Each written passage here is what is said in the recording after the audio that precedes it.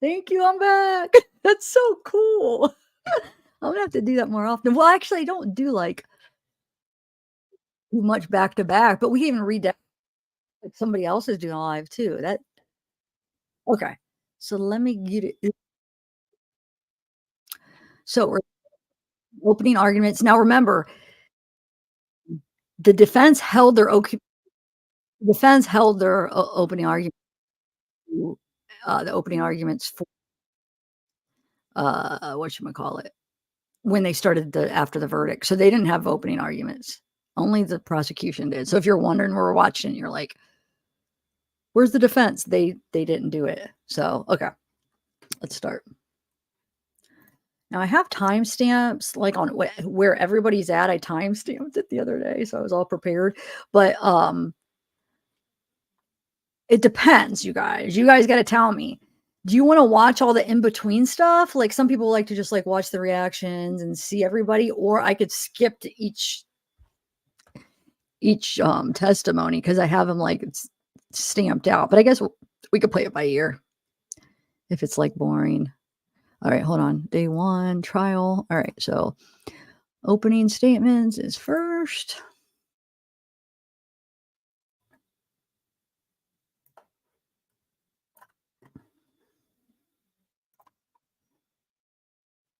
Let me exit out of a few things. I got too much crap up right now. All right, here we go. Let me get my headphones in real quick. All right. So the first is just like they did this separate. The opening statements is just by itself.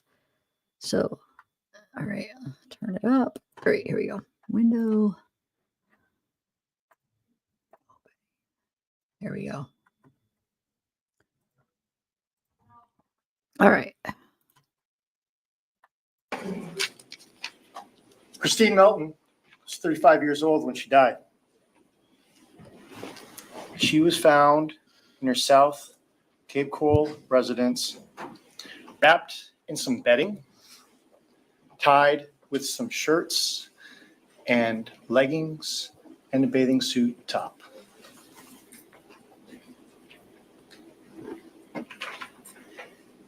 Her face was black and blue.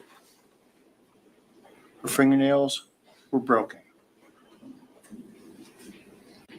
She had marks around her neck as she lied on the floor between her bedroom and the kitchen area of her residence. Diane Ruiz was 43 years old. She was found on an empty lot under some shrubs, under a tree, just lying there. Her nose had been broken. Her hyoid bone and thyroid cartilage had been broken. She had suffered multiple rib fractures, not only front, but also in the back. Now, what you're going to learn during the course of this trial, ladies and gentlemen, is that Ms. Ruiz and Ms. Melton had 3 things in common. Both of them died on the 7th of October of 2019. Both of them had been strangled. And both of them, before they were forever silenced, the last person that they encountered was Mr. Wade Wilson. Now, the investigation into their deaths begins a little bit later on the 7th of October of 2019, midday. It begins with a 911 call from a gentleman by the name of Joshua Lukitsch. Joshua Lukitsch ran a business known as Mateo's Graphics. He describes his contact with Mr. Wilson. When he sees him, Mr. Wilson, the only thing he had on was a pair of pants. No shoes, no shirt. blood on him, and he wanted help.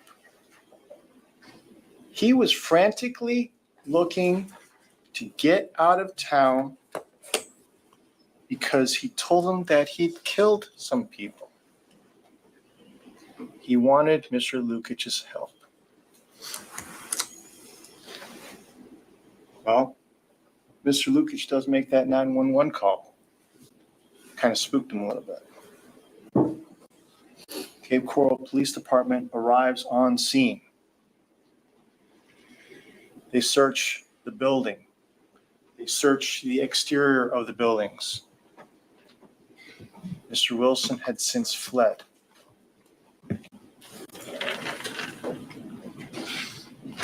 They come across a black Nissan Versa, which is the car that Mr. Lukitsch says that Mr. Wilson arrived in. They look inside. They see bloodstains. They're scared. For concern of the well-being of another, they go ahead and break into that car for fear that the person whose car that is actually in the trunk of that car. They search, no one's there. Do a records check. They find out that this car belongs to a young lady by the name of Kristine Melton.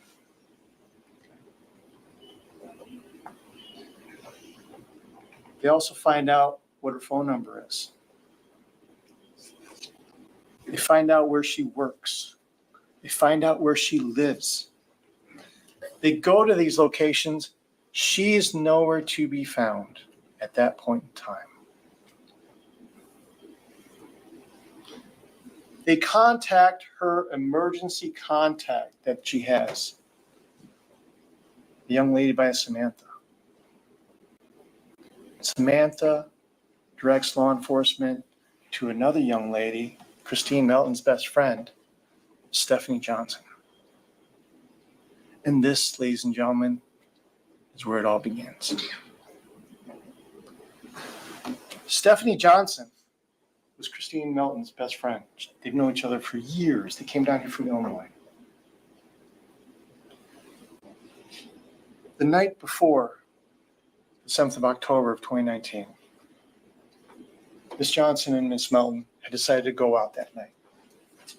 They were going to go to a place called the Buddha, which is in Fort Myers. It's a live music venue. It's a bar. They left around 10 o'clock that night. They get there. They're drinking. They're socializing.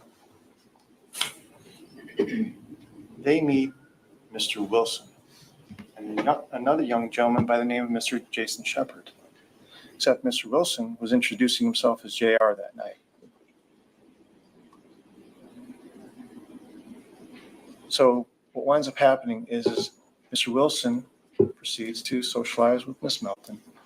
And as the night winds down, the bar begins to close. Their socialization didn't end there.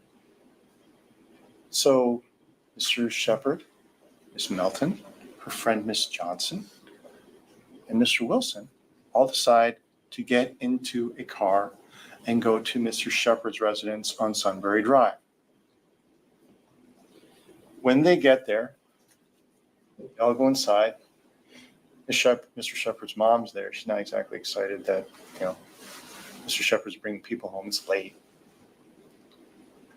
Nonetheless, they go back towards Mr. Shepard's back bedroom, which leads out to a backyard.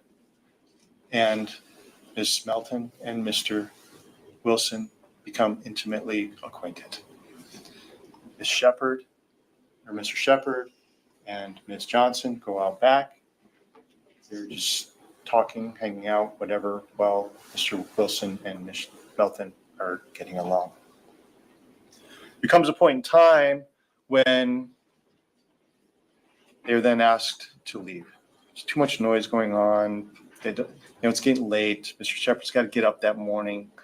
So what they opt to do is they try to get back into that car, which is a Dodge Hellcat, and it's also a stick shift.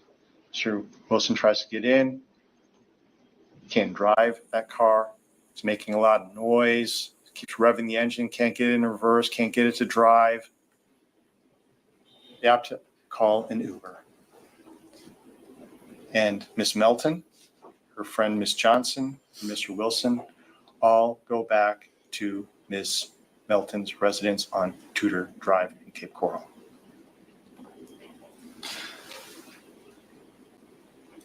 It's a little bit later on in the morning.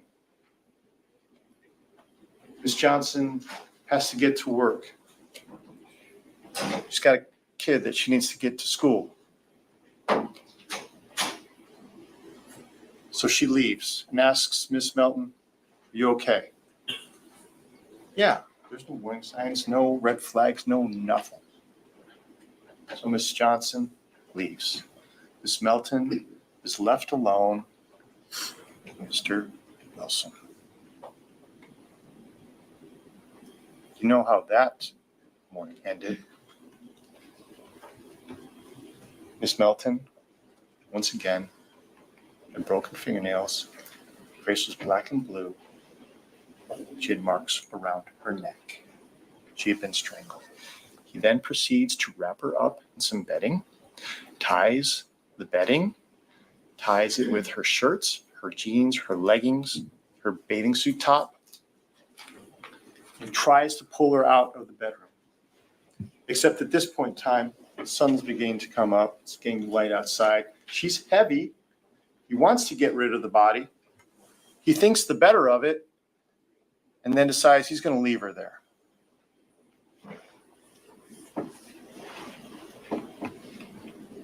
He gets her keys to the black Nissan Versa. But before he leaves, he gets Miss Melton's iPhone. Proceeds to hold it up to Miss Melton's face, so that way it has a face recognition ID, so that way he can utilize the phone.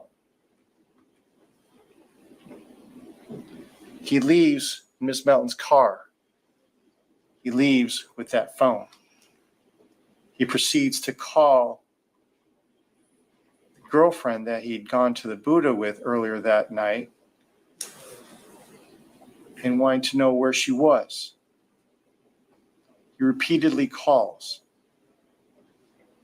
She tells him to meet her at her spa, which is located right on First Street. Her name is Miss Melissa Montanez. He arrives at Miss Montez's business called Mia's Spa in that black Nissan Versa. When he arrives, he makes contact with Miss Montanez. It's not nice. He's trying to pull Miss Montanez into the car. Miss Montanez tries to fight him off. He gets out. That car rolls back, hits another car. Physical altercation takes place between him and Miss Montanez. Miss Montanez isn't anything but 5'2", weighs barely 100+ pounds, soaking wet. She's trying everything she can to fend him off. Comes a point in time when he punches her in the face. Blood flies everywhere. There's also a point in time when he holds her up against the wall. His hand, she can't move. People see this. People in the next building that she shares this business with see this. One of the ladies was bold enough to come out and confront him. Ms. Montanez was able to get away. He thinks the better of it. He then proceeds to get back in that black Nissan Versa and leave. While that's ongoing, law enforcement is called. Fort Myers Police Department arrives. They conduct an investigation on the battery and assault that happened in front of Mia's Spa.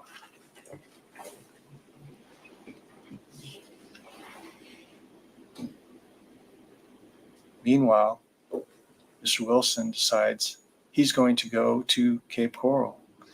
He goes over the bridge, heads over into one of the neighborhoods near Hector Cafferata Elementary School. And who does he encounter? Diana Ruiz. Diana Ruiz works at the Moose Lodge. She was a bartender there. She didn't live very far away from that particular location, so she always opted and chose to walk to work. She was wearing a light blue shirt, jeans, some black shoes. She also had a very colorful purse she was carrying. Mr. Wilson, in his black Nissan Versa, comes across Miss Ruiz. Now, we don't know exactly how Miss Ruiz ultimately wound up getting into that particular car, but if you believe how Mr.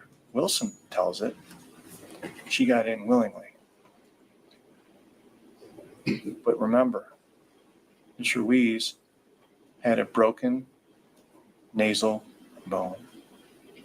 She had multiple fractures or ribs, and she had broken thyroid and neck cartilage injuries to her. We know that Ms. Ruiz lost her purse because it was ultimately found and turned into that elementary school. We know that Ms. Ruiz was actually in that vehicle because of the blood stains that were found in that vehicle. Because we know that DNA forensics that was conducted on that blood stain came back to Ms. Ruiz. What we learn is that we know that Ms. Ruiz was in that car. And what we know also, and that you'll learn, is that she was then taken to an area off of Northeast 4th Avenue, whereby her body was dumped. And there was a neighbor that just happened to live directly behind where her body was dumped. Didn't think anything of it that morning because he was having breakfast with his wife, and sees a car going backwards and forwards, and then ultimately winds up leaving that location. It wasn't until the next day when he sees crime scene tape all over the place and he realizes, oh, that was the one in the same car. What we know is that Miss Ruiz had been strangled. And what we also know is that she died as a result of blunt force trauma because of the multiple rib fractures. And if you want to believe what Mr. Wilson told law enforcement, was that he had driven over her repeatedly and tried to make her look like spaghetti. And you'll learn from the medical examiner's office testimony that when one drives over a body repeatedly, rib fractures are likely to occur. Multiple rib fractures are likely to occur. Now, Ms. Ruiz's body wasn't found until a couple days later. But what we know is that when she was missing, there was a frantic search for her that was being conducted. Okay. And after that search was being conducted, Ms. Melton, her search was being conducted right around the same time.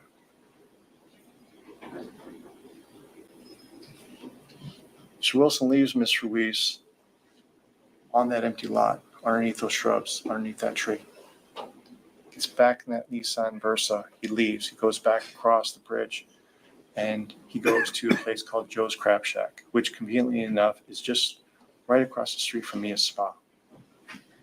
Law enforcement gets there. And the reason why it goes to Joe's Crab Shack is because he and Mrs. Martinez were communicating. She was trying to get him to a particular location so that way law enforcement could make an arrest. So when he arrives at Joe's Crab Shack, you're also going to learn that law enforcement gets in contact with him there. He plays dumb. He has absolutely no idea as to why he's being asked about any type of battery. He doesn't know why about anything. But what he does do is he does manage to get away from the officer who had tried to go ahead and block him in. He wasn't snaking around. So he gets back into stays in his car, and then he backs out and leaves Joe's Crab Shack's parking lot. And you all know where he headed there. He heads to Mateo's Graphics. He needs to get out of town. So now we're back to where we began. At Mateo's Graphics, when he leaves, before law enforcement gets there to search that building, he proceeds to go off into a neighborhood behind Mateo's Graphics. He goes to place Northeast 1st Avenue, which is actually the residence of a young couple by the name of Fanny Amlin. And the Amlins, conveniently enough, had just left their house the day before to go to Ohio. It was empty. He'd broken in through the back, helped himself to some food, helped himself to some clothes, helped himself to some drink. While he was there, he needed help. He calls his dad. I need to get out of town. I need your help. Send me an Uber.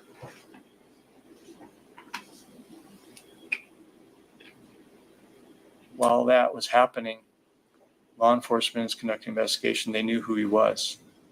They were researching, trying to figure out who his next point of contact would be. They'd already reached out to his dad.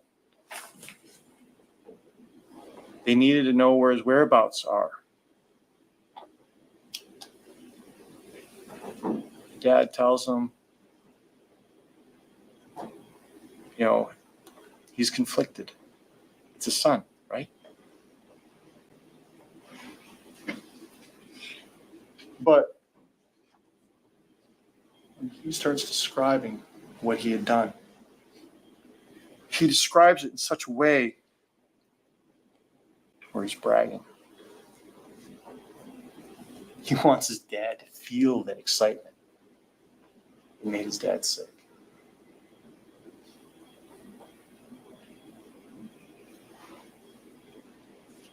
His dad gets the address, tells him, I'm going to send you an Uber, passes that information along to the marshals. Marshals descend on that particular location. Mr. Kent Amlin and Miss Fanny Amlin are contacted and asked, hey, is this guy supposed to be in your residence? They're like, absolutely not. You give us permission to go in? Absolutely. His dad is encouraging Mr. Wilson to come outside. He finally does, subsequently arrested.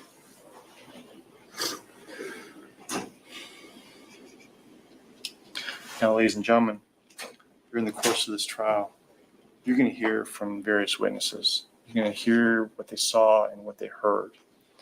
You're going to hear about the investigation that ensued. You're going to hear about the autopsies. You're going to hear about the crime scenes. You're going to hear about all of the admissions that he made, not only to Mr. Lukitsch, not only to Miss Montanez, not only to his father. You're going to hear what he told law enforcement. And you're going to hear that when they asked him why he killed Miss Melton, He said, I just wanted to do it.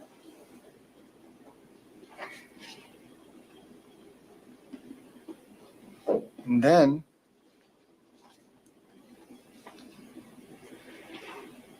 they asked him, well, what about Mr. Weiss? His response was,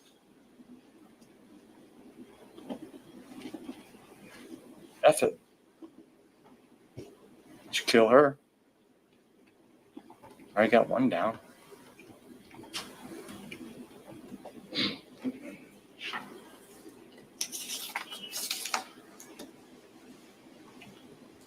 You're also going to have DNA analysis for you. You can find that those shirts, those leggings, a curtain rod, all the ties. DNA comes back to Miss Melton, of course. Also comes back to Mr. Wilson. That blood stain in the car, that's Mr. Weiss. You're also going to find that there were 2 phones in that car. Guess who those were? Miss Melton's. Second one, Mr. Weiss. You're going to have phone records. Those phone records are going to show you that Mr. Weiss's number and Miss Melton's number were also on Miss Montanez's number in her phone records.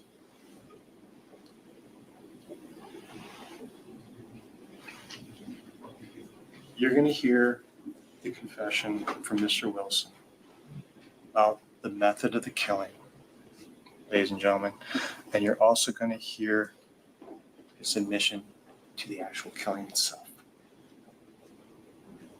You're going to have photos. You're going to have videos. You're going to have exhibits to examine. When you take all of that and you put it together, the state wants you to return the only verdict that the evidence is going to support, and that is guilty of first-degree premeditated murder for the strangulation and killing of Miss Melton, guilty of grand theft of a motor vehicle, taking Miss Melton's black Nissan Versa, guilty for battery on Miss Melissa Montanez, guilty on first-degree murder of Miss Diana Ruiz for strangling, killing her, and running her over with that car.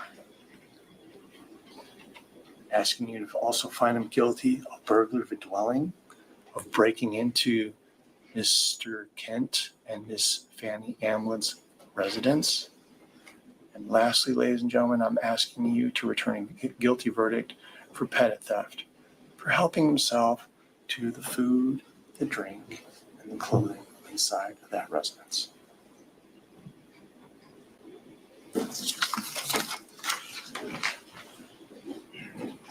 The defense is going to reserve, Judge. Okay. Very well. Okay, so, yeah, he has. Yeah, I would love to know what the heck he's thinking. He's just like sitting there with. Like, it almost seems like a lot of times he is so mad. Like, when people are testifying, it almost looks like he wants to kill them. Like, it's like, wow, that's like intimidating. They're up on the stand. They're probably not looking at him, hopefully, but it looks like he's like glaring at him, like so mean. Like that, the freaking lawyers should have gave him some tips because that did not look good. And then him talking during the testimonies, watch how much he talks. It's so freaking rude. All right, let me do the next one. Okay, so the next one is going to be day 1. Oh,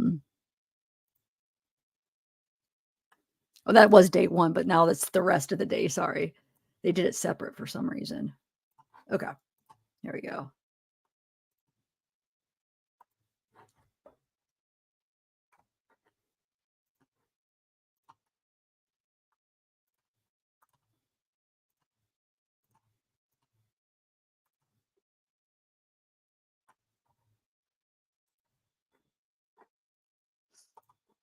Okay, here we go. Please be seated. Statement, call the next witness. The state calls Stephanie Johnson.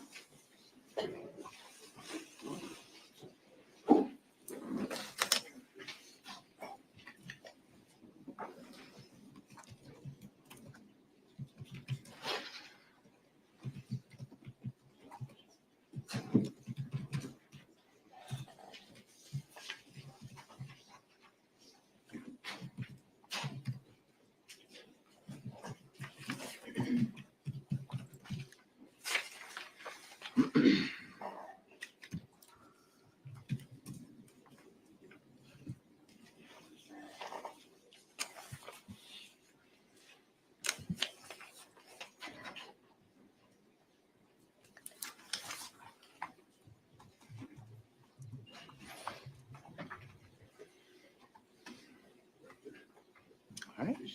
You'll just face the clerk, raise your right hand. She'll swear you in. Do you solemnly swear or affirm that the testimony you give will be the truth, the whole truth, and nothing but the truth? Yes. You can take the stand. Just watch your step.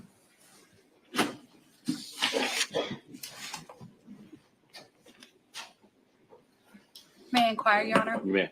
Good morning. Good morning. Please tell the jurors your name. Stephanie Sailors, What was your name back in 2019? Stephanie Johnson. Have you since gotten married? Yes. How old are you? I'm 41. Do you know someone by the name of Kristine Melton? Yes, Kristine and I have been friends since we were in high school. Where did the two of you meet? In Illinois, where we grew up. When did you meet?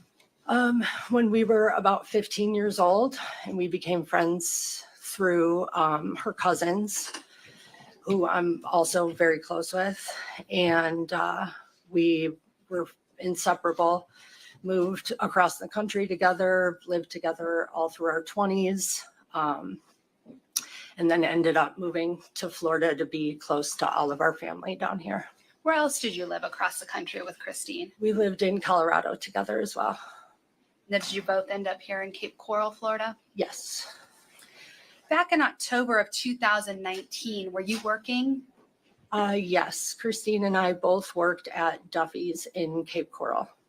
What type of employer is Duffy's? It was a restaurant and bar, and we both waited tables there. Was Kristine dating anyone back in October of 2019? No, Kristine was not dating anybody. Were you dating anyone? No, I was not. Where did Kristine live at the time? Kristine lived in Cape Coral off of Tudor Drive. What type of home did she live in? It was a duplex apartment. Did she live with anyone? She lived alone. Did she have any pets? She did have one cat. Your Honor, may I approach? You may.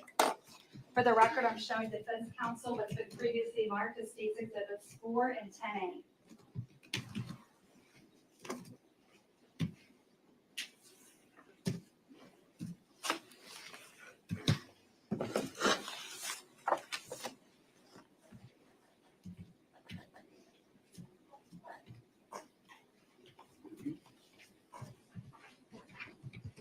I'm going to show you these photos and ask if you'll take a look and tell me if you recognize them.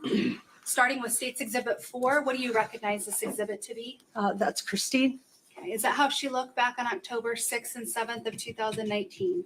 Yes. Showing you what's been marked as State's Exhibit 10A. Do you recognize this exhibit? Yes, that is the apartment that Kristine lived in. And does that fairly and accurately show the apartment that she lived in back in October of 2019? Yes, ma'am. At this time, the state would move 4 and 10A into evidence. Any objection? Be admitted. Permission to publish. You may.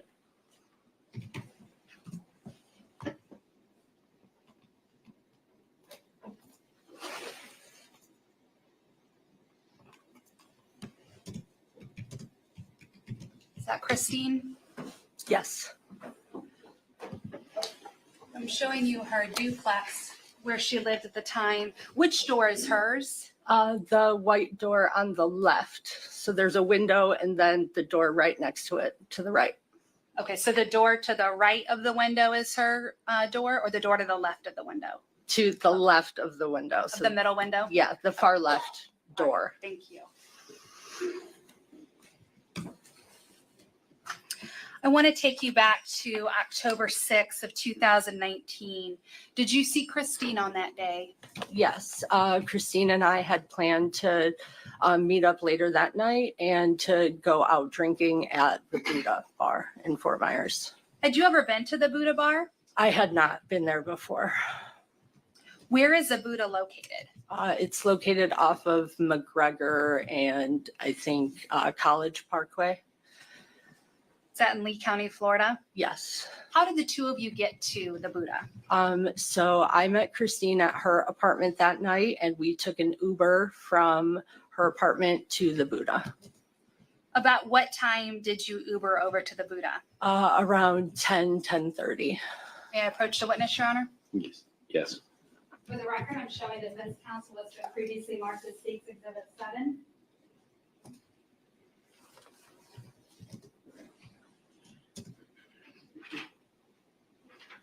I'm showing you State's Exhibit 7. Will you take a look at it and tell me if you recognize that exhibit? Yes, this is the Buddha in Fort Myers. And is the bar behind the big statue of the Buddha? Yes, that's the main entrance to the bar. Your Honor, at this time, the state would move 7 into evidence. Any objection? None. Be admitted. Permission to publish? You may.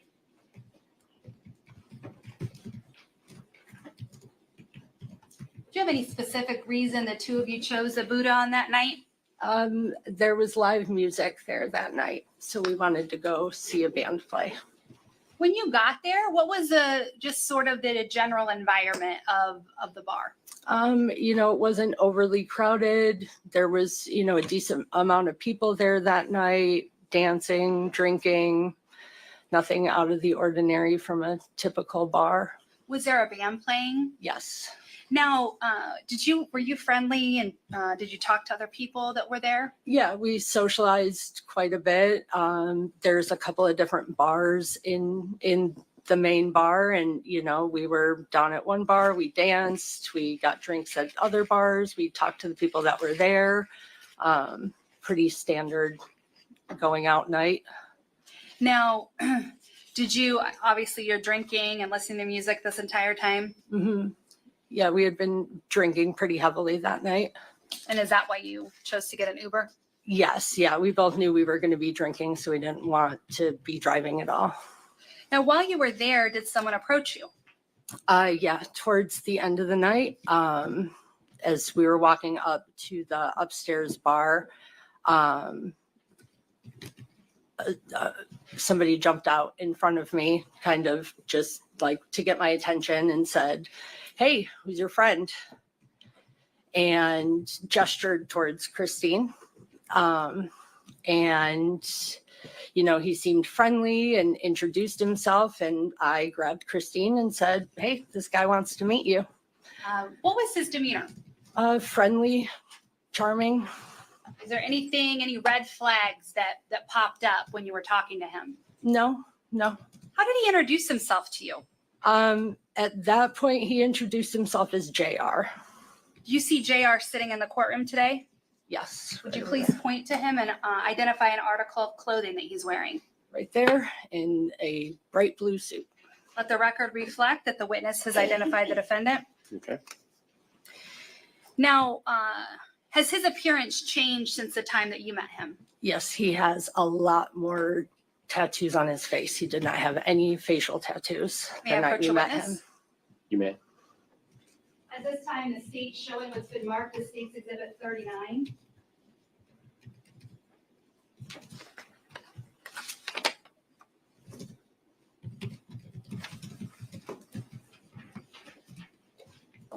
Did you take a look at State's Exhibit number 39 and tell me if you recognize that exhibit? Yes, What do you recognize it to be? JR, the person who introduced himself to us that night.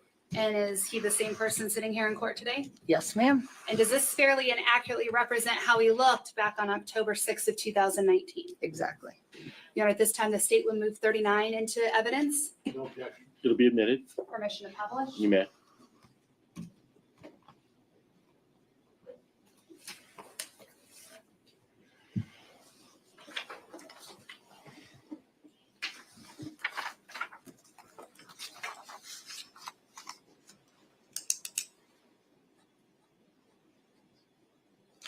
Now, after you introduced him to Kristine, what happened next? Kristine and I and JR and another man, Jason, who we were introduced to by JR, talked at the bar, mingled. Kristine and JR seemed to be interested in each other. Me and Kristine had commented on how he had dimples, and one of the guys she had been talking to earlier in the night only had one dimple and he had two dimples. And, she definitely was attracted to him and he seemed attracted to her, and they were friendly and getting to know each other. Now, you mentioned that JR introduced you to someone by the name of Jason. Yes. So there was another man that he was with at the bar named Jason. And I was under the impression that they were there together as friends, just like me and Kristine had been. At some point, did you take your talking and socializing outside of the bar? Yeah, so that was at the end of the night and the bar was closing. So they were kind of shuffling everybody out the door.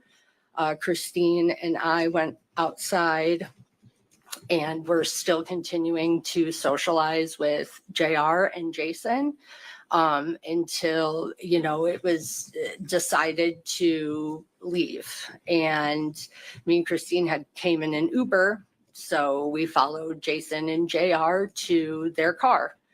JR had tossed the keys over to Jason and we were going to go after party. I didn't know at that point if we were going back to Kristine's house or where we were headed from there, but we were going together. Now, when you went into the parking lot, everybody's talking, again, describe the mood. Happy. Everybody was cheerful, intoxicated, but there wasn't anything out of the ordinary or scary by any means. Just typical end of the bar night. Now, is this around 2 a.m. that the bar's closing and Yes. kicking everybody out? Mm-hmm. Now- So everything was closing at that point. Again, as far as JR's concerned, does he exhibit any kind of anger or any kind of red flags? No, not at all. And in fact, you and Kristine thought he was charming. Mm-hmm. Now, you mentioned that JR threw the keys over to Jason. Mhm. What type of car was it that you got in? It was a Dodge Hellcat, I think it's called. Whose car did you believe that was? I believed it was Jason's at that point. When you got it, Yeah. you believed it was Jason's car? I don't really remember. I just know Jason was driving at that time. So my assumption was that it was his car. Where did everybody sit in the car? Jason sat in the front seat. Kristine sat in the in the passenger seat. And then me and JR were in the back seat. Now, where did you end up going? We drove not very far. It was only a couple of turns, maybe less than 10 minutes in the car, but we ended up at Jason's house. May I approach the witness? You may. For the record, I'm showing defense counsel that has been previously marked as case exhibits number 8 and 9.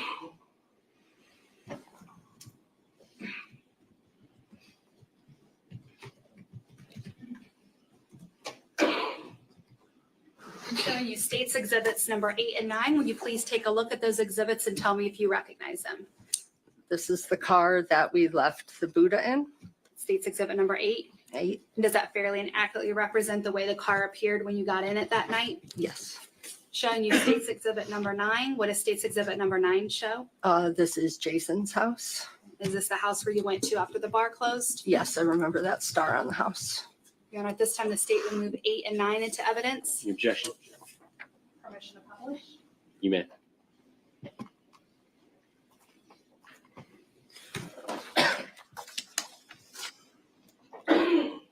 You just told the jurors this is the Hellcat that you all got in. Yes, ma'am. And then states exhibit number 9, that's Jason's house. Yes. When you arrived at Jason's home, was anyone else present? Yeah, his mom was home. So when we walked in the front door, his mom was awake and on the couch and not very happy that he was bringing people home. We tried to make small talk and, kind of ease the situation. But we just ended up going to Jason's bedroom, which was down the hall from there. Now, when you got back into Jason's bedroom, what happened with Kristine and JR? So pretty quickly after getting to Jason's house, Kristine and JR started having sex. And when they started having sex, what did you and Jason do? Jason had a bedroom that led to the outside. So Jason and I hung out outside most of the time, only to, really go in to use the bathroom maybe. Kristine and JR were inside for a while. They came outside and mingled a little bit with us and went back into the bedroom. You mentioned that they started out having sex. Did their sexual encounters appear to be consensual? Yes. So there was nothing that, again, at this point, that caused any red flags? No. Now, when you and Jason were outside, what were the two of you doing? We were drinking, smoking, talking. He had a trampoline out there, so we sat on the trampoline and talked for a while. Just mingling, talking. Did the two of you have any interest in each other that night beyond just talking and friendship? No. So did the two of you hook up at all? No. Now, you mentioned that JR and Kristine would go inside the house and come back out and kind of go back and forth. During these back and forth interactions, were they normal types of interactions? Yeah. Did they appear to be having a good time? Yeah, they appeared to be having a good time with each other and, joyful and, nothing out of the ordinary or concerning. Now, about how long were you at Jason's house? I would say we were probably there for a couple hours, maybe 2 hours. After about 2 hours, did you all leave? Yes. So we were at Jason's house and then kind of, quickly JR was saying, oh, we got to go. This guy doesn't want us here anymore. And it was kind of at that point that I realized that Jason and JR didn't know each other before this night. The way JR was, seeming at the beginning of the night was that, they were there together. And then when we were leaving, it was, it didn't seem that way. It seemed like this guy wanted us out of his house and it was kind of quickly an exit. But when we went to the driveway, we got back into the car that we came in, which Jason had drove at that time, but now JR was driving. Okay, so when you are leaving Jason's house, was it somewhat abrupt as far as? Yeah, it was leaving? quick, but it wasn't anything like he wasn't mad that we were still there or anything like that. It was just time to go. And this night that you went out on the bar, it was a Sunday night. Yes. So you're going into now Monday morning. No, Monday. I had to work. I believe Jason had to work the next day. His mom obviously wasn't happy that we were there to begin with. So the party, everything is kind of winding down for the night. yes. And we go and get in the car and JR is trying to back the car out of the driveway and he can't get it to go in reverse. It's just revving the engine in the driveway. Is the car a manual or a stick shift? It's a stick shift Is car. it clear to you that he was unable to drive a stick shift? Yes. So what happened is you're in the driveway and he's revving the engine. So Jason actually had come outside because he heard the engine revving and, said, you guys got to leave. You can't be here anymore. You're being too loud. It's, almost the morning. At that point, JR had actually gotten the car into reverse and into the street. He was trying to get the car into drive and go forward, and same thing, he couldn't get the car to move. He's just revving the engine in the middle of the street. it was at that point that I got out of the car and said to Kristine, I said, get out of the car. Let's take an Uber. Let's get in an Uber and go home. Right. So were you able to make contact with an Uber driver to have them come pick you up? Yes, Kristine called the Uber. Now, once the Uber driver arrived, did you get into the Uber right away? Yes, I got into the Uber right away. Kristine and Wade Wilson were looking for his cell phone. He couldn't find his cell phone. So they started to walk back towards Jason's house to look for his cell phone. I don't know if they made contact with him. I was sitting in the Uber at that point with the Uber driver, and both him and I remember him saying, oh, they got 5 minutes or I'm leaving. And, both of us were ready to go at that point. Now, to your knowledge, did Wade Wilson, or the person that was saying that he was JR, did he ever find his phone that night? I don't believe so. So when he and Kristine got back in the car, where did the Uber driver take you? The Uber took us back to Kristine's apartment. And then that's 10A, Kristine's apartment.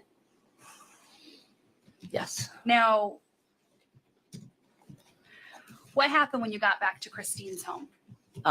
When we got back to Kristine's home, the three of us went into her house, and I know Kristine and I had this sense of relief that we had made it home, that we got home, safely, and, just it was winding down. I remember sitting on the couch and taking my shoes off. I remember Kristine standing in the kitchen getting something to drink. And I remember telling her, I had to go home because I had to go to work the next day and take my son to school. Now, where was your son staying that night? He was with my mom.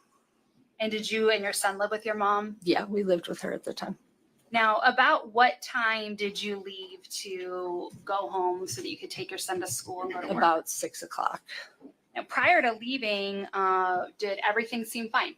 Yeah, it did. And I remember telling Kristine, I have to go home. I have to go to work. And she was like, okay. She hugged me and kissed me goodbye and said, I'll talk to you tomorrow. And again, when she told you goodbye and that she'd see you tomorrow, did you have any concerns for her safety? No.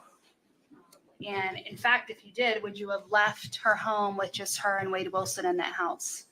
Not at all. And if she was concerned, Kristine would have never let me leave that house if she was scared. She would have said, let's get this guy out of here together. So when you left, is it safe to say that really the night was over? The party was over? Yeah. It's already morning time. Mm-hmm. And, like I said, we had this sense of relief that we had made it home. We obviously were in a car with somebody who couldn't drive a car. And I know for me, that was the scariest part of that night, was the being behind the wheel of a car with somebody who couldn't drive. And I know when we got back to Kristine's house in that Uber, it felt like, we were home safe. And it seems that your concern was not driving while intoxicated because along the way you had gotten Ubers. Mm-hmm. Yeah. Now, when you left, you said that you had to take your son to school and you also had to go to work. What time did you go to work? I had to work the morning shift at Duffy's that day. I think I was at work by 10:30 in the morning. My son starts school at 9, so I dropped him off and then went to work. Now, you mentioned earlier that Kristine worked at Duffy's. Did she have to work a shift that day? She was not scheduled to work that day. Nevertheless, did you reach out to her just to check in with her at some point? Yeah, I had texted her in the early afternoon and just said, you up? And I did not receive a response. All right. May I approach, Your Honor? You may. For the record, I'm showing state's exhibits, or I'm showing defense counsel what's been marked as state's exhibit 6, 5I, and 5J.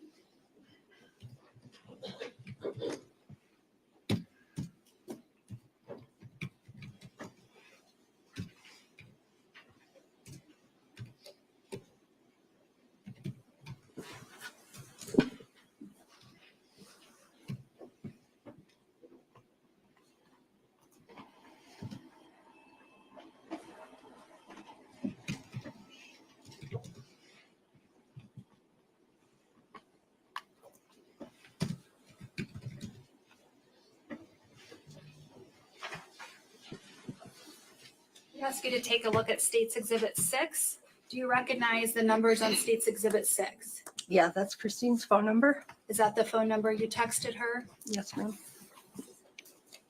Showing you State's Exhibit 5I. What is 5I? Kristine's cell phone. Okay, and 5J? It's the back of Kristine's cell phone. And is that a poppet that's on the back of her cell phone? Yep. That would help Pop her to hold socket. it? Yep. And is this the phone that she carried that night and carried with her at all times? Yes. Your Honor, at this time, the state would seek to move 6, 5I, and 5J into evidence. Any objections? Be admitted. Permission to publish. You may.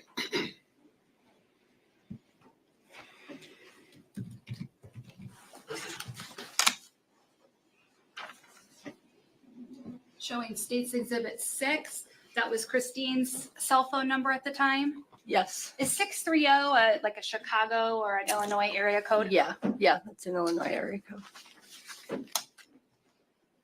Showing you 5I. That's the front of her cell phone. Yes. And then 5J, that's the back of her cell phone with the pop socket. Yes.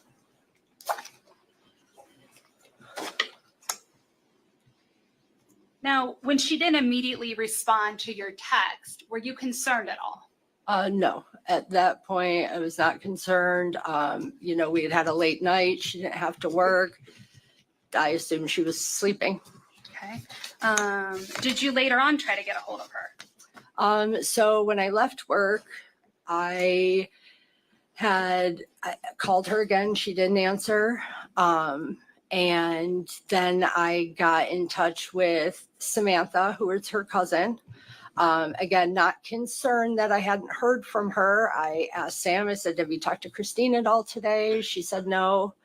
I had told her, I was out with her last night, just kind of told her about our night and what we did, and ended the conversation.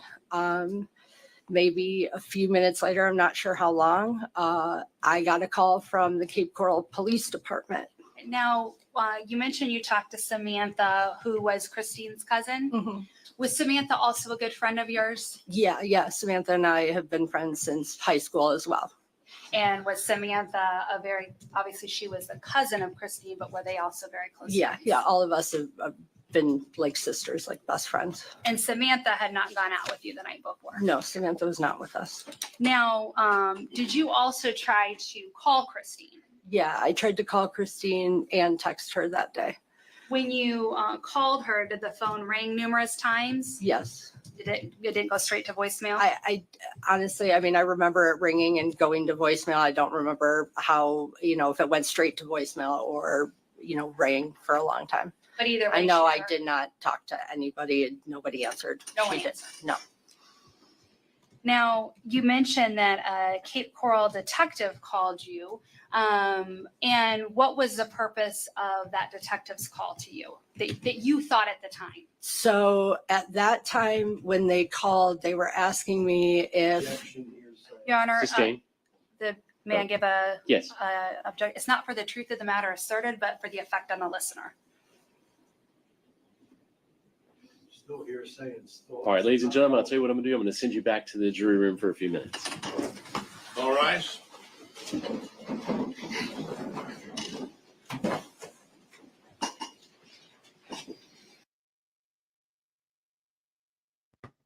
me skip forward. Hold on 1 second. Let me get my timestamps up.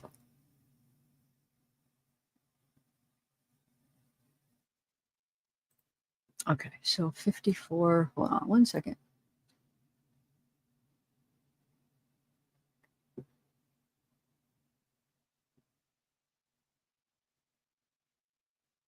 I don't know. Do you guys want to watch his ugly face?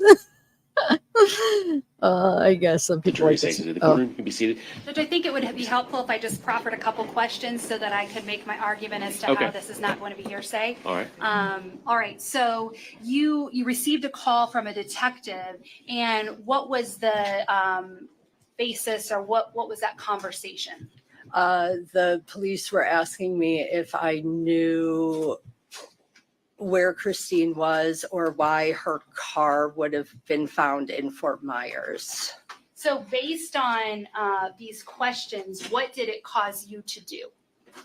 It caused me to start being concerned about what happened to Kristine after I left. Okay, and then so based on your concern about what happened, Brenda? what did you do?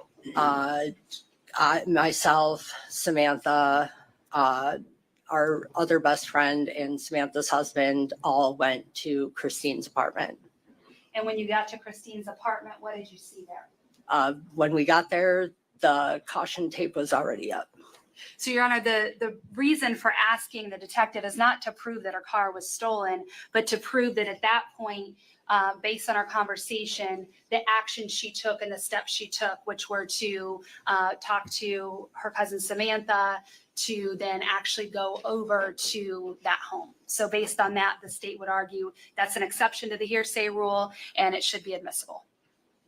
My objection is it's hearsay and the relevance, there's no relevance. I mean, she can just say, based on what the officers told me, I went over to the house without relaying what the officers told me. Judge,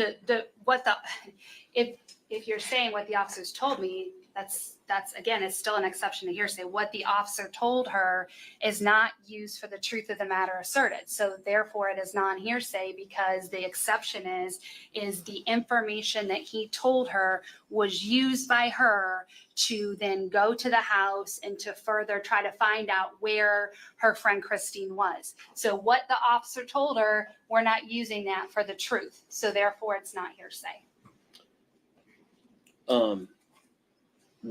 But the other objection was to relevance of the effect on her. Sure. The relevance is that at this point, she realizes that she should be concerned that her friend is missing and that she goes over there. So it's highly relevant as to how this day took place and how she gets over to her missing friend's home and what she does. That's all completely relevant to this case and to the charges that we have before this court.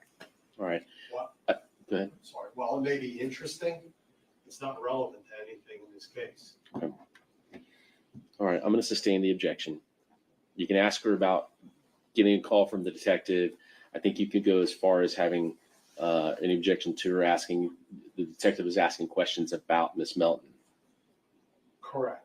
And then what did you do next? If it's just based on what the detective said, ask you, what did you do? All right. So I'll ask her, did the detective call you? And based on what he told you, did you become concerned and then go to Kristine's home? Any objection to that? No. Okay. Let's bring the jury back in. Yes. Gentleman's chair that I pulled out, I noticed he had two books, and I asked him when he went back, I said, what's that other book? He said, it's my personal. I said, I have to bring it to the attention of the judge. He said he didn't write anything in it. But Okay. So I guess one.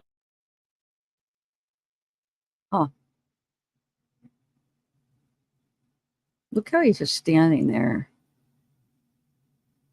He looks so uncomfortable and like weird. It's an official notebook as long as that notebook As long as it isn't turned stays in. here, he can't take it back. He can't take it back to the jury room with him. okay.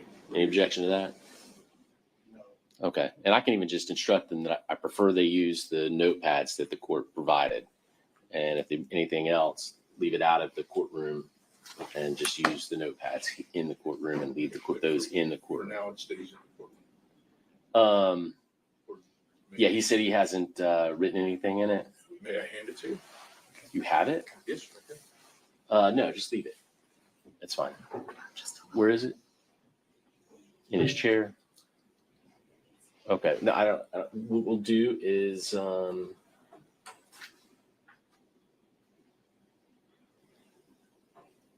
right, yeah, let me take a look.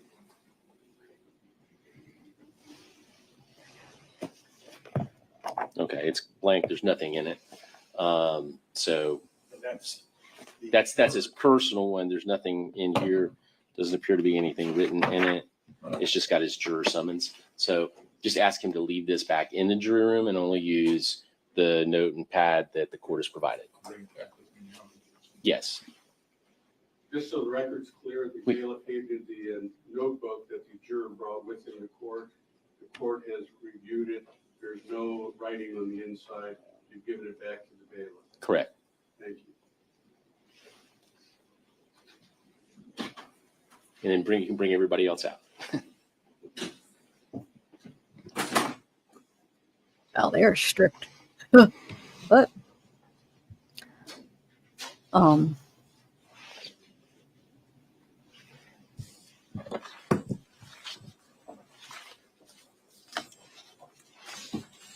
And I'll instruct all the jurors if they brought their own personal notebooks or anything, just to leave those back in the jury room and only use the ones provided by the court. Please. Thank you.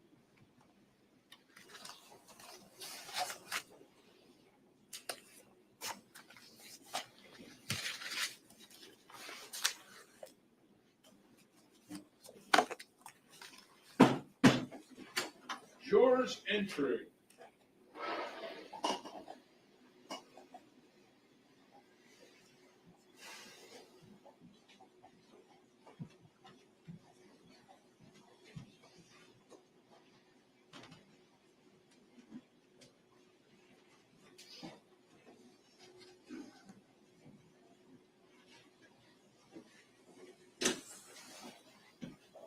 All right. Please be seated. Thank you. And ladies and gentlemen of the jury, I know some of you may have brought your own notepads or what have you with you. I would just ask you leave any of those personal things in the jury room, and when you're in the courtroom, just use the notepads that the court has provided. That way they can stay in here during any proceedings. Okay? Ready to proceed? Yes, Your Honor. Thank you. Going back to, I believe we were talking about a detective making contact with you. Once you had a conversation with the detective, did you become concerned? Yes. What did you do? When I received the call from the Cape Coral detective, myself, Samantha, and her husband and her other cousin all went to Kristine's apartment. What did you see when you arrived at Kristine's apartment? When we got there, the police were already there and they had already put caution tape up around her house.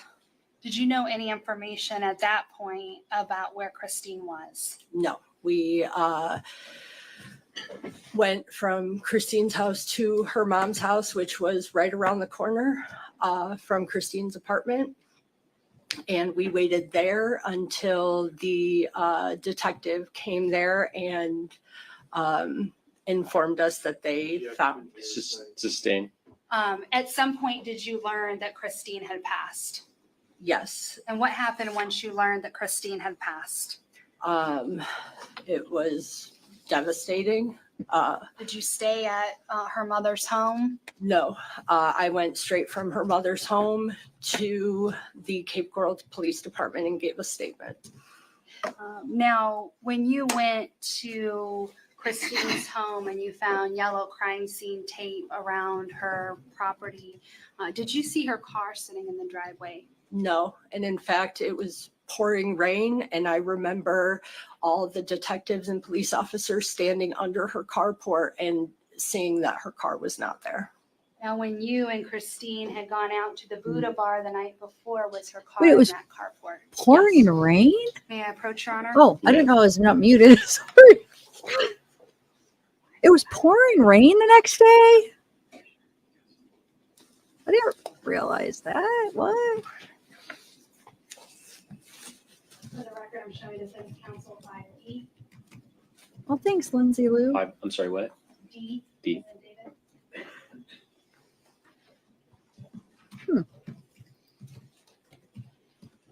Approaching you and showing you State's Exhibit 5D. Do you recognize what's in that exhibit?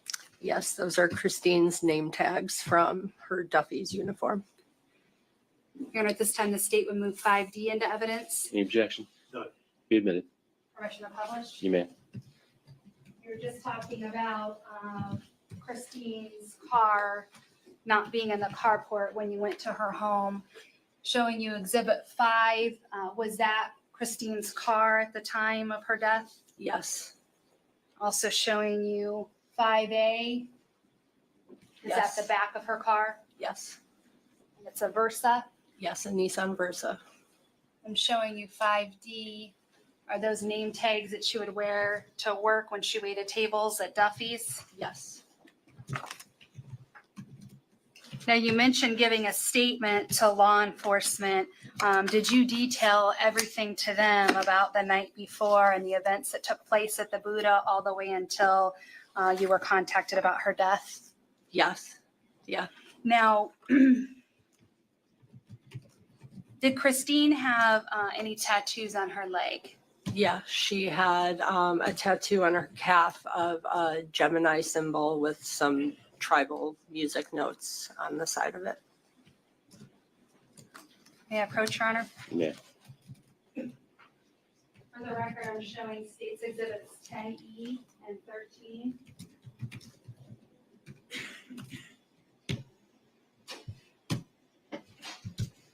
E and 13.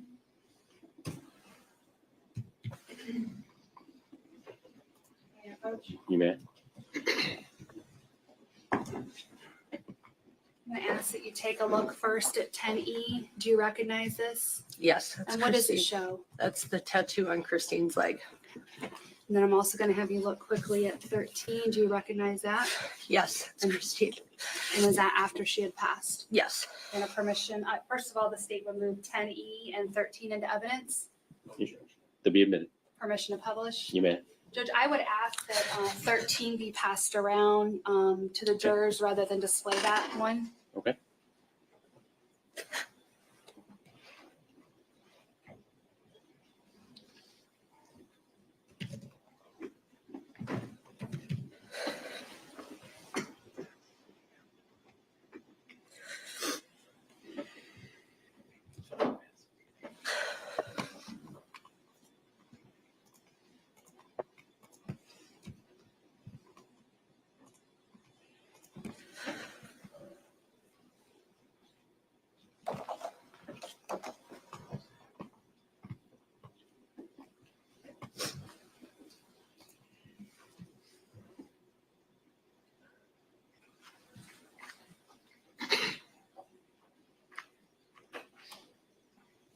Then I'm showing 10E.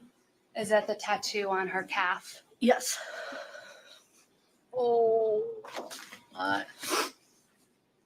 When you went and gave your statement to Cape Coral, did they show you 6 different photographs of a suspect in this case? Yes. May I approach? You may. For the record, I'm showing the case counsel what's been marked as state composite exhibit 41.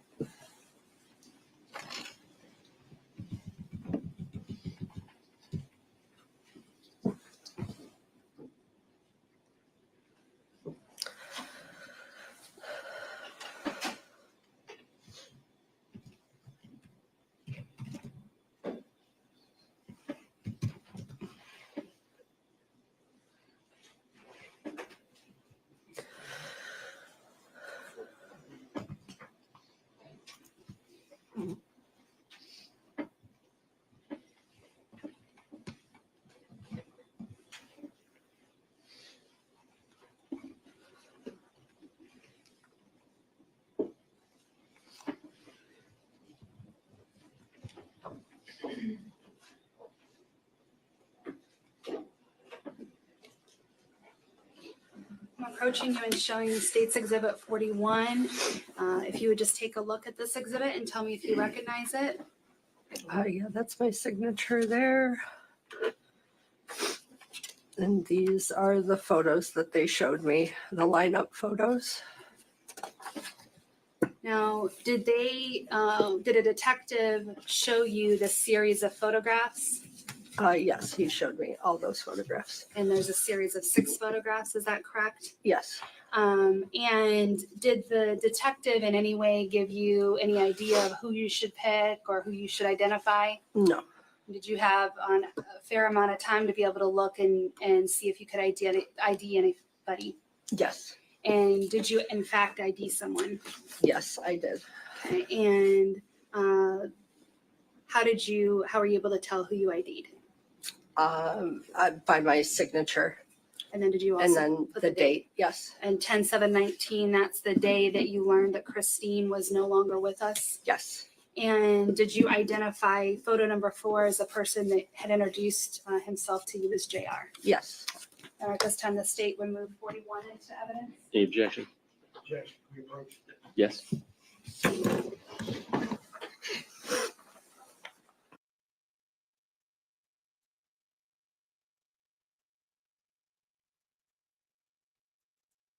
Okay, so I was just writing back. No, Jennifer, you're fine. I agree. With this case, I wouldn't mind because what he did to those women and how evil and arrogant he is.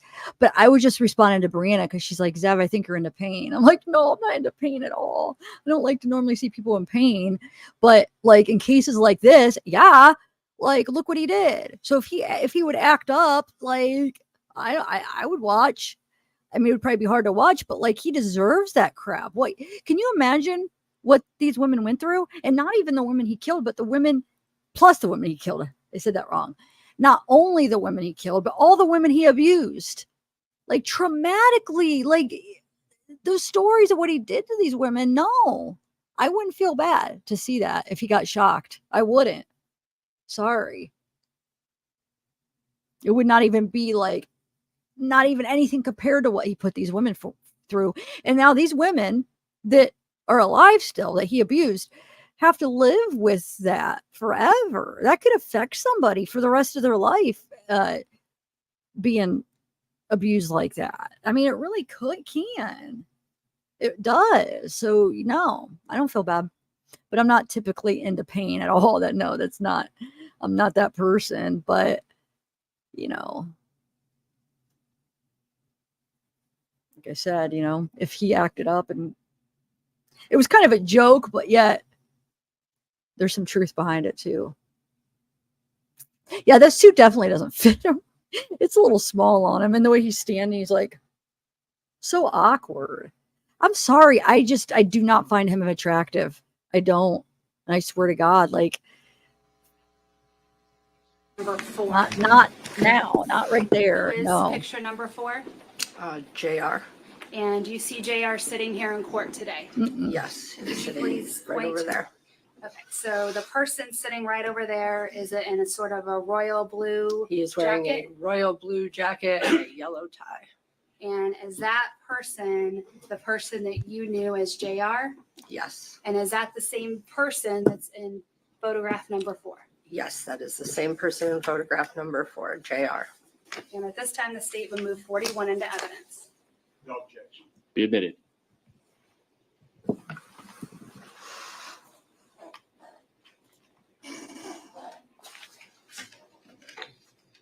I have a moment. Ma'am. And at this time, the state has no further questions and tenders the witness. All right.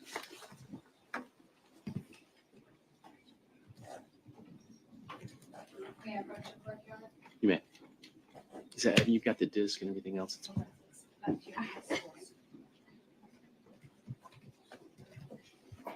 When they're done with this witness, I'm going to play Josh's real quick because Josh actually, for one, I could see, he actually came on right before her.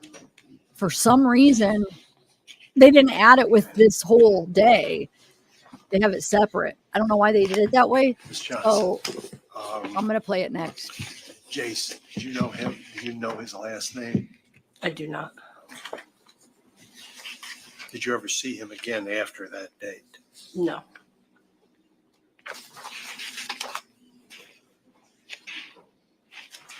Now, there come a point in time back at Miss Milton's residence that Mr. Wilson used, he couldn't find his cell phone, right?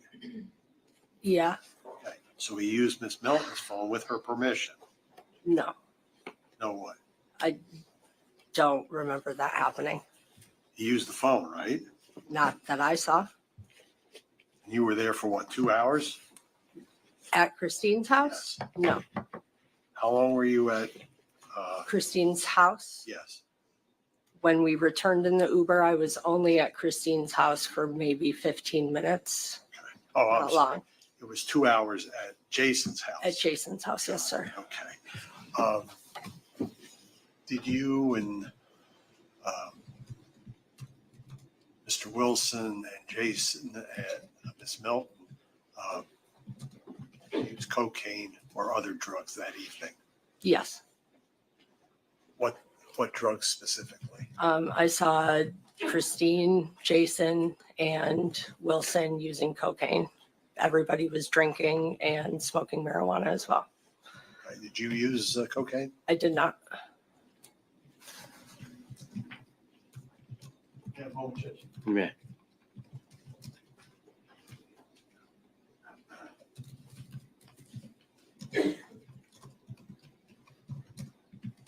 Nothing further, Judge. All right. Brief, Your Honor. Okay.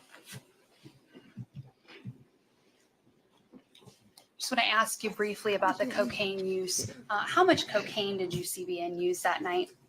Very little. I would say maybe a couple of lines each. And was that an amount we consider like a party amount? Yeah, it was not a large amount. So based on that cocaine use, was anybody out of control? No. So would you say that again, people are buzz friendly? Yeah, intoxicated, but everybody was, having a good time and nothing concerning. Thank you. I have nothing further. I'd ask that she be excused. All right. Okay. All right, I'm going to stop this in a minute. And so I wish I did know if Ma'am, briefly. Okay. Who supplied the cocaine? I'm not sure. And where was it used? At No. Jason's house. Jason's house. Yes.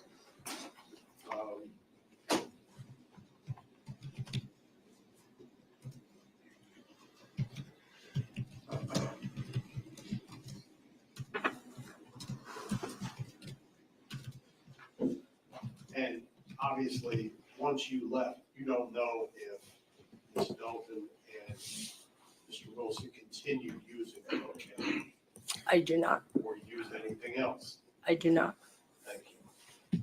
you know what? I'm going to let Jason's testimony play first, since we're talking about that night right now. We just heard her testimony. She was with Jason and Kristine. I'm going to let Jason's next, and then there's a break, and then I'll put in Josh's after Jason. But I want to know if he really got drugs from Jason, because when you hear Melissa's testimony, she acts like Mila's, she acts like he had drugs that night. He had his own drugs that he was doing. That's what it seemed like. I'll have to listen to it again, but I remember my first impression with her testimony is like he had his own drugs. So did he get something from Jason? Because you'll hear Jason say, no, I had my own. He had his own. I didn't give him any. But I do know that not all these people are being honest. I mean, like Joshua, I feel like lied a little bit.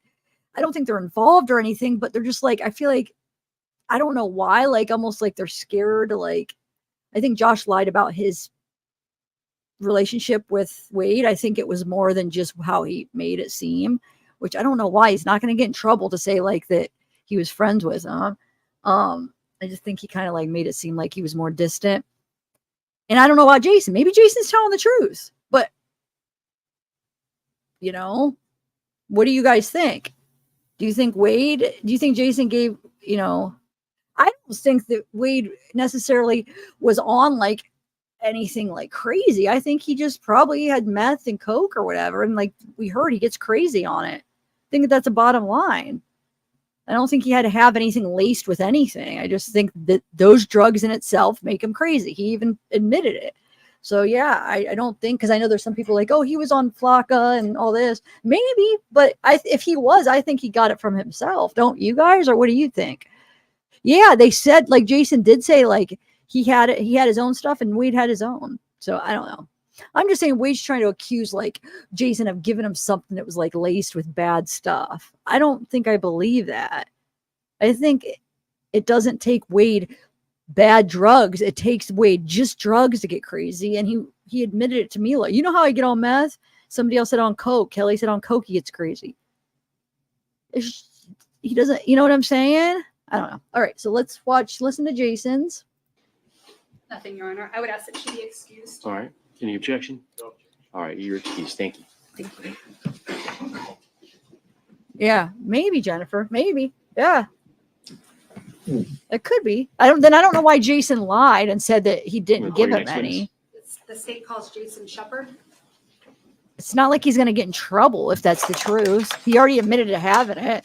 He's not going to get in trouble for saying he shared it with Wade. So I don't get. I wish I knew like the truth. It's not going to. I mean, he murdered people. It doesn't change that. But I like to know all the details. You know, like every little specific detail. I want to know.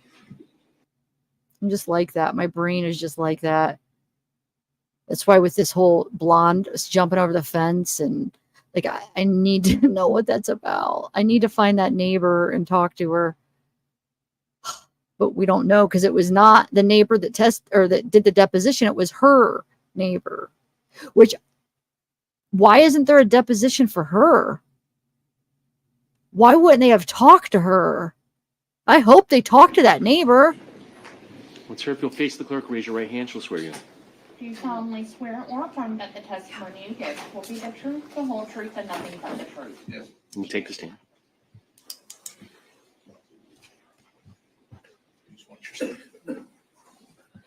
Oh, good night, Angie. May I inquire? I'm going to step downstairs for a minute. Good I'll be morning. back.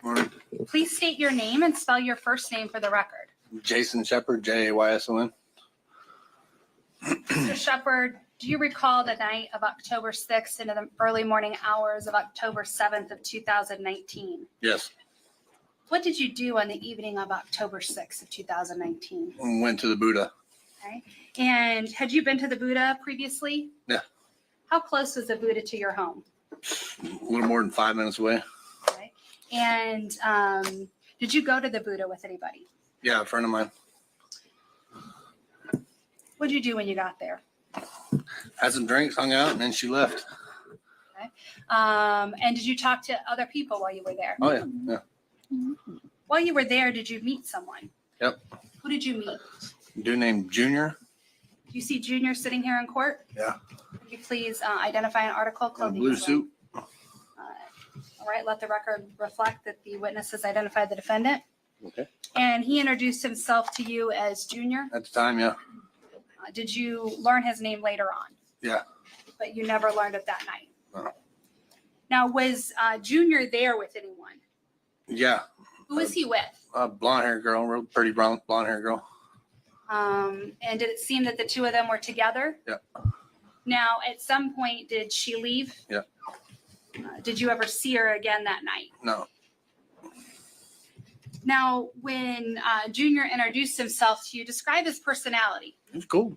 He was fine. No, he seemed cool. And if he wasn't cool or gave you any kind of weird vibe, Yeah, I probably wouldn't have kept talking to him. Now, did he look different back then than he does today? Yeah, he didn't have all this. When you say all this, Tattoos. I'm showing you State's Exhibit number 39.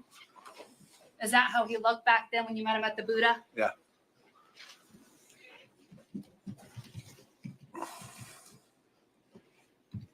Now, what time did the bar close? 2. At 2, did you all get kicked out of the Buddha? I didn't get kicked out, but yeah, I mean, yeah. End of the night, yeah, we left. We closed it down. And when you left, did you go out into the parking lot? Yep. Did you talk to anybody in the parking lot? No, well, we ran into the 2 girls. Okay. Stephanie and Kristine, I believe. Yeah. And when you say we, who do you mean by we? Me and Junior. And showing you State's Exhibit 7. Is this the Buddha where you all were? Yep. You were in that parking lot? Yep. Now, at some point, you said you met 2 girls. Who were those 2 girls that you met up with in the parking lot? Stephanie and Kristine. Had you ever met Stephanie and Kristine before? No, met them there. And Junior, had you ever met him prior to that night? No. Okay, so you're all just hanging out, having a good time? Yeah, just all ended up meeting up there. Now, at some point, do you need to get a ride back to your house? Yeah, I Ubered there originally Okay, and with- why with did the- you Uber there? because I was going to be drinking. So you got a ride back. Whose car did you get a ride back in? Juniors. Showing you State's Exhibit number 8. Is this a car you took back to your house? Yeah. And was Junior able to drive that car? No, he said he couldn't drive a stick shift. Now, who went back to your house? Me, the 2 girls, and Junior. When you got there, who was there? My mother. Was she okay with you being there at first? Yeah. No, not really. Not thrilled? Yeah, no, it was Okay. late, early, however you want to put it. All right. When you got to your house, where did you all go? Went back to my bedroom. Is your bedroom in the back of the house? Mine's, yeah, the way it is it's in the back left part of the left side of the house. And when you get to your back bedroom, what happens with Junior at that time? It wasn't long at all. Him and Kristine were having sex pretty quick and getting to it, and me and Stephanie, I think, went out back. So when you went out back, where did you go? I had a trampoline out back, and we went out back. We just sat out there and hung out and talked for a while. Now, you said that Kristine and Junior were having sex. Did it appear to be consensual? Yeah. Yeah. They were having a good time? Yeah. And you and Stephanie didn't want to necessarily stand around and watch, Nope. so you go outside. Yeah. All right. And were you and Stephanie interested in each other at all? No. So you're just talking? Yeah. Throughout the course of the evening, did they come outside and go back inside several Yeah, times? once or twice, and then went back in and kept doing what they were doing. And during any point of these interactions, did you have any concern for your safety? Nope. Did you have any concern for Kristine's safety? Mm-mm. Now, did anybody use any drugs that night? Yeah, we did a little coke, When you say coke, you mean cocaine? cocaine. Did you provide cocaine to anybody? No, I had my own stuff. Did you see any other drug use besides cocaine? Nope. And alcohol also? Yeah, alcohol. Yeah. Now, at some point, did Stephanie and Kristine and Junior leave your house? Yeah, it was just getting too loud, and it was time to go. I had to work the next day. It was getting too late. So party's over. Time to go. They're supposed to leave. Yeah. What happens when they leave your house? Well, like I said earlier, he couldn't drive a stick shift, so that car's loud down my driveway, revving up 3, 4 o'clock in the morning. So how did you feel about the car revving in your driveway? I was pissed. So what'd you do? I went outside, What'd you confronted him about it. What happened after you confronted them? Kind of got the car out of the driveway a little bit. You got it out? No, he did. Okay. He is in Junior? Yeah, or one of them did. I don't know. I was getting out by the time I went out there. I got in the car. I got in the car and moved it down the road just to get it away from my house. Did you see where they went after you got the car out down the road? No, I really didn't care. Now, did you go to work the next day? Yeah, I did. And when you were at work, did detectives come and speak to you? Yeah. Did you know anything about I had no You gotta clue. finish how your you wait? questions. Just one moment. I know you're nervous. But when police came to your work, did you have any idea about anything bad that had happened? No, Did you agree to give them your DNA and prints? I did. And did they also ask you to identify the person that you knew as Junior? Yeah. May I approach her? Meh. For the record, I'm showing defense counsel what's been previously marked as State's Exhibit 42.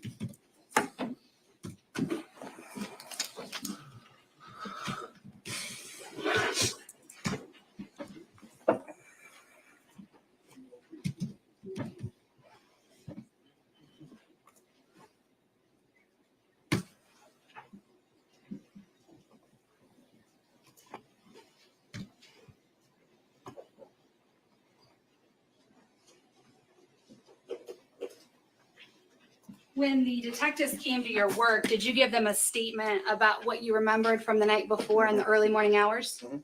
That's a yes? Yes. And then did they also show you a series of 6 photographs asking you to identify the person that came to your house? Yes. Okay, and were you able to identify a person that came to your house that night? Yes. Right here. Okay, and is that the picture number 4? Yep. Are those your initials and the date? Yes, ma'am. Now this says 10/9/19, so that would have been a couple days Couple later. days afterwards, yeah. And is this picture that you identified, do you see that person sitting here in court? Yeah. And is it the person with the yellow tie and blue jacket? Yes, ma'am. And is he the same person that identified himself to you as Junior Yes, ma'am. on October 6th?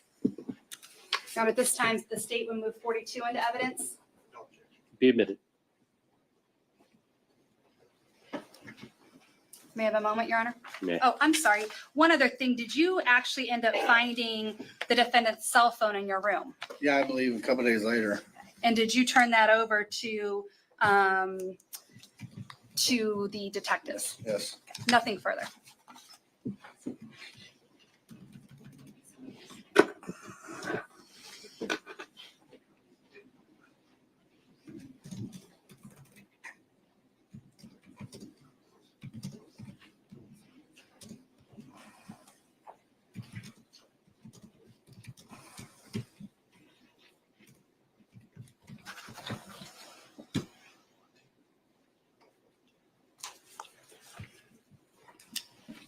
Good afternoon, sir. Afternoon. By a minute. Thanks, Ben and G, for the super chat.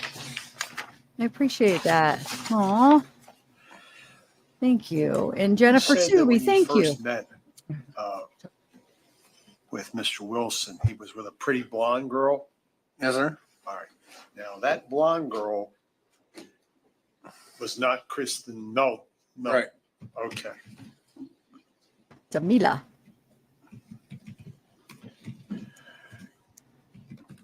You said you had your own stash cocaine? Yep. Did everyone use it? My own for me. Okay. What was everybody else using? Whatever they wanted. I don't know.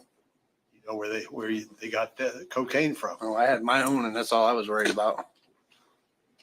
Like I wasn't sharing it. Okay. But you were using it, right? Yeah. Okay. You leave Buddha Bar about 2? Yeah. Is that right? Yep. Okay. What time did you get to your house? Probably 10 after, if that. Okay, so you're right down the street. I'm right down the street. Yeah. All right. And what time did everyone finally leave? Did they leave? They were there probably an hour and a half, maybe 2 hours, if that. So about before 4 o'clock, I would say. All right.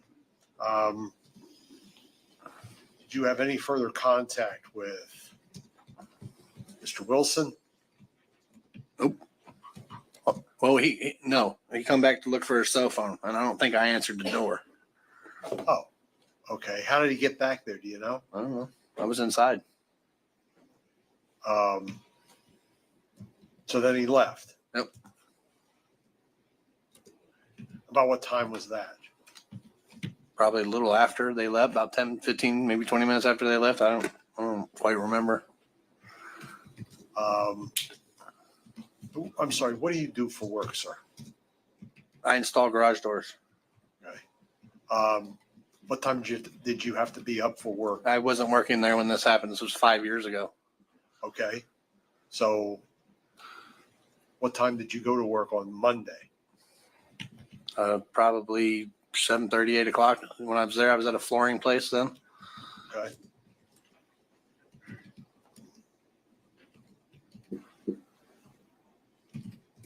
Right, Brianna?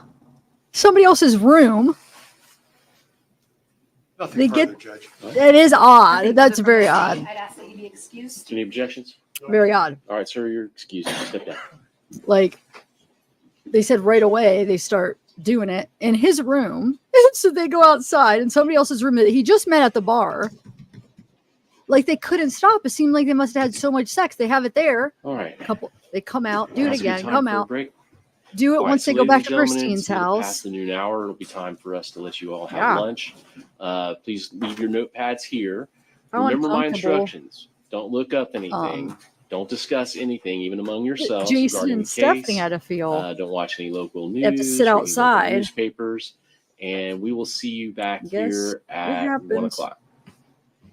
All rise.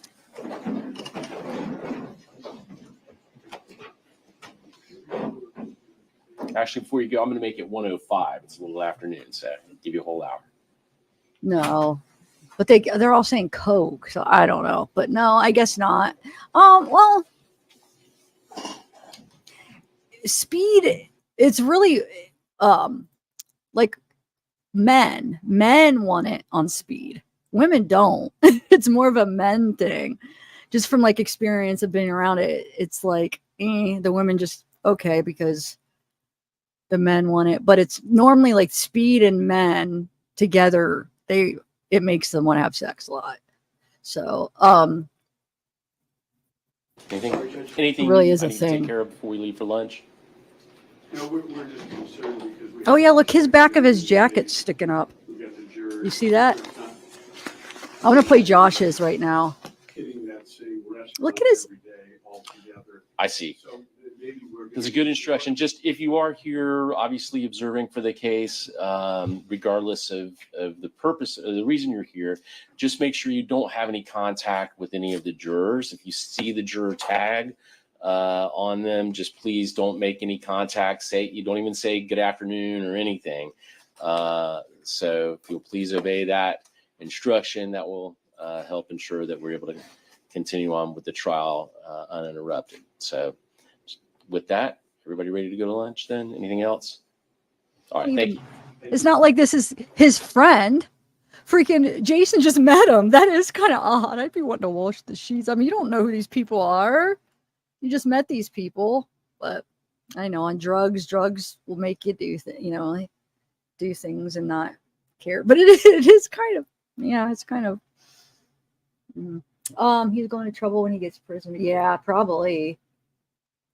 Okay, I don't either. And it sucks because I think Wade is guilty in it, and Wade is the guy, and he's the bad guy. But it sucks that some of these witnesses aren't, like, I feel like maybe not being honest, which makes Wade look good for all his Wade supporters. In reality, I wish people could believe that like both could be true. Like, Josh could be lying about some things, Mila could be lying about some things, but it doesn't mean that Jerkface is innocent. He's not. You know what I'm saying? Anyway, all right, let's bring on Josh's real quick, and then we'll go bring this back. All right, let me take this down for a minute.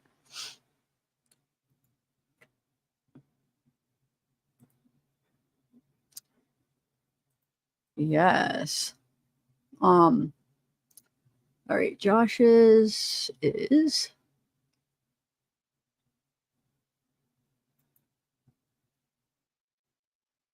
Wait, which one is this? Oh, that's the new video I found.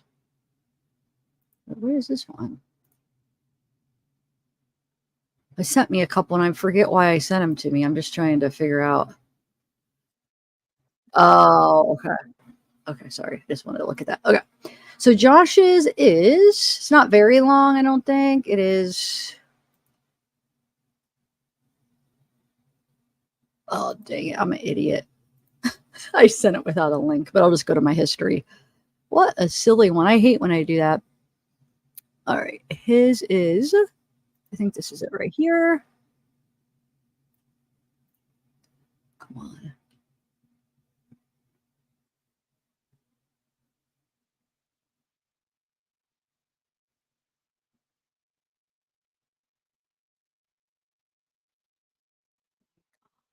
Why isn't it in my history? Hold on a freaking second. I forgot to send me a gosh darn link. And now it's not in my history. Hold on, I gotta find it real quick. Oh, I'm so mad. I had it too.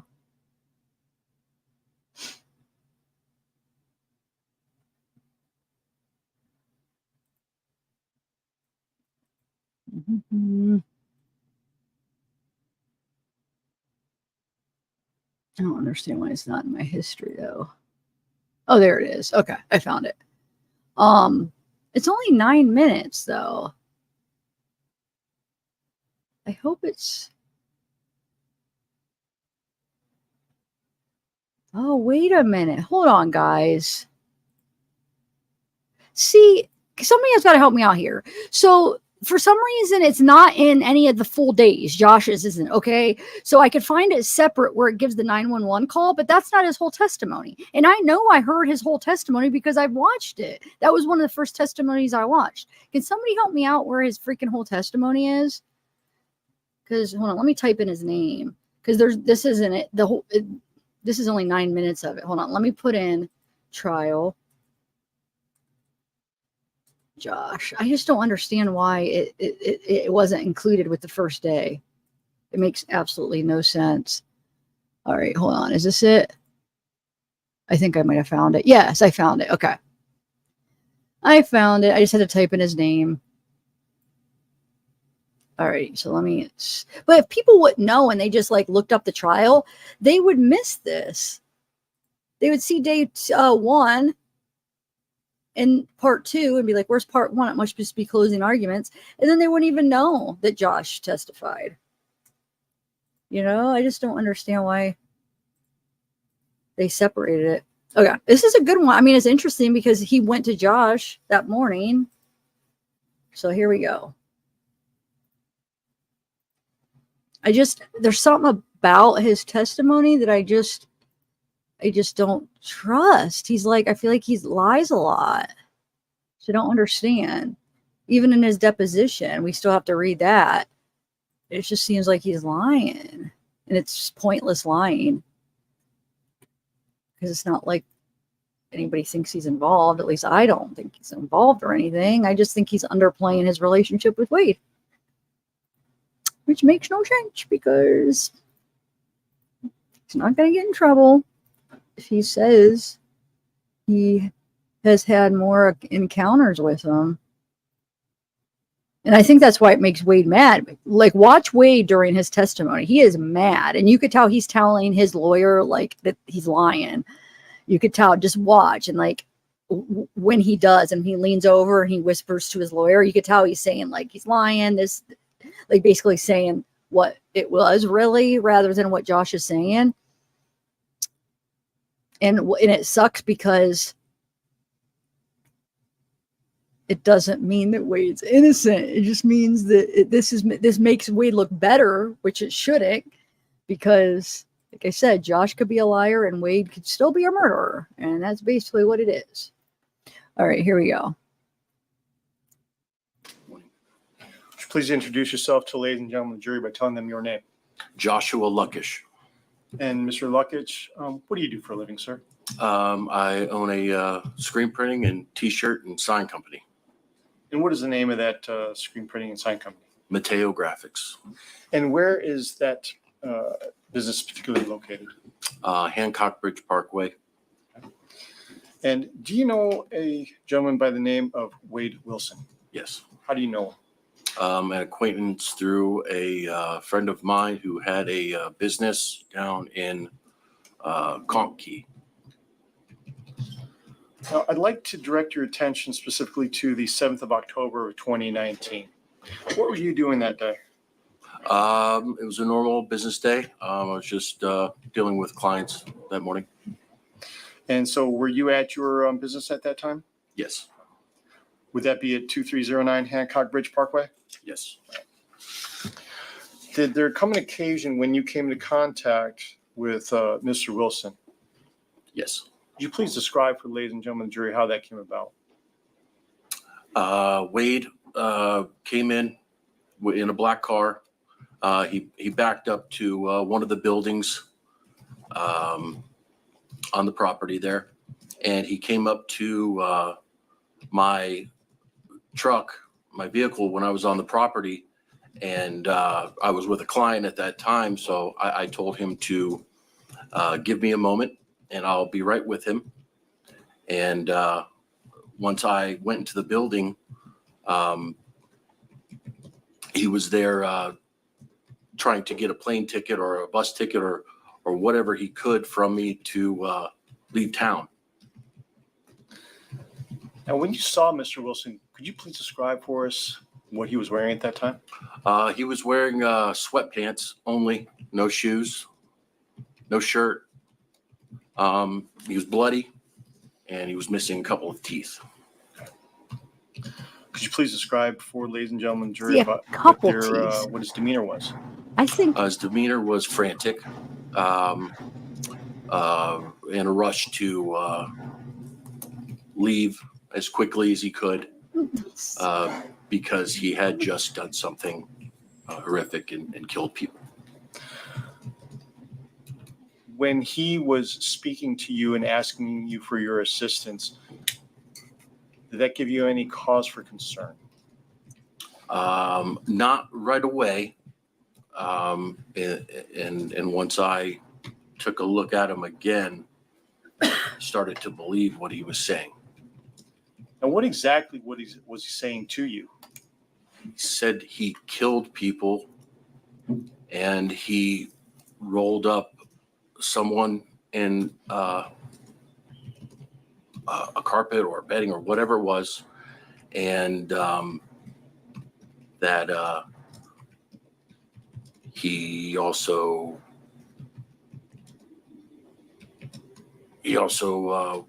needed to get out of town. He needed a plane ticket and a bus ticket or anything he could. the heck is that? So Oh, was he frantically asking you for assistance? Yes.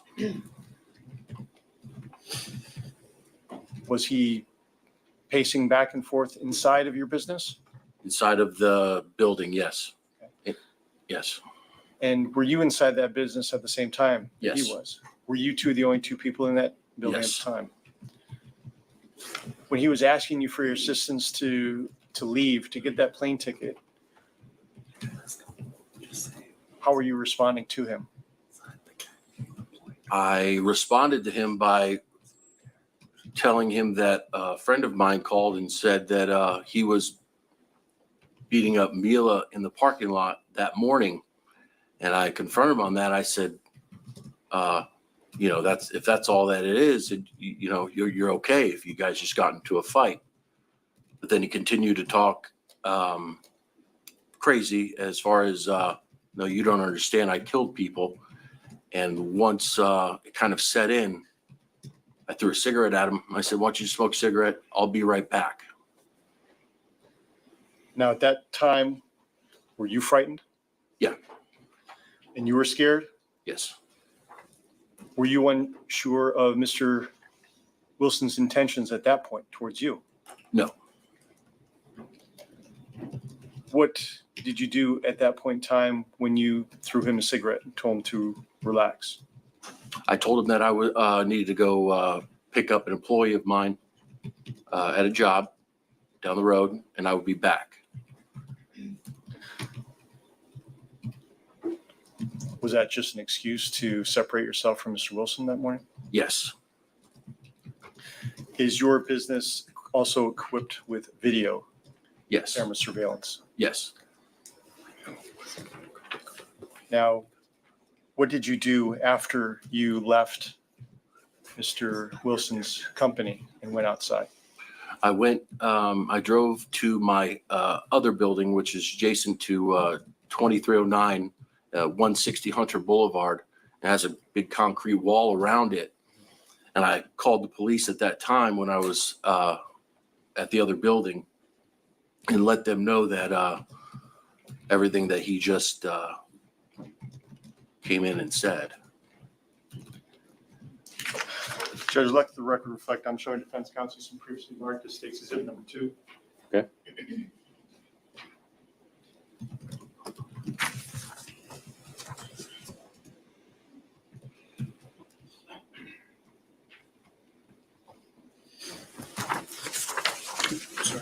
Permission to approach, Judge? You may. Lukitsch, I'm handing you some previously marked as State's Exhibit number 2. I asked you to take a look at that item and see if you recognize that. Yes, How do you recognize that? this is my business. Is that photograph fairly and accurately depict your business back on 7th of October of 2019? Yes, it does. State would move State's Exhibit number 2 in evidence, Judge. Any objection? No objection. Be admitted. Permission to publish, Judge? You may.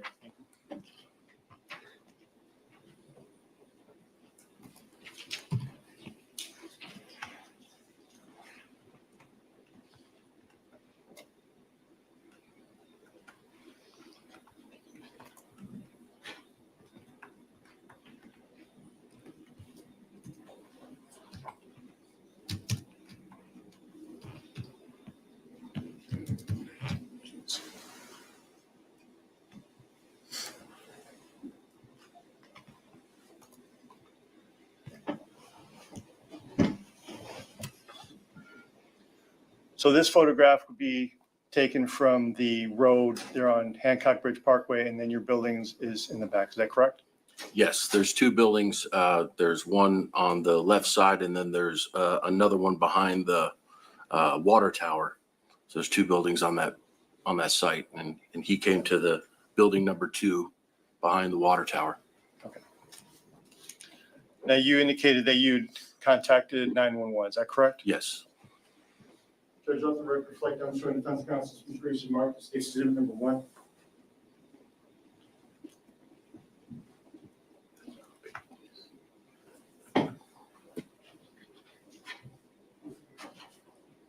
Commissioner Courtney.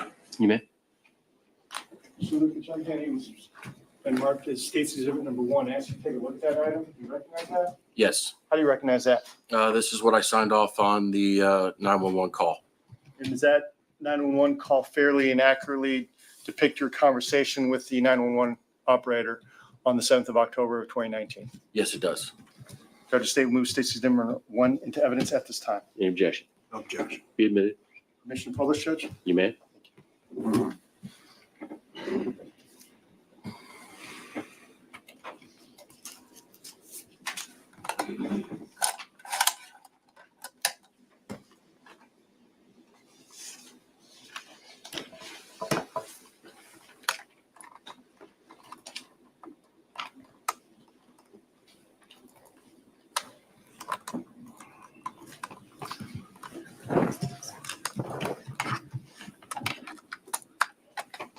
Oh my God.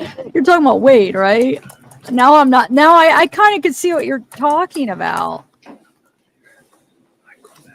Now.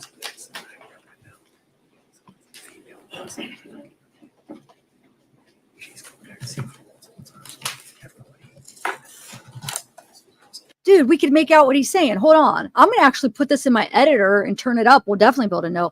But I think we could hear it without even doing it in the editor. Oh, I don't even have it as loud as it could go. Okay. Hold on. Let's listen to what he's saying, guys. Oh, wait, hold on. And if not, like I said, if we will definitely put it in the editor and I'm going to figure out what he's saying. Okay.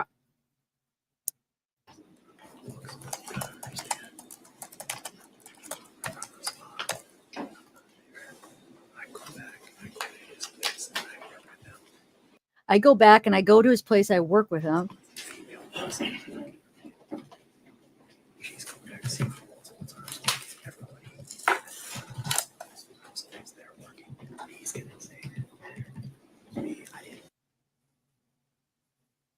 Dang it, they muted it.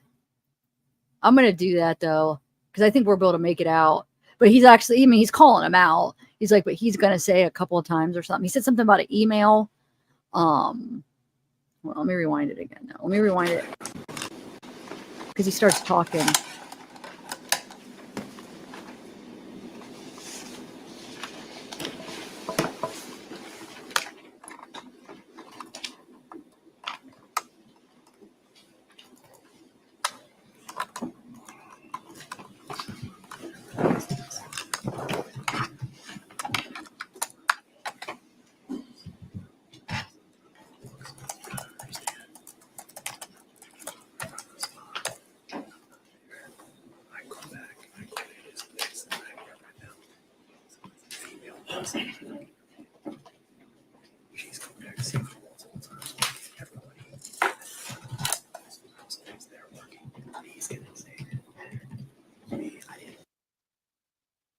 He's basically saying something like everybody goes there and he works with, he went back and he worked with them. He says he's going to say that something, he's probably just talking about like, he's going to say like, you know, how he's underplaying. I feel like it's all down to like how he's underplaying his relationship with them. I don't know. We'll figure it out though, guys. Okay.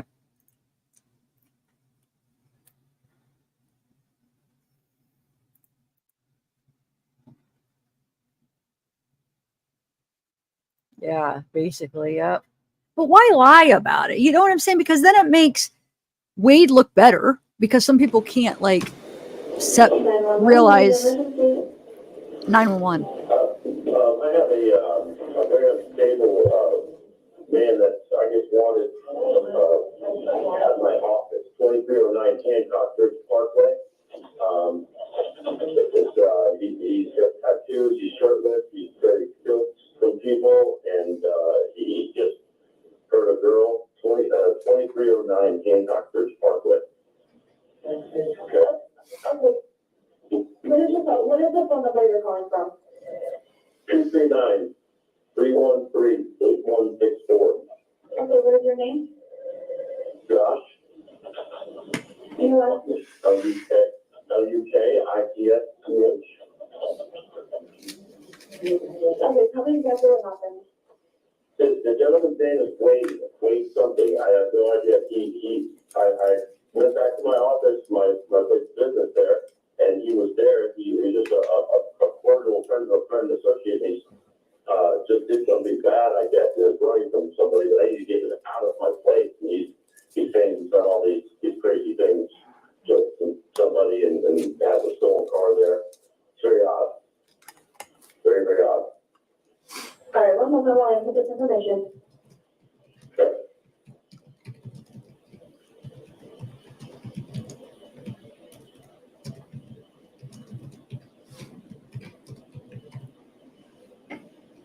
Yeah. Yes, one moment, sir. Okay, there was an incident that happened at Legacy or at across the street downtown at Legacy Harbor this morning. Okay, all right, one moment. At a place called Mila Spa.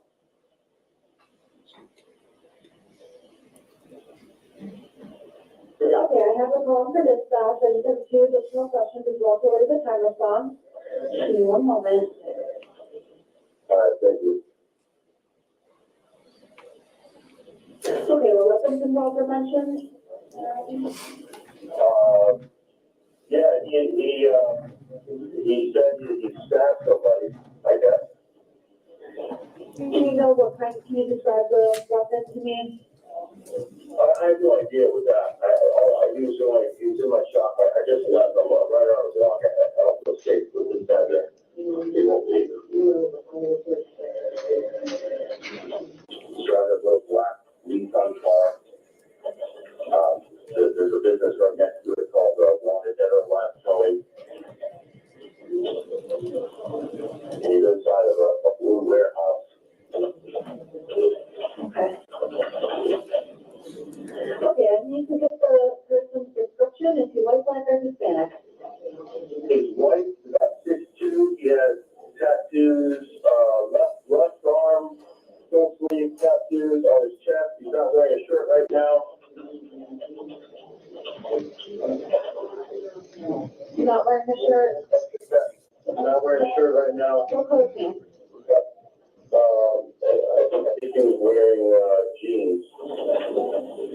How old is he? About how old is he? I would say 25, 26. And you said his name was Wade?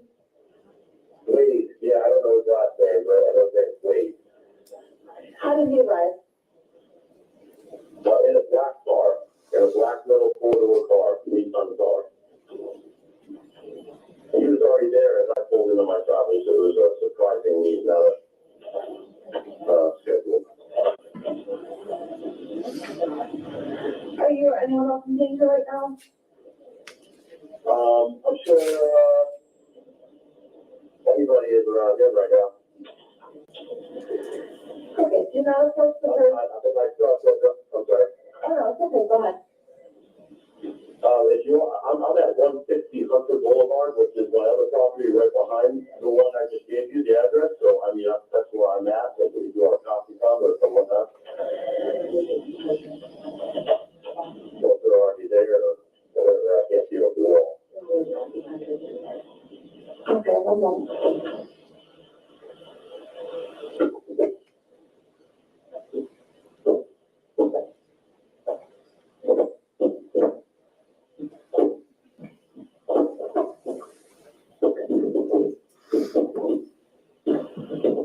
Okay, do not approach the person, do not disturb anything at the scene, an officer will be dispatched as soon as possible.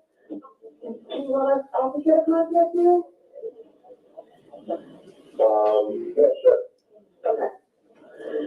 Okay, call us back immediately if anything changes, if any further information, or he leaves. Okay, thank you. Okay, you're welcome. Thank you. Bye.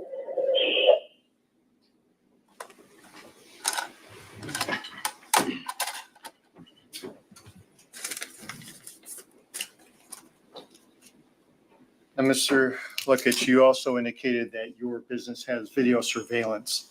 Is that Yes. correct? Yes. Let the record reflect on showing defense counsel some previously marked as State's Exhibit number 3. Permission to approach. You may. I'm handing you with some previously marked as State's Exhibit number 3. So you take a look at that item, so you recognize that? Yes, I do. How do you recognize that? This is the video footage I signed off on. Okay, does that video footage fairly and accurately depict the video of Mr. Wilson arriving at your place of business on the 7th of October of 2019? Yes, it does. At this time, Judge, the state will move State's Exhibit number 3 in evidence. Any objection? Objection. Be admitted. Permission to publish, Your Honor. You may.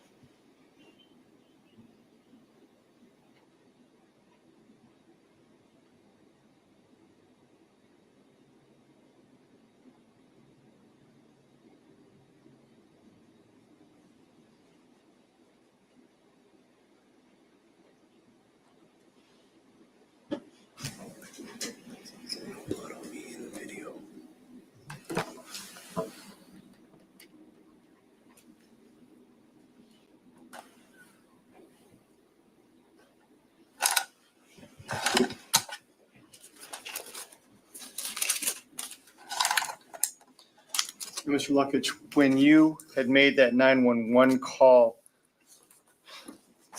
you indicated that you went to a property behind the Mateos graphic. Is that correct? Yes. Where did you go after you made that 911 call? I stayed at 160 Hunter Boulevard until the officers called me back over to 2309 Hancock because they could not find him in the building. So I walked through the building with them to kind of show them some nooks and crannies that he could have been. And from there on throughout the day into the later hours, I was at Hancock with the officers. And Mr. Wilson was nowhere to be found. Is that correct? No. Did you know where he went? No. Okay. Do you see Mr. Wilson here in the courtroom today? Yes. Would you please point him out and describe an article of clothing that he's wearing? He's right there in the blue jacket. Judge, let the record reflect Mr. Lukitsch is identified Mr. Wilson. Okay. And did everything you testified to occur here in Lee County, sir? Yes. Thank you, Judge. I have no further questions at this time.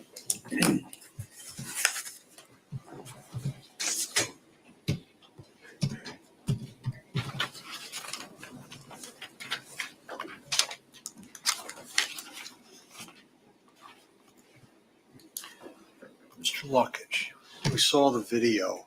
Am I pronouncing that correctly? Yeah. Okay. We saw the video of him getting out of a car. He went in through a door. Is that the entrance to your business? To that building business, yeah. Or are there multiple? There's multiple entrances, yeah. You described him as, let me ask you something. How well did you know Mr. Wilson? I didn't know him very well. He was an employee at a friend of mine, marina in Conch Key, and Down in the Keys. down in the Keys. And I've only met him maybe a handful of times before that. Let me ask you, if you were acquaintances, why would he go to you to get money for a ticket or a plane? I have no idea. You said that there were just the two of you. Wasn't there a third employee in the building? No.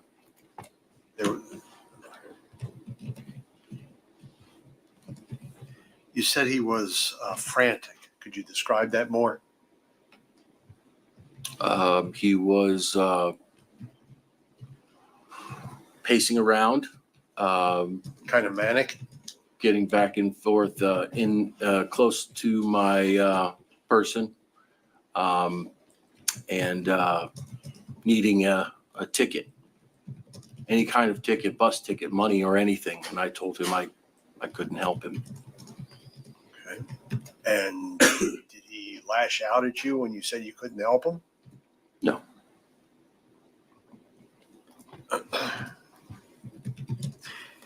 You said he was talking crazy. What did you mean? Crazy as far as, no, you don't understand, Josh. I killed people last night. Did he say he stabbed those people? I don't recall. Did he ever work for you? No.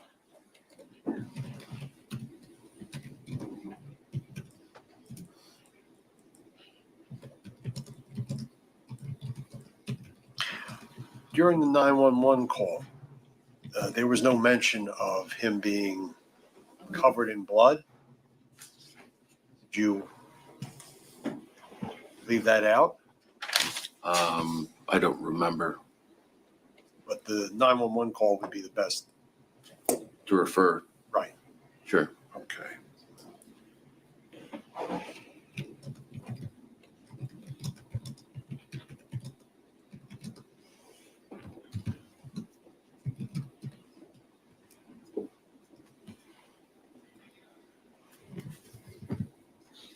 Can I have a moment, Judge? You may. Message, yeah. Hey, it's KJ Bay. Yeah, his lawyers aren't very good. But I mean, he's public defenders. I mean, so that's why he thinks, I think, raising this money, he's gonna get another chance. Sorry, buddy. Yeah, but they weren't the best. But I mean, his case, he admitted to it. You know what I'm saying? In his, why does it hold on? I gotta figure out how these earphones work. Okay. Look how he's staring at him. He hates him. I wish they left the mic on right now so we can hear. What is his? Oh, does that say prayer or what does that say on his hand? Prayer? I don't know. Goes with either of those videos. I wouldn't. I don't know if the audio is with it. No. This is your video system, security system, right? Right. You don't know if it records sound? No, I don't. How long have you been in that location?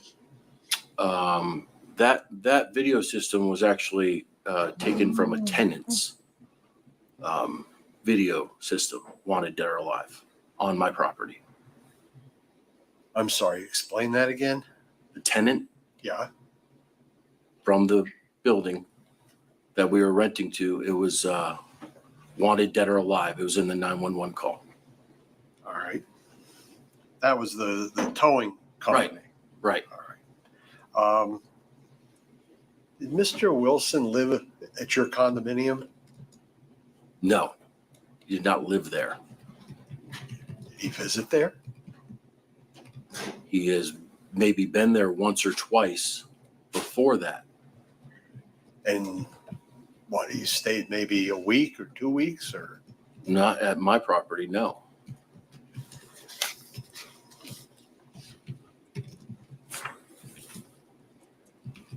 Nothing further, Judge. All right. Any redirect? Briefly, Judge. Mr. Lukitsch, when you described Mr. Wilson talking crazy, was that because of what he was telling you or how he was telling it to you? It's pretty crazy what he was telling me. Thank you. No further questions, Judge. Okay. No, All right. no recross. You may step down, sir.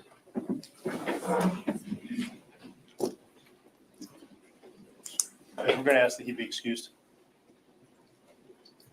No objection. All right, he's excused. Good morning, sir. I'm attorney. Please. No, Alpha. People like to just start crap. So because the fact that I'm talking about it and I'm covering it, you're obsessed. You must be a Wade fan because I'm covering the case. I'm covered on the opposite side. I've been saying how ridiculous the people that support Wade. It's ridiculous. So all you got to do is watch any of my lives and you can see I'm definitely not a Wade supporter at all. I'm quite the opposite. But I know people in the comments like to start trouble and they're just like jealous or something and they don't like me. So they like to be like, oh, she's a Wade lover because she's talking about it. I'm talking about the case. Where anytime I get invested in a case that I deep dive in, I deep dive until I'm done. It has nothing to do with me liking the whatever. I just like true crime. But yeah, definitely not. Okay, so signal he gives it. Oh, we saw it, Morgan. So we figured that out though. He's getting the fingerprints done. So I think he was looking at the judge going, you ready for the fingerprints? He had to do the fingerprints. So I don't think there was anything to that. But it made me wonder. I played it for the live and I was like, what is he trying to do? Somebody explained it to me. And then I saw the video where he does the fingerprints after that. So that's all he was doing. That was to the judge and he's like, fingerprints. But yeah. I know they don't. They just like to cause trouble and leave it in comments. And then other people read it and think that. So I don't blame you, Alpha. You probably read it in the comments. So hopefully you check out my videos and you'll see I'm not at all. I think he's gross. Okay, so let's go to the next one. So the next witness is going to be, I don't like Josh though. So both could be true. I could think Josh is a liar and also Wade's a liar. There's something up with him. And I know he has a past charge for strangling. I've seen that. I'm trying to find a complete record. I found his record on a Truth Finder, but it doesn't have that charge. So I'm going to go to the county and find it. But yeah, they both could be bad people, you know. They definitely, yeah, I definitely do not care for Josh from what I've seen. Something about him I don't trust. From the day that I watched that testimony, that he was, like I said, he was one of the first testimonies I watched. And well, probably because he was the first of that day. So it probably came up for, I don't know how, but he was the first. And I was just like, this guy is like, I don't trust him. I do not trust him.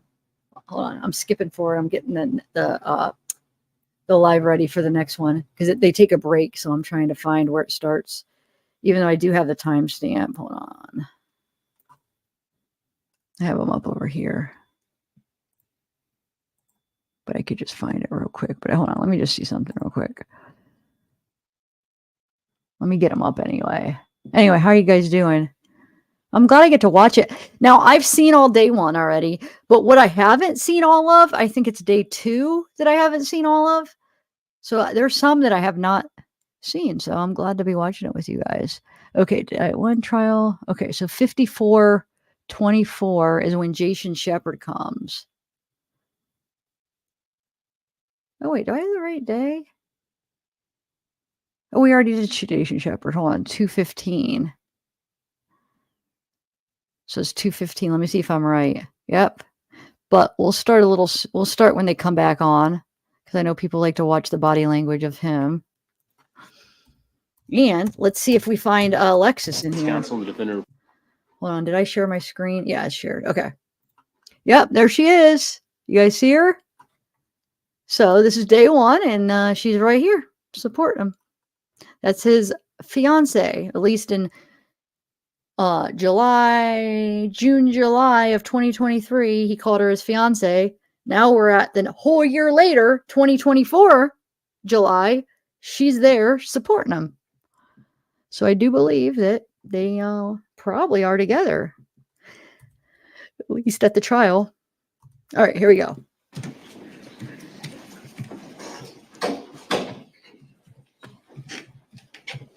All right, let the record reflect. State's present, defense counsel, and the defendant are present. We're ready to proceed. Defense ready? All right, let's bring in the jury.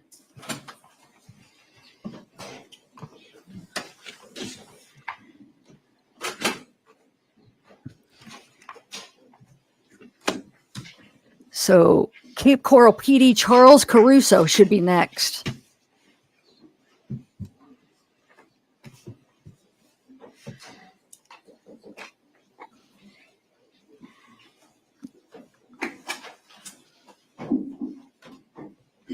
Well, it's going to take 3 minutes before my timestamp's in 3 minutes, but we could just wait.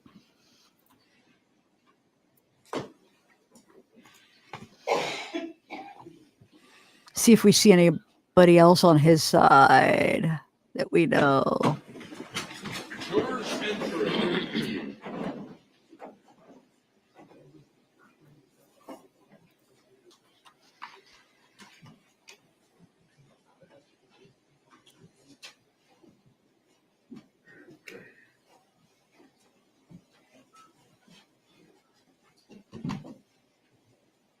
How could his fiance sit there and listen to what he did to those women and be okay with that?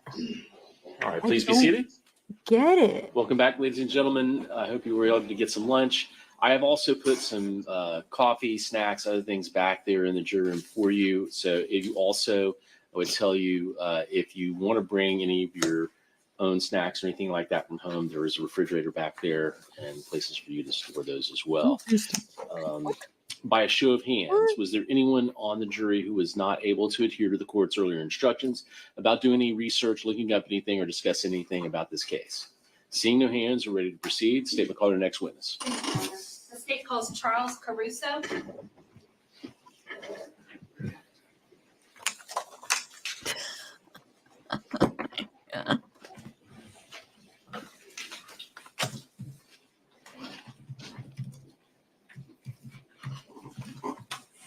Wonder who that guy is back there with the curly blonde hair.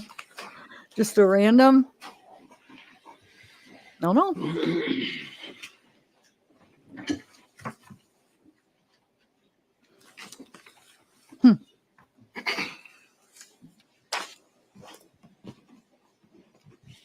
It was Goodwill. His dad did an interview and said one of his guys that he knew that would help out people in need or whatever,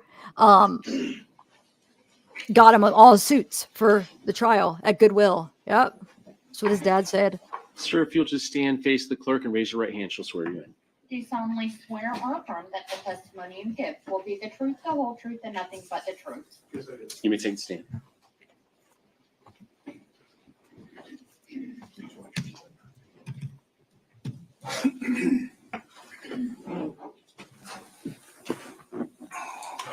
May I inquire? You may proceed.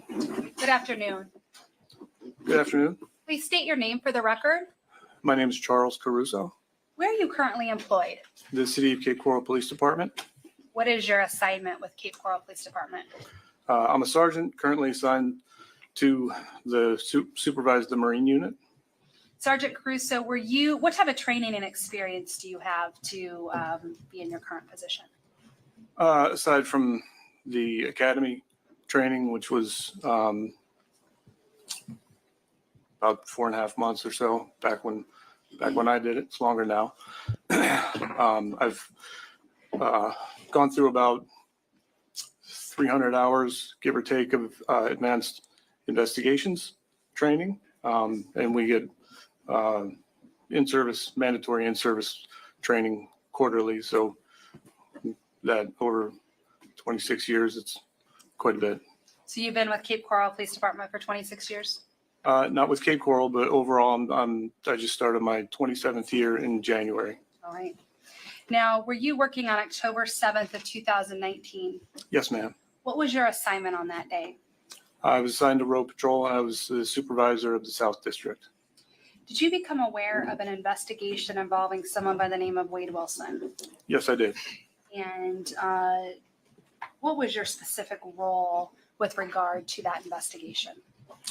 Specifically, there were a couple locations in South District that I was asked to check and to make sure they were getting checked. Looking for the welfare of Kristine Melton because she had not been heard from and it had not been seen. And did you know who Kristine Melton was at that time? No, ma'am. So when you got this information that she was missing, were you aware of any other scenes that were already set up? Yes, I knew there was a location in either the North or Central District. I think it was right on the border between the two, where her vehicle had been found. And was that vehicle at Mateo Graphics? Yes, ma'am. So were there already Cape Coral police officers at that scene trying to determine where she was or what had happened? Yes, ma'am. And they were, from what I understood at the time, it was a Hearsay. Sustain. I don't know if I may give an exception. Okay. Again, effect on the listener as to what he did. It's not ground rules. All right. Sustain. Okay, what did you do? Based on all the facts and circumstances, I knew that we had, this was a very high priority. Several of my officers went to 4838 Tudor Drive, which is where we knew Kristine Melton lived. There's some other areas that were checked as well. Wait, can we hold for 1 second on this? I just want to show you something I found. Since we just watched Josh's, whatchamacallit, testimony, let me just show you something real quick, okay? Hopefully you don't mind that I found on him. So I just looked him up. So, well, first of all, if you go back, we have all his mugshots. So, and then, like I said, so let's see. 6'1". Probation violation. Let's just look at him real quick.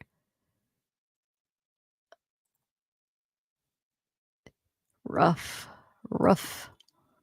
Wait, well, what year is this? 2020 or no, paid on 2022. Booked on 2022. So after the murders, grand theft, 750 less than 5,000, unoccupied conveyance, unarmed, burglary, moving traffic violation, reckless driving, first offense, driving while license suspended, unlawful building, alcohol, DUI influence. So that's all on the same day here. 2/27/22. This one was recently, dude. Kind of December 23. This last December, 12/27/23. Huh. All right, let's see what else we got real quick. Then we got this is, I should have went up from the bottom up because it'll go in order, but this is a 3/23/18. Battery, touch, or strike. This could be the strangulation one, right? It doesn't give much details. I'd have to look more into it, but just to do a quick little thing right now. This is 2013. March 2013. Battery, commit domestic there it is. It actually lists it. Commit domestic battery by strangulation. In 2013 is when that happened. So, you know, 11 years ago. But when that's 2019, that would have been, 6 years ago when that happened. All right, let's see. We're almost done. Ooh, he looks rough in this one. Black eye, bruise. This is 2006, June 2006. Probation violation or community felony, reckless driving, DUI reduction. Well, dang it. He definitely got in a fight sometime before that. And here's the last one, and then we'll finish. I just thought I'd show you since we just watched him.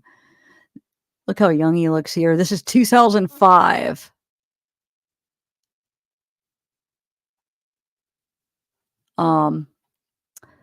Traffic offense, DUI, alcohol, drugs, first offense. Anyway, all right. I just wanted to show you that.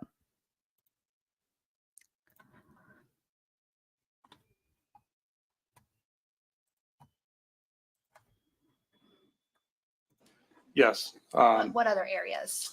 I had an officer go to Duffy's Tavern, which was a place that I found Kristine Melton was employed. I wanted to see if she was there. She was not. And I was given another address on Stratford Court that was somehow had been somehow associated with Kristine in the past. I went there and spoke with a resident, and there was no connection to Kristine. So they were both of those leads had been exhausted, and we were left with 4838 Tudor Drive. Now at 4838 Tudor Drive, did you mention there were other officers that you had sent to that location? Yes. And I'm showing States Exhibit 10A. Is that the 4838 location that you're referring to? Miss Melton's house? Oh, I'm sorry. Sorry. I'm sorry. Yes, looks like it. Okay. And were they able to make contact with her? No, ma'am. Did you ever go to that location? Yes, I did. Now, what did you do when you got to that location? I got there and had been notified over the police radio that. Objection, hearsay. Sustain. Okay, I'm going to ask you, when you were at that location, did you, again, no one had made contact with her?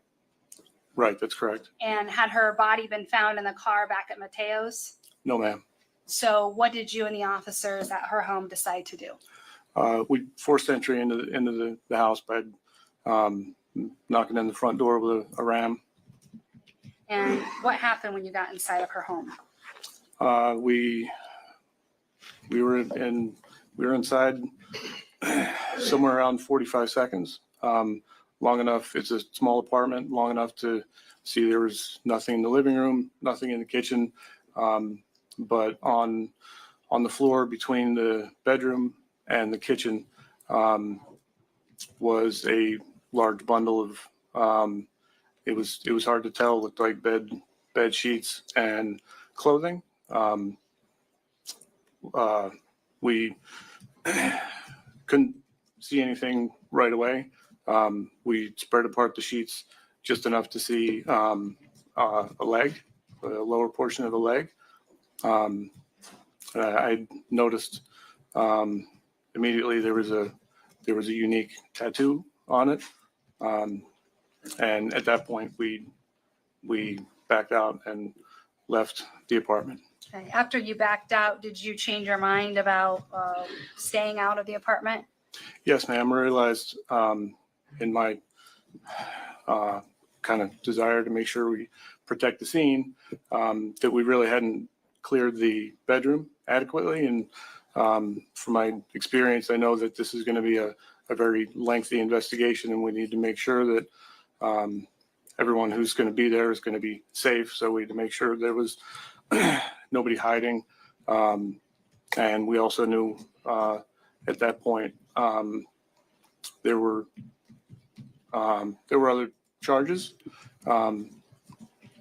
And I also realized that we hadn't really done anything to confirm whether or not the person in the blankets was alive or dead. Were you able to confirm whether the person in the blankets was alive or dead? Yes, ma'am. And how did you do that? I've put on a glove to feel for a pulse, and I could feel that her arm was already stiff. And you said that you cleared the home. Did you find any other person at all in that house? No, ma'am. May I approach? You may.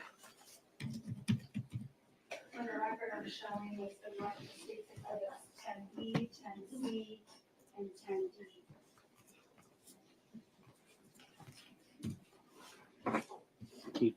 What were the number of the exhibits again? Ms. Miller, Yes. what were the number of the exhibits? 10. 10 what? 10B, I can't, I'm sorry, what? 10, 10B, 10C, and 10D. 10, 10B, 10C, and 10E? D. D is a dog. Oh, Z. No, D. D Right, is a D. dog, yes. Okay.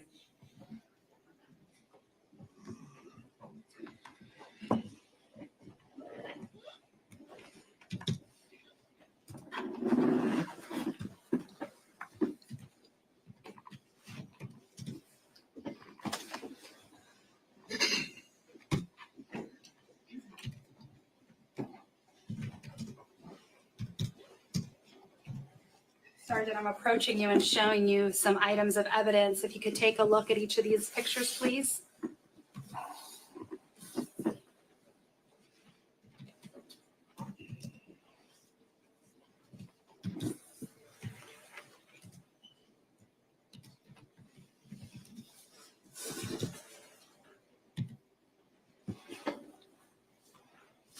Okay.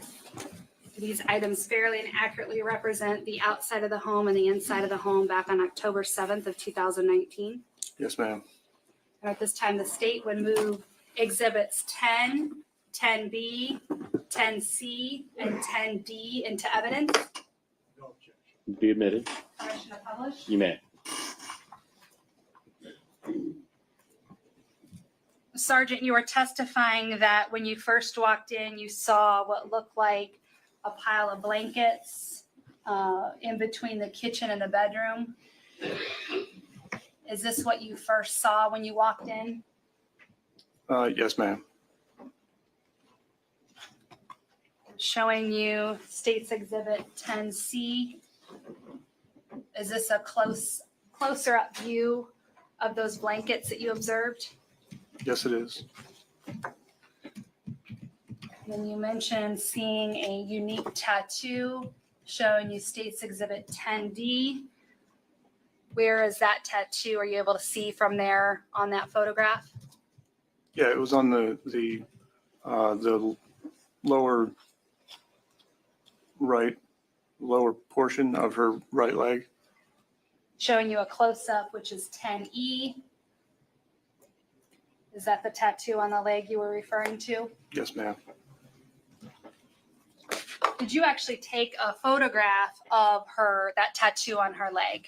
Yes, I did. What was your purpose in doing that? Knowing how this investigation would play out, I knew that it would be, it might help in help making an identification. So at that time, when you saw this body, you weren't for sure whose it was? That's correct. Now, after you backed out the second time, did you have a crime scene prepared? Yes, I instructed my officers to put up crime scene tape and start a crime scene contamination list. What is a crime scene contamination list?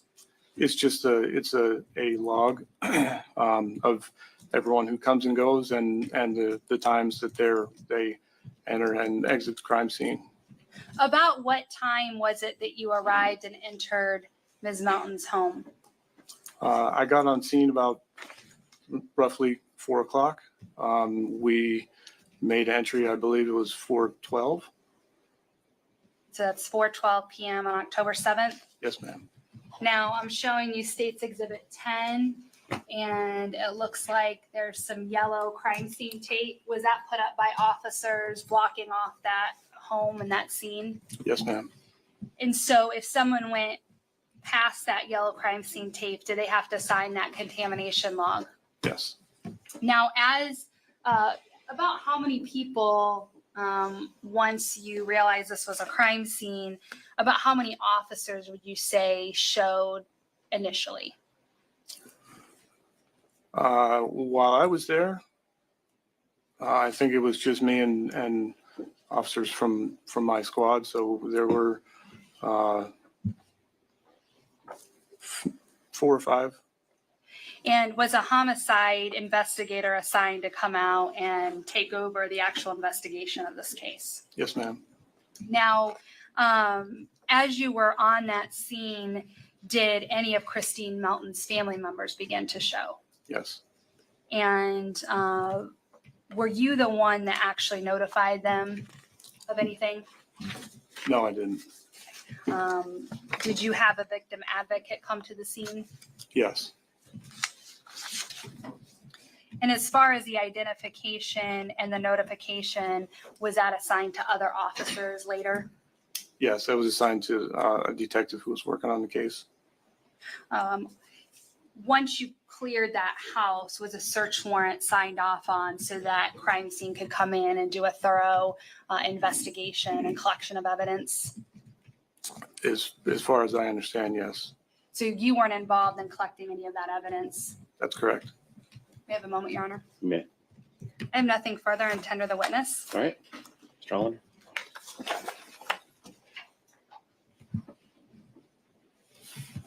Sorry, just clarify something. You forced entry, the front door. That's correct. You went in, you located Miss Melton. How long did that take? It was under a minute.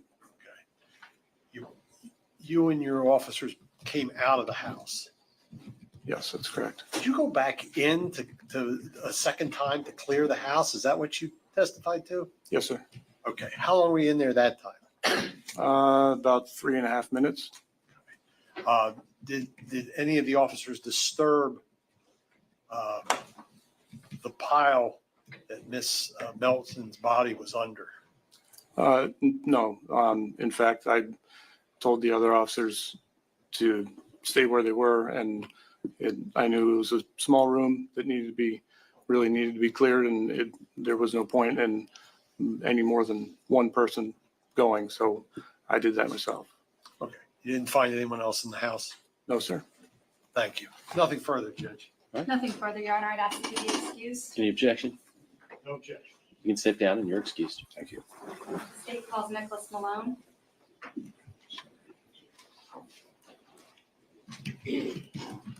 Nicholas Malone. 2:30.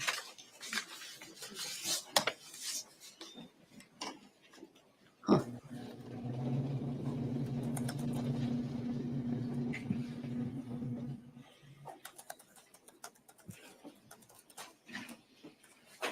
Yeah, right. Alpha, low alpha, low alpha, low alpha. Look, he's looking back. Is he looking at Alexis? Sure. Did he make? Face the clerk. I wonder, because she's back there. Do you solemnly swear or affirm I'm that the nosy like testimony that. you give will be the truth, the whole truth, and nothing but the truth? All right, you take the stand. Oh, thanks, Brenda. Yay. Home of the Football Hall of Fame. Right up the road from me, and I've never been there. I hate football. I don't watch sports. You may proceed. Good My afternoon. brothers do. Good afternoon. Please state your name for the record. Nicholas Malone, Where are you employed? Cape Coral Police Department, How long have you been with Cape Coral Police Department? over 15 years. Could you describe your training and experience that you've had? Basic Law Enforcement Academy in Broward in 2007, 2008. Hired on with Fort Lauderdale. Road experience for over 8 years, field training officer. Oh, I'm sorry. I Then can I was switch assigned that. to Hold on. I'm gonna go. the Professional Standards Bureau, background hiring of officers. I was tasked with the, from there I went to major crimes, assigned to the FBI task force, tracking down internet predators, Say it again, please.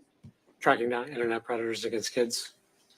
Now, were you working on October 7th of 2019? Yes. And what was your assignment on that day? That I was assisting I was in major crimes assisting in information regarding a vehicle that had fled. Now, as part of major crimes, are they involved in investigating homicide cases? Yes, Now, were you able to determine with regard to that car fleeing who that car belonged to? yes. And who did that car belong to? Miss Melton, Were you involved in any attempts to try to locate Miss Melton? I was. And did you end up finding out her emergency contact? I did. Who was her emergency contact? Sorry if I mispronounced, Miss Comater?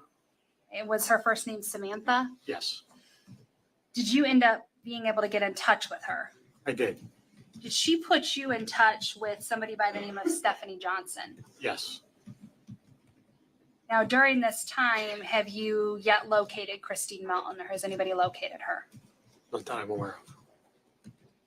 Now, at some point, did you learn that Kristine Melton had been found?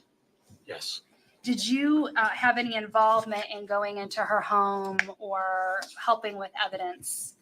no, Did you actually ever go into her home and see her body? no, Now, did you try to see if you could learn more information from neighbors or going around the neighborhood? yes. Can you just describe to the jurors what it was that you were tasked with doing? It was a simple canvas of a neighborhood, if anybody saw or heard anything. So I knocked on doors, spoke to people. The consensus of the people I spoke to, there was nothing out of the ordinary they saw or heard. During that camp, I wanted to point this out before, but I couldn't do it in time and I forgot. And I was like, and it switched over, it panned over. But watch the security guard in back of Wade. He has these eyes like he's scared. He's always like, watch. And I want to show you this moment. And he does it a lot. So I noticed it like already a bunch. Now watch again. Hold on. Let me rewind it. I'll show you the face I'm talking about. This guy right in back of him. Jurors, what it was that you were tasked with doing? it was a simple canvas of a Right here. neighborhood, if anybody saw or heard anything. So I knocked on doors, spoke to people. Scared. The consensus of the people I spoke to, there was nothing out of the ordinary they saw or heard. During that canvas on the 7th, I was able to locate also cameras on a building on that road, Tudor Drive, 4807. That's They true. had cameras pointing true. north and south on that road. So I just make note of the camera systems if I can't make contact with the people that day. Okay. Did you actually review any footage or any camera footage that you noted? I did. Okay. And what camera footage did you note that had some interest to you? So the camera 1 and camera 2 that was on the building of 4807 Tudor, that building behind it on Marine Drive, I believe is 4810. That was the business area of Mr. Bill Masters, owned both properties. I had made contact with him to try to get the video or review it. So I had gone back later, I believe on the 10th, to review that video of camera 1 and 2. And when you reviewed that video, did you note anything of any significance on that camera? I did. Okay. And what did you see on that camera? So the camera system was showing the hours that There is. I actually, just real quick, I don't mean to keep cutting in. Somebody once thought that I had it. I forget what it's called, but it makes your eyes like kind of pop out. You're right. There is. And because sometimes like on my pictures or videos, I do have big eyes. And sometimes like my eyes are like, I don't know, big. So somebody's like, I think you have this disease, look into it. And I never heard of it. I looked into it. I don't have it, but I could see because it was a video and my eyes just look really big there. But Wendy Williams has that. So if you've seen Wendy Williams recently, I mean, she has some other stuff going on with her. But she has that disease too. So a lot of people like maybe don't realize that, how crazy she looks with her eyes. But there is something. It makes your eyes like pop out and they look like, does anybody remember the name of it? And then all you got to do is Google it and you'll see what I'm talking about. But I can't think of the name of Graves. Yes, I think it is Graves. Thank you. Thank you. Yep. I think some people have it more than others, but she did? I didn't know that. Wow. I didn't know she passed. Did she really? Oh, okay. No, that's good, Brenda. I will look at it tonight and do a little, put together something for a live. Okay. Recorded from 0300 to, I believe, 0620 hours. And I was able to identify a vehicle matching the description of the black Nissan Versa. And was that the car that belonged to Kristine Melton? It appeared so, yes. Your Honor, may I approach the witness? Yes. For the record, I'm approaching defense counsel and showing what's been marked as State's Exhibit number 12.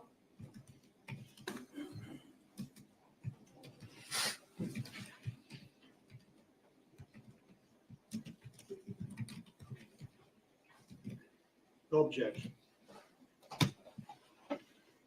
Sir, I'm showing you State's Exhibit number 12. If you just take a look at this, what is this piece of evidence? It's a DVD of the video that I received with my initials on it. Did you have the opportunity to review this video? Yes, I've seen that. And it's the same video that you collected? Yes, Did you put your initials and the date that you reviewed it? I did. At this time, the state will move 12 into evidence. Be admitted. Permission to publish? You may.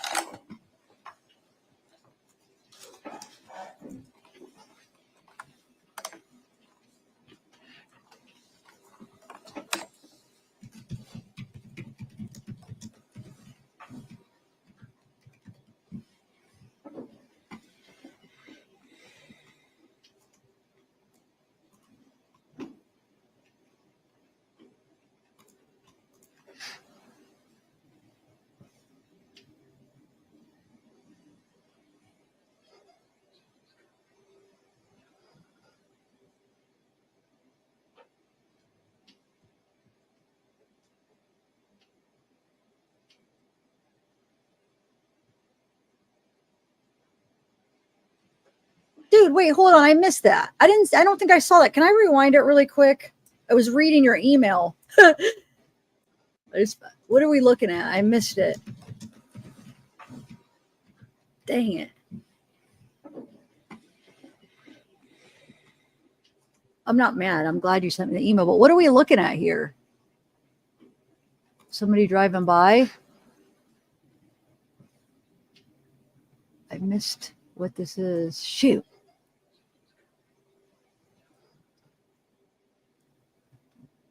That's him driving by, right? Yeah, that's him.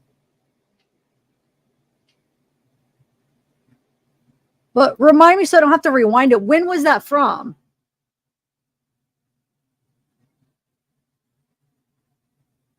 Yeah, no, I'm reading it. Yeah, I'm reading your email. It's fine.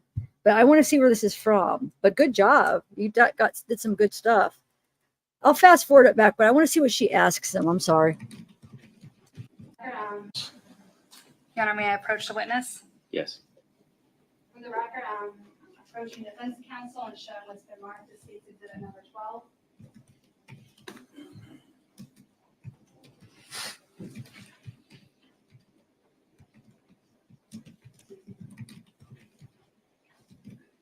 No objection. Sir, I'm showing you State's Exhibit number 12. If you just take a look at this, what is this piece of evidence? It's a DVD of the video that I received with my initials on it. Did you have the opportunity to review this video? Yes, I've seen that. And it's the same video that you collected? Yes, Did you put your initials and the date that you reviewed it? I did. I'm so mad. The state will move. Dude, I'm so mad. Where was this from? I missed when he explained what it was from. I missed it because this is one of the testimonies I actually did see. Yeah, but where is it? When is it from, Brenda? Is it from like before Diana, after Diana, before Kristine? What I always like to know the details, and I freaking missed it. Hold on. Any more than one? Miss Melton. Were you involved in any attempts to try to locate Miss Melton? I was. And did you end up finding out her emergency contact? I did. Who was her emergency contact? Sorry if I mispronounced, Miss Comater. Was her first name Samantha? Yes, Did you end up being able to get in touch with her? I did. Did she put you in touch with somebody by the name of Stephanie Johnson? Yes, Now, during this time, have you yet located Kristine Melton, or has anybody located her? not that I'm aware of. Now, at some point, did you learn that Kristine Melton had been found? Yes, Did you have any involvement in going into her home or helping with evidence? No. Did you actually ever go into her home and see her body? No. Now, did you try to see if you could learn more information from neighbors or going around the neighborhood? yes. Can you just describe to the jurors what it was that you were tasked with doing? A simple canvas of the neighborhood, if anybody saw or heard anything. So I knocked on doors, spoke to people. The consensus of the people I spoke to, there was nothing out of the ordinary they saw or heard. During that canvas on the 7th, I was able to locate also cameras on a building on that road, Tudor Drive, 4807. They had cameras pointing north and south on that road. So I just make note of the camera systems if I can't make contact with the people that day. Okay. Did you actually review any footage or any camera footage that you noted? I did. Okay. And what camera footage did you note that had some interest to you? So the camera 1 and camera 2 that was on the building of 4807 Tudor. That building behind it on Marine Drive, I believe is 4810. That was the business area of Mr. Bill Masters, owned both properties. I had made contact with him to try to get the video or review it. So I had gone back later, I believe on the 10th, to review that video of camera 1 and 2. And when you reviewed that video, did you note anything of any significance on that camera? I did. Okay. And what did you see on that camera? So the camera system was showing the hours that I recorded from 0300 to, I believe, 0620 hours. And I was able to identify a vehicle matching the description of the black Nissan Versa. And was that the car that belonged to Kristine Melton? It appeared so, yes. Your Honor, may I approach the witness? Yes. He didn't say what time. He gave a 6-hour difference. 6 hours. Yeah. I want to know what time.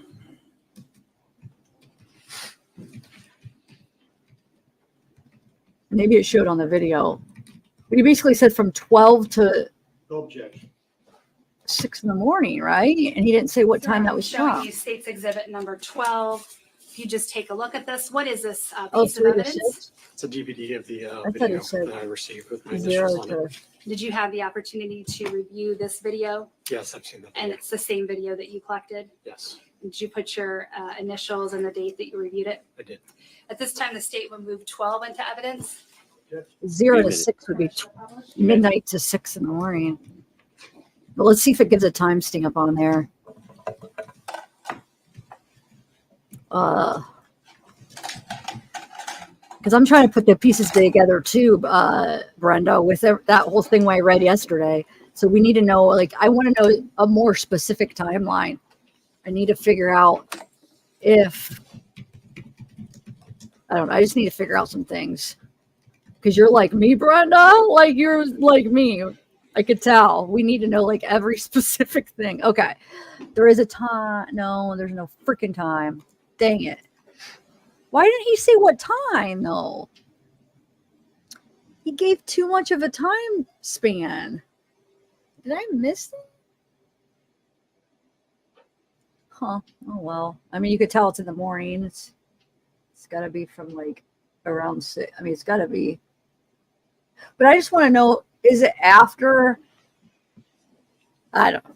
I give up. He didn't say. And you mentioned you conducted a neighborhood canvass of the area. Did you also conduct several interviews of people that had information about this case? I did. Was one of those interviews of Stephen Testaseca? Yes.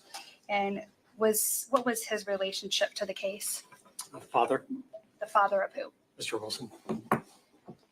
And did you record that interview that you conducted with him? I did. Did you also conduct an interview with his wife? I did. Was that interview also recorded? Yes. When you interviewed the two of them, did you make sure that they were separated? I did.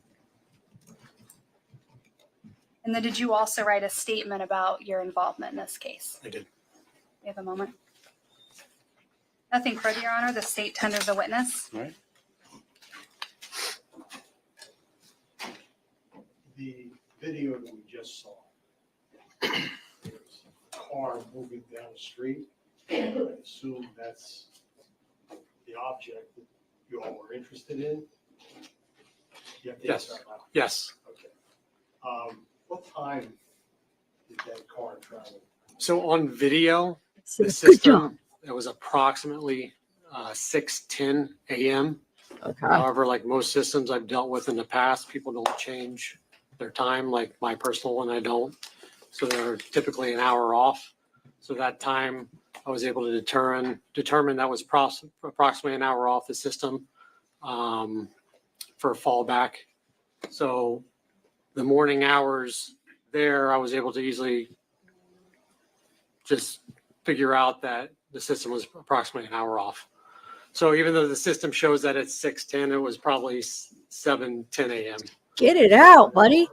Dang it. Correct, because if it was actually 6:10, it would have been dark outside still during that time.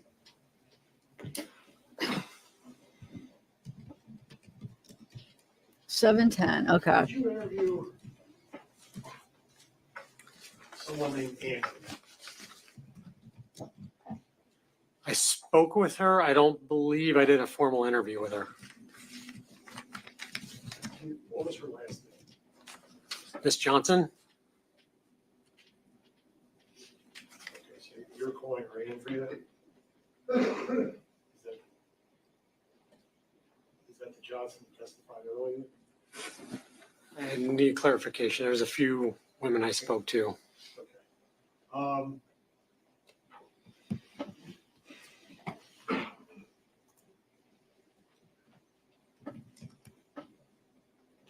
Why did you not, if you talked to her by phone, am I correct? Correct. Why did you not do a face-to-face interview or a video recorded interview or something? Which one is Andrea? The Andrea. Well, you said Johnson. Which last name are you referring to? Because I spoke to a couple women. Right, and one of them was named Andrea. Okay. Was that the one that I would have to recall my affidavit if that was the one that worked at Buddha? May I approach? You may. See if this.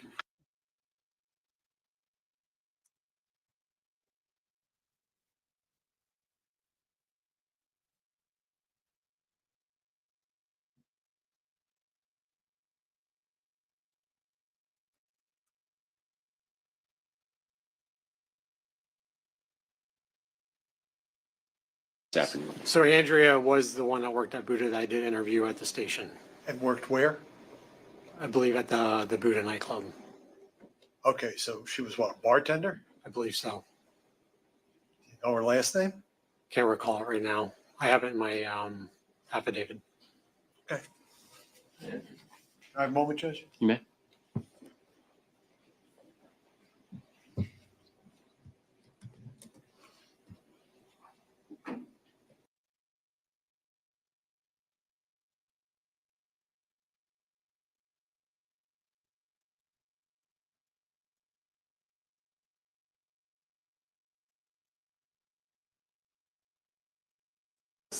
All right. Any objection? All right. You can step down and you're excused. State and call their next witness. Judge, say we call Ms. Christina Potts.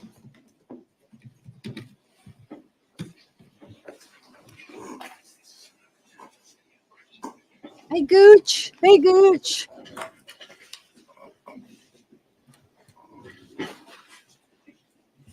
Yeah, right. All right.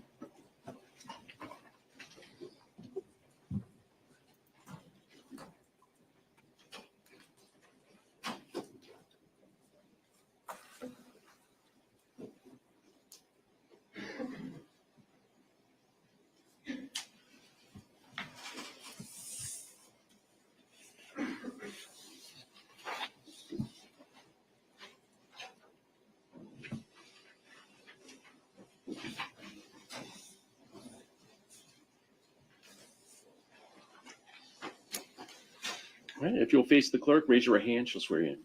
Do you solemnly swear or affirm that the testimony you give will be the truth, the whole truth, and nothing but the truth? You can take the stand. your stuff.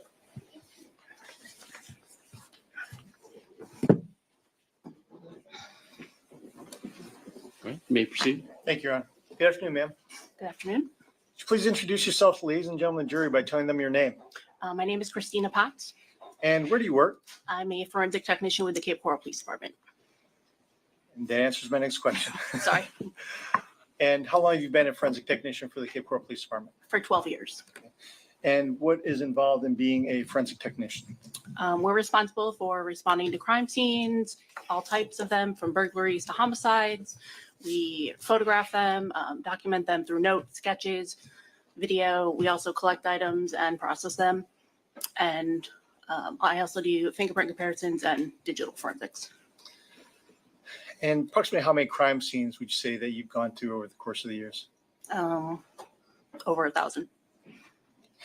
Now, I want to direct your attention specifically to the 7th of October of 2019. Did you have occasion to go to a residence at 4838 Tudor Drive in Cape Yes. Coral? Yes. And what was the reason for you to go to that location? We responded there for a search warrant for a death investigation. And what did you do when you arrived at that particular location? I met with officers on scene. They explained everything. I took photographs starting with the exterior and took overall exterior and interior and then progressed through the scene. What was the purpose of taking overalls as far as photography goes?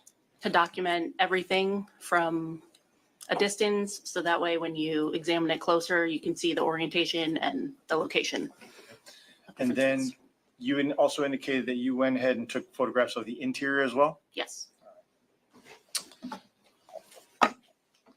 Now, if I may approach, Judge? You may. I'm handing you a whole stack of photographs here that have been already previously admitted into evidence. I ask you take a look at those items and see if you recognize those.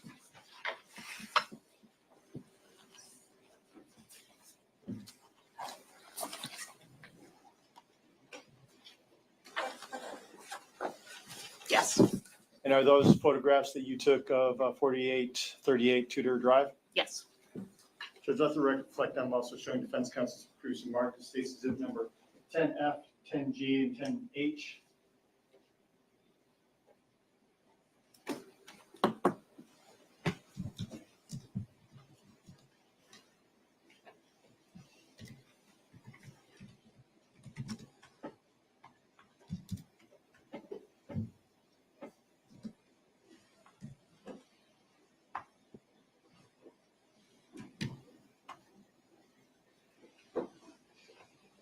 Approaches. You may.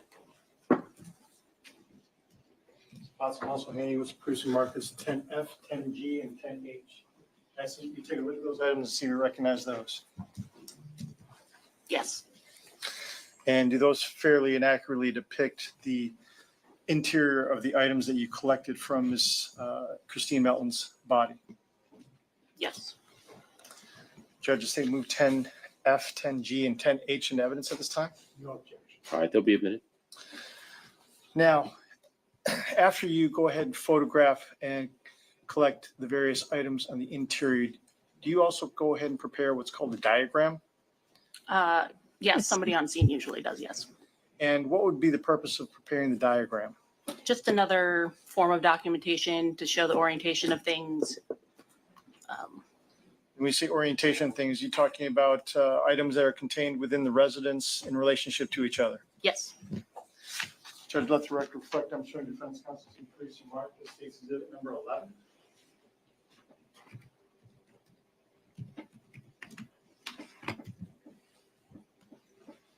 Approach. You may. Responsible handing with some producing mark that states exhibit number 11. Are you familiar with that particular item? Yes. Are you familiar with that item?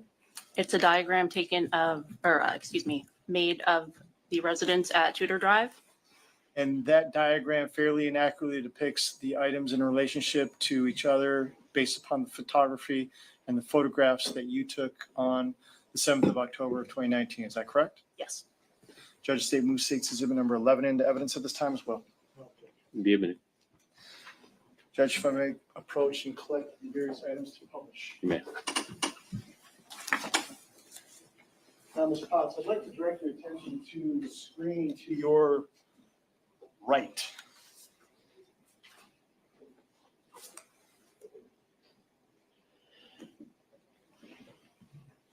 States 10, that's a photograph of obviously the mailbox, which orients us to the exact address to which you Kelly, I'll give were you dispatched. permission. Is that correct? Sorry, I was watching. Hi, YouTube When we're streets. Thanks looking for at coming. 10A, what are we looking at there?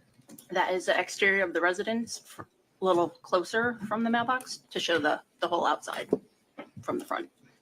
Thanks for coming in. Now, to assist How us are you? when we enter this particular residence, I'd like to show you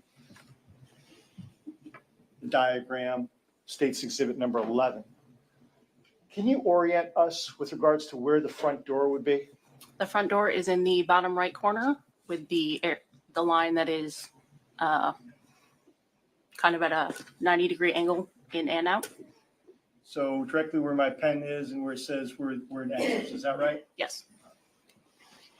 And as we enter into the front door, directly to our left, what area am I referring to as I'm circling the first big rectangle that's to the left of that area? The furthest to the left is the living room area and then the dining room table area. And if we proceeded in the front door and moved our way back into this particular diagram where it says kitchen, is that in fact indeed the kitchen? Okay, real quick. I hate TikTok because when somebody goes live on TikTok, it's not rewatchable. I hate it. So Mila supposedly was on a live. We can't rewatch it till somebody wants to re-upload it. So hopefully somebody screen recorded it so we could watch it. But there is a video I think is her here. So she must be on somebody named Kelly because she says, wait, wonder if it's Kelly Matthews. So she basically says, she does a little short video. Here, I'll show you what I'm talking about. But as far as the live, you guys, I'll be keeping my eyes open and I'll let you know if I find it. But hold on one second. I wanna check Kelly's TikTok and see if there's anything on there because she says Kelly. Oh, it is on Kelly's. It's not the live, isn't because it was a live and you can't watch lives. But here, look, I'll show you. 1 second. Let me share my screen and then we'll go back to this. So she must have went live on Kelly's. Was it Kelly's? The person that saw it, was it Kelly's that she went live on? Or no? I don't know. But here, let me share this video. Yeah, YouTube for the win. Freaking, they need to do something, TikTok. I hate that when people are like, oh, they went live on TikTok. If you're not there live to watch it, you're screwed. It doesn't re-upload. I hate that.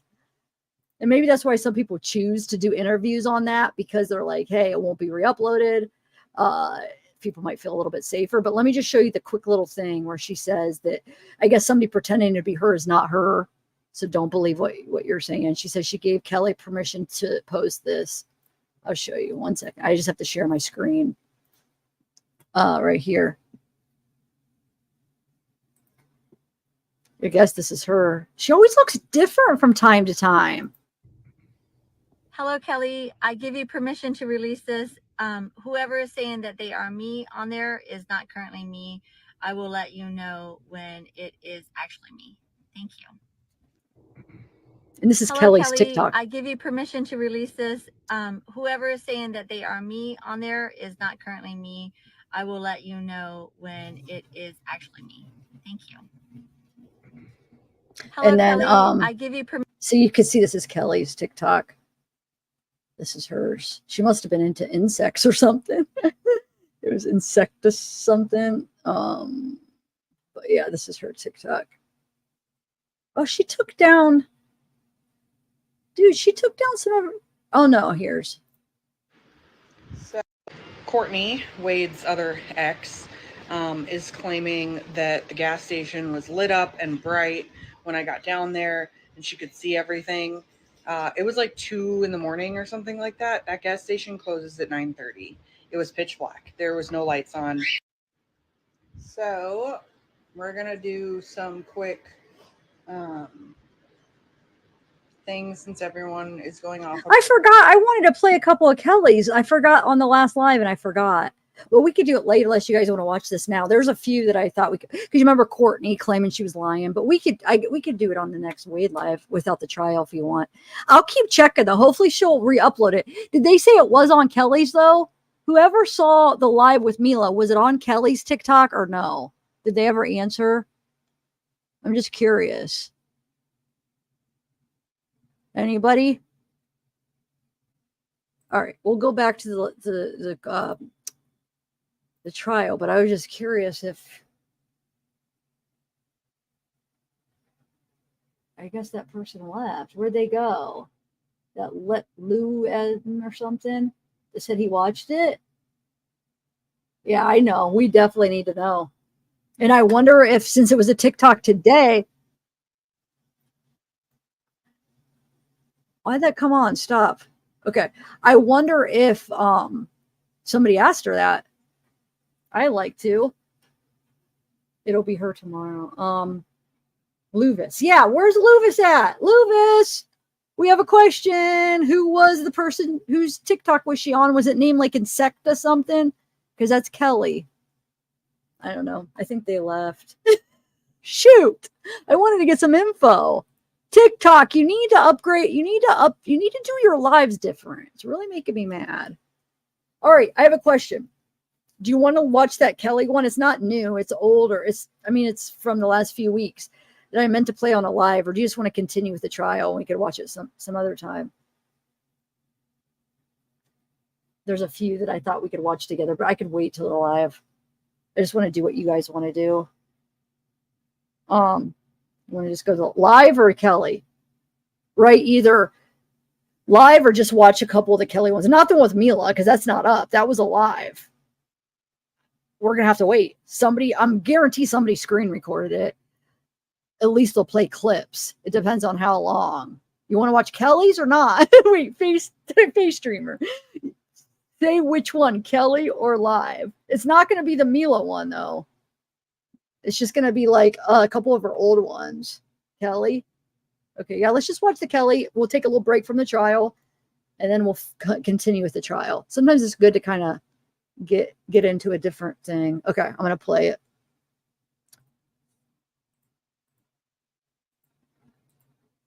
All right. I wish I could do the live, Rhonda. I don't know where it's at, and it's already over. And it's stupid TikTok. I'll be searching, though. Don't worry. If anybody finds it, email me. People have asked and said, for one, I am not racist. If anyone has seen the messages going around, I don't remember ever writing that. And to my knowledge, those could very well be fabricated. I don't talk like that. I don't say the N-word. I don't talk ghetto like that. I am not racist, nor would I ever openly admit to it on the internet where I know it's never going to go away. I don't know where that came from. Second, Courtney, Wade's other ex, is claiming that the gas station was lit up and bright when I got down there and she could see everything. It was like 2 a.m. or something like that. That gas station closes at 9:30. It was pitch black. There was no lights on. It's in the Keys. Stuff doesn't stay open all night unless you're down in Key West, which we were not. Also, she twisted it on me saying, well, you said that you went to use the bathroom at Sundowners. How'd you do that if it was closed? I didn't use the bathroom at Sundowners. I opened the door and peed outside of the car because, again, it was 2 a.m. Wade wasn't going to let me out of his sight because he thought I would run, and I had begged him to use the bathroom. Another thing she wants to talk about, and all the other Wade wives or whatever the fuck they're calling themselves want to talk about, that everyone in the courthouse against him have all been to jail.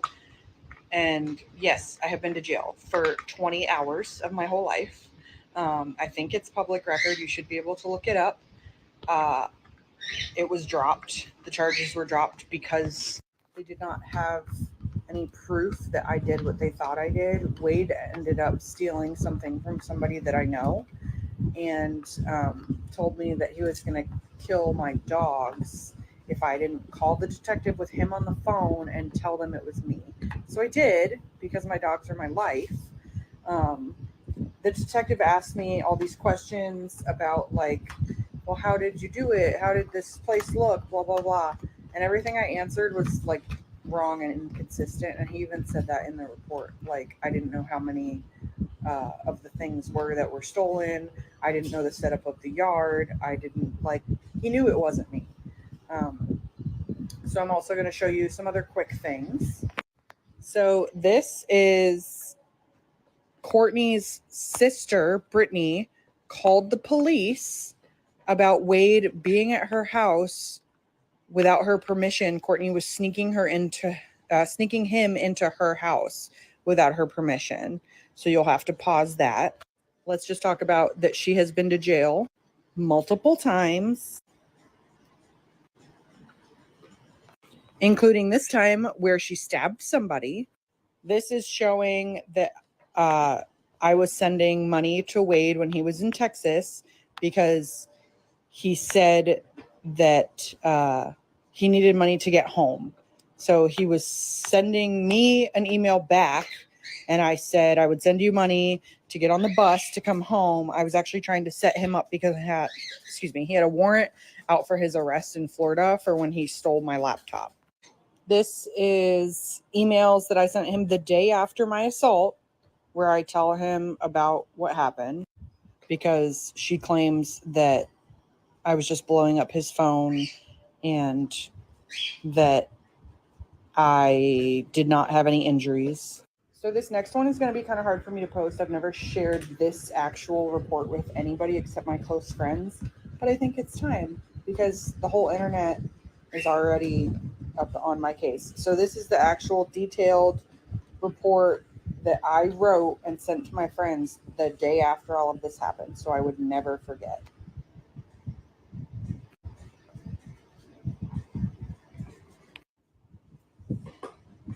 So anyway, you can pause to read all of that. I do not make money on this website. People are like, oh, you're making money off of this, blah, blah, blah. I've made $4 off of the live videos, off of all the views, all that stuff. People that make money on TikTok have 300 million views. I don't have that. I'm in a happy and healthy relationship now. None of your business with whom, but I am not desperate. I am not wanting him back. All those messages about me wanting him back was back then. I was damaged and my brain was not understanding what had happened to me. It's called battered women syndrome, trauma bonding. You can look it all up. It's all real. It happens to a lot of people that have severe trauma. They cling to their abuser. And that's what happened to me. And I 100% admit it. I have nothing to hide. I am doing this because I want to be able to help other people that are in situations like that so that they can get out. Or if they're afraid to leave, they can reach out to me. They can have someone to talk to, because there's so many people out here that are like, oh, you're just playing the victim. I would just forget it. Like, brush it off. I got abused and I didn't tell anybody. Okay, that's fine. That's you. That's how you heal. I heal by telling people what happened to me so that other women or men are not afraid to speak out about their abuse, because it's become such a stigma that if you're abused, you hide it. Even some of my own family, when it happened, they were like, hey, don't talk about this on the internet. Like, screw you. I'm going to tell everybody what happened to me because I hope that I can save a life. And I did. I have a couple friends that were in very abusive relationships reach out to me, and I helped them get away. They got phones, they left in the middle of the night, and I helped them leave.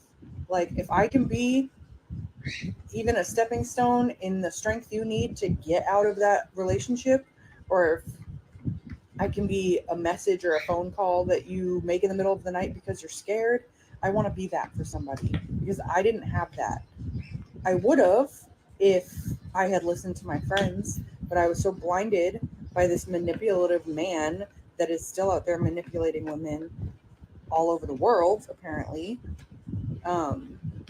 If I would have just listened to my friends and my family, I wouldn't have been in this situation. And, you know, Courtney is very lucky that she didn't end up like all of the rest of us.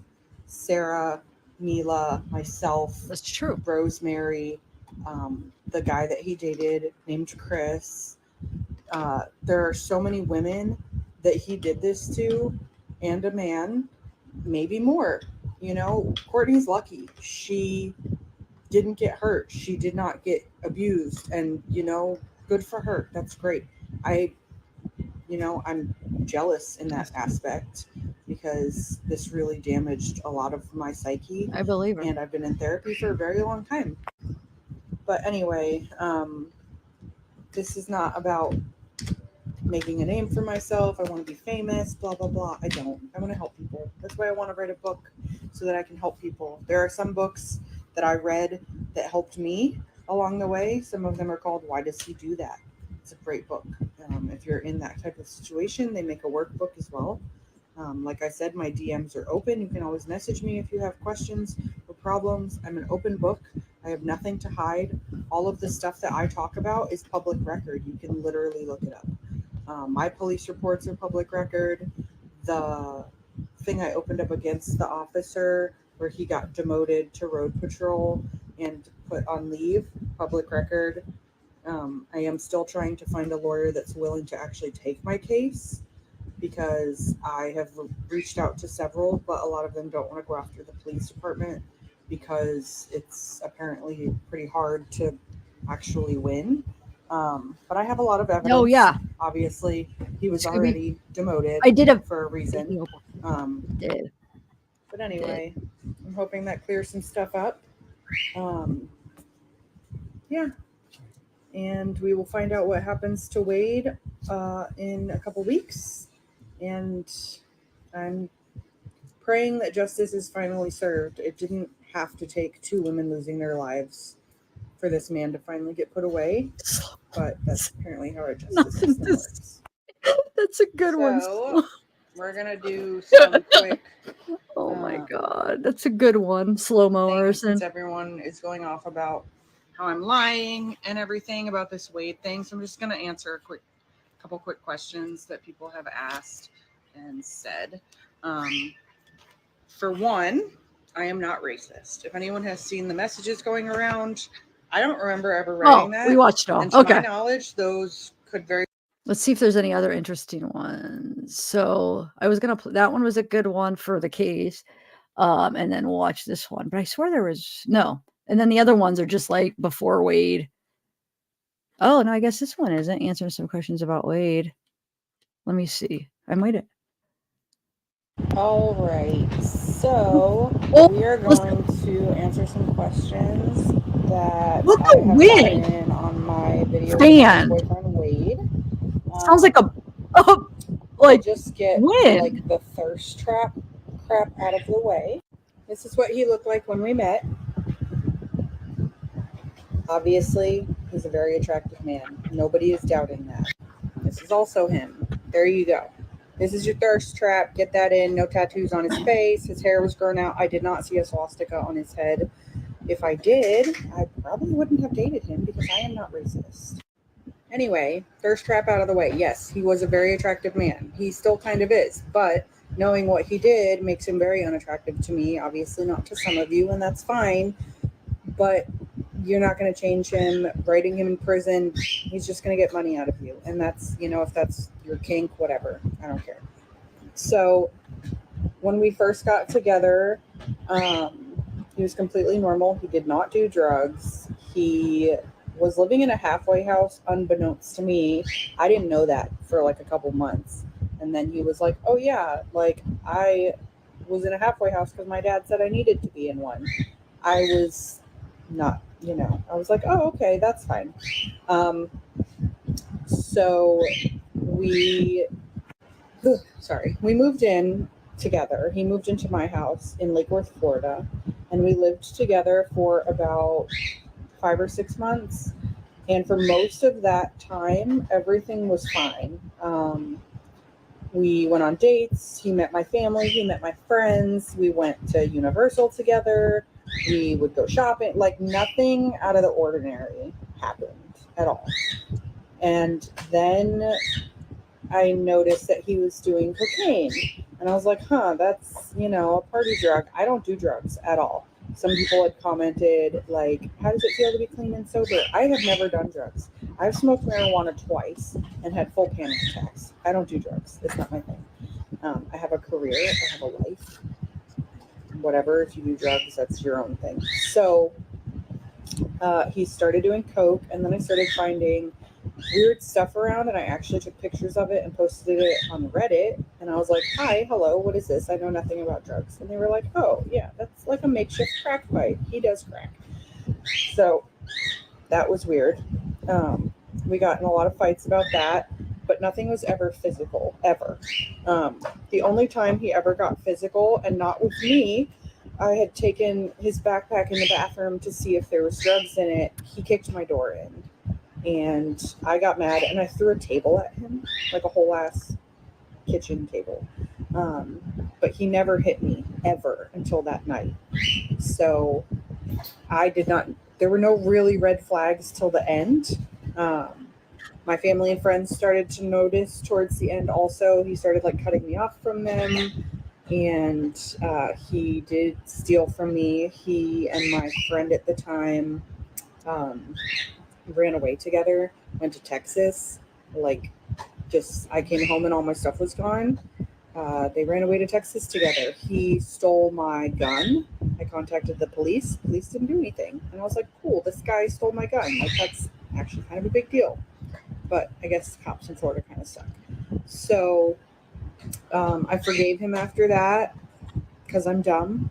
And as many of you have pointed out, I'm a 3 and he's a 10 or whatever. I can't believe people are saying that. Yeah, I was though. dumb and I was like, this guy's I mean- hot and I'll do anything to keep him around. Unfortunately, that's what I did.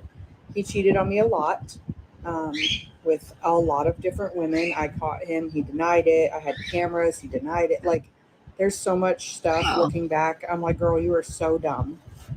I don't know. He is a master manipulator. That's what he does. That's how he's always lived his life. After he did what he did to me, I called his his adoptive parents.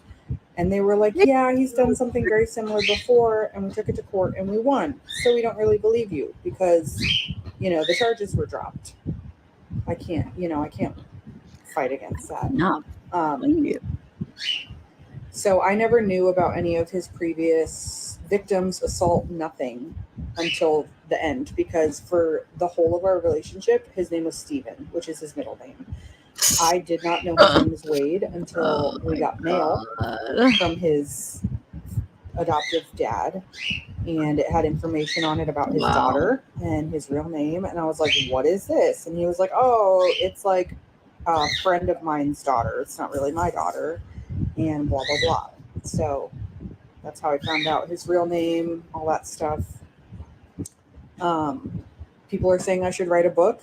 I don't know how to do that. If anyone wants to reach out to me and help me, that's great. People are saying I should sue the police department. I would love to. That costs money. If anyone wants to donate to a lawyer or find me a lawyer that'll do it, I would love to. I contacted them the other day to find out what happened with my internal affairs thing that I set up like a year ago when I was looking into it. I found out that the detective Potter, who was in charge of my case, got demoted to road crew, and he was suspended for only 120 hours for misconduct. So I don't know. They told me I need to contact the SIU units to try to find out if anyone knows where my evidence, my pictures went, anything like that. Police report, everything's gone. I would obviously like to see that. I have photos from the police's personal cameras. I'm going to give you a trigger warning. These are kind of bad. So this is my lip. He busted my lip open. These are the ligature marks on my hands. These were pictures of my TV because they sent me a CD. So this is where he tied me up with garbage bags that were in the back of my car, cut the circulation off my hands. I literally thought my hands were going to fall off. This is the marks from being strangled. And, you know, by his hand. This is where he bit me. He bit my chin and my ear. And then this is how he was the rest of the time. He was a very good looking dude. I don't doubt that at all. I mean, you know. Wait. How he did what he did. He lured women. Wait. What report were we reading where he bit somebody's ear? It wasn't Kelly's, right? Because I didn't read any of Kelly's reports. There was another one, either Mila or that in 2014. I swear he bit one of their ears, right? Or was it Kelly's? I don't know. Because it made a remark like Mike Tyson or something. I have to go back through the reports. I swear it wasn't Kelly's, but maybe it was. He's very charismatic and smart, and I do not doubt if people write him in prison, he will have you sending him money and promise that you are the only one, and it's just you and me, and blah, blah, blah. Girl, it is not just you and him. It is you and every other woman that simps over him. And you know what? If you want to spend all your money on someone that's never going to see the light of day, I don't care. He can't hurt anybody in there anymore. Mentally, maybe, which, you know, whatever. I have been contacted by him in the last year or so. I don't answer phone calls from him. I don't answer emails from him. I want nothing to do with him until it's time to watch him fry, and I will be in the front row with a big old sign saying bye. That's what is my goal. I've had some interviews with news stations. I'm trying to get an interview with Bunny, Jelly Roll's wife, because I saw that she wanted to interview him, and I think it would be better if she talked to a victim. I am still in contact with his ex that testified against him. She and I text sometimes. And are you here? Are you helping? But like I said, if anyone needs to talk, wants to get out of a relationship like that, please reach out. I am a nice person. I'm not going to judge you. I will do everything I can to help you. And for those of you that want to be mean and say, you're not his type, I don't know what he sees in you, blah, blah, blah. He saw a fragile girl that had money, that was just, you could be used. And it doesn't matter what you look like. I was more attractive back then. I'm a little chunky now, but whatever. He still hits me up. It's not skin, it's skin deep. It's, you know, he was trying to use me, and somehow I got away, thankfully, and he will suffer for it. And yeah, so if you guys have any more questions, please reach out. I will maybe do a live video. I don't know. Whatever you guys think, let me know. Hold on. Let me play. Hold on one second. All right. So. And then there's one more we could watch while we're waiting. Whoa! I thought that's not the right one. Shoot. Hold on. Hold on. I better check these before. I swear there's one more where she talks about the stuff. Not that one, not that one, not that one, not that one. I guess that's it. We could start watching the trial again. Okay, Tina. No biggie. Yeah, that happens. Usually if you do like a Google Drive, but I just thought I could have just went to like on I can't talk. Oh my God. Can I speak English? Leah, let me know. I know Lewis is supposed to email it to me too, but let me know when it's uploaded. Do you mind if we watch it? If I don't get it before, so we can watch it together then? If you don't mind, I gotta watch it with everybody. So give me a heads up when it's ready, will you? Somebody just email me. Let's see. Is this Lewis? Hopefully. No, this is a different one. What is this?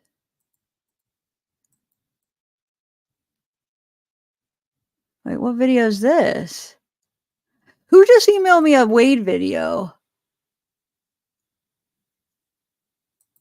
I'm trying to figure out what it is because I can't do the sound right now because if I turn on my sound on this, I don't know what it is. It doesn't look like it's the Mila one though. But I'll have to watch it later. Thank you. Oh, Tina. Okay, let me know. And where'd she go? Wait, are you still here, Tina? Let me know when it's ready and I'll just go, we'll play it straight from yours to give you a shout out if you don't mind. I'll just keep checking, but hopefully you don't mind, right?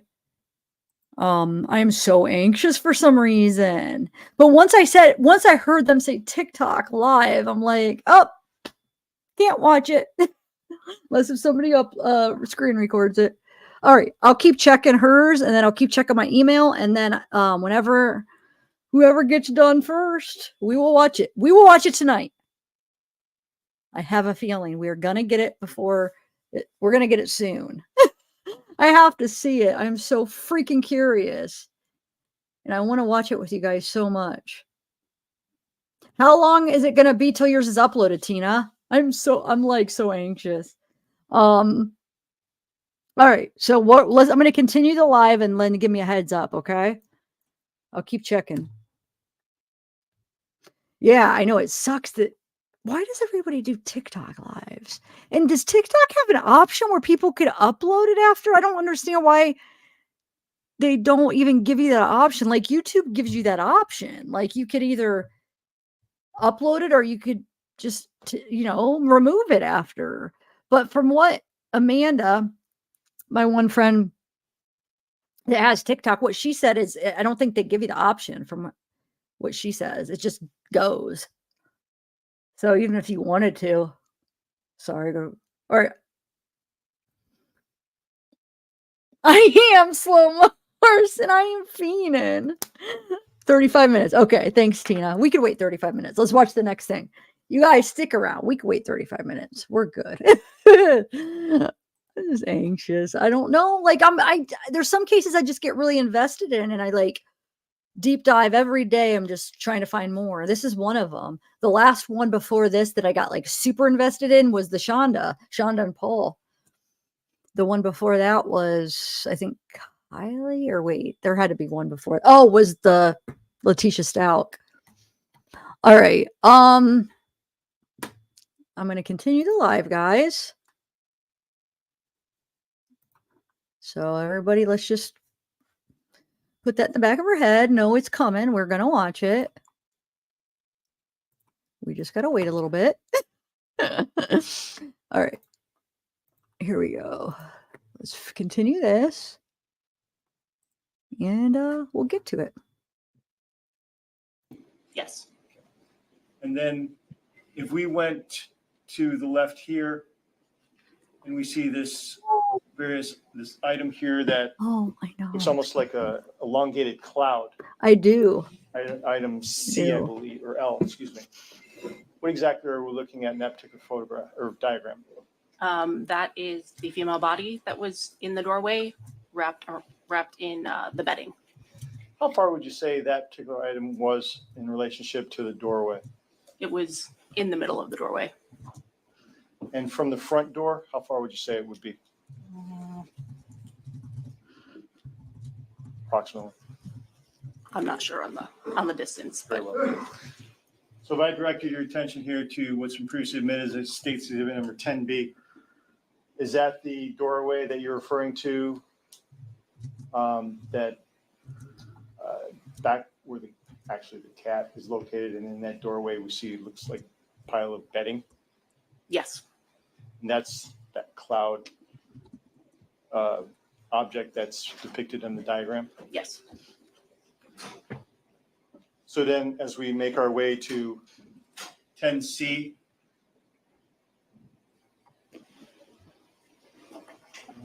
what did you do when you observed that particular pile of bedding and clothing? Photographed it.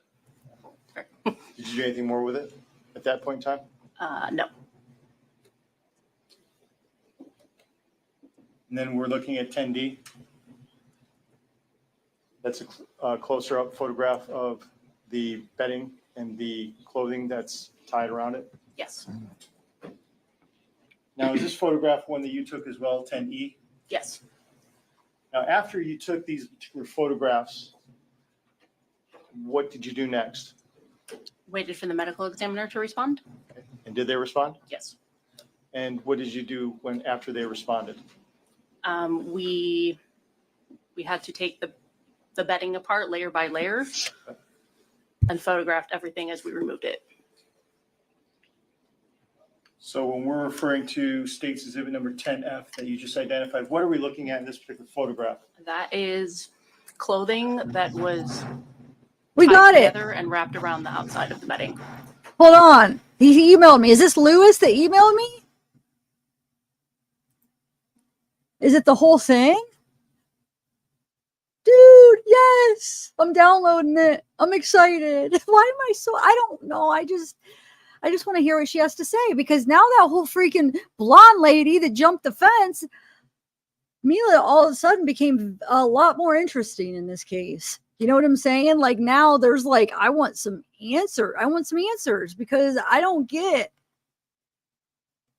it isn't quite what it seems. Now I do think, I mean, Wade is the guy, he freaking murdered those girls, but there might be some things that she hid. All right, so hold on. Let me download it on this. Yay! How long is it? I hope it's I hope it doesn't download good before I get all excited. Hold on. Computer's taking a minute, of course. At all times, it's gotta take a minute. I guess I could play it over here then. Yep, you guys ready?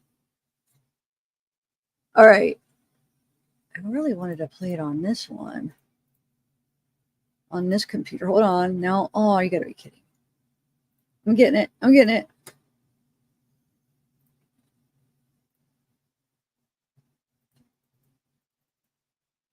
All right, that's spinning. I guess we'll just have to do one here.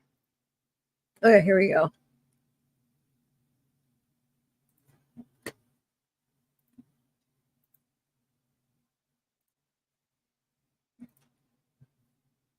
Here it is. Yes, I got it. I got it on this one. All right, here we go. Share video file. Are you guys ready? Let's see. Thank you, Lewis. If that was Lewis, is that Lewis that sent it? Thank you.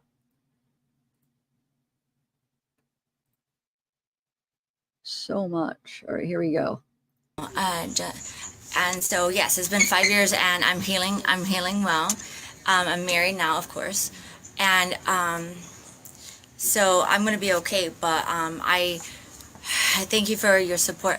But I mean, there's been a lot of speculation over stuff. And, you know, once he gets sentenced, everything will come out, because there's a lot of things that could not be discussed on the stand because it made him look worse and it would create a mistrial. So.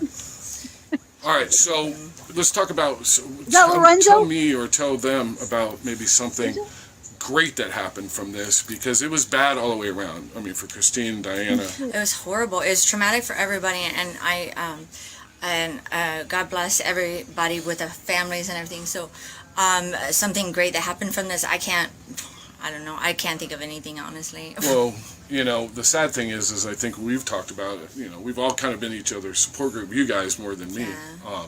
I'm just being your friend. But I think one of the things that really always stuck out that you said to me, Mila, was, I'm a victim here, and yet I'm getting trashed.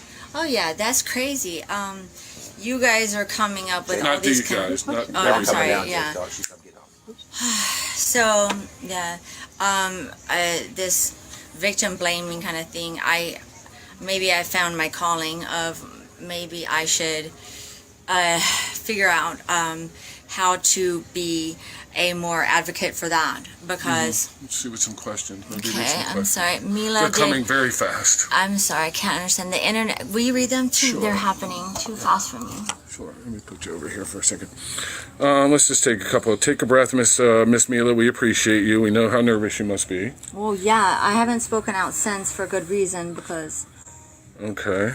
A lot of people are sharing the live right now.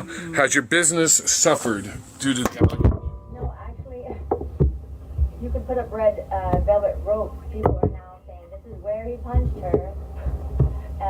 Would you say you're monetizing off of it? No, not at Covered all. up the. My employees are like, oh, we just drove by the Buddha and this and that. And like, it's horrible, but people are making this infamous, and I can't control it. You didn't ask for it. I did not ask for this. No, you certainly did not.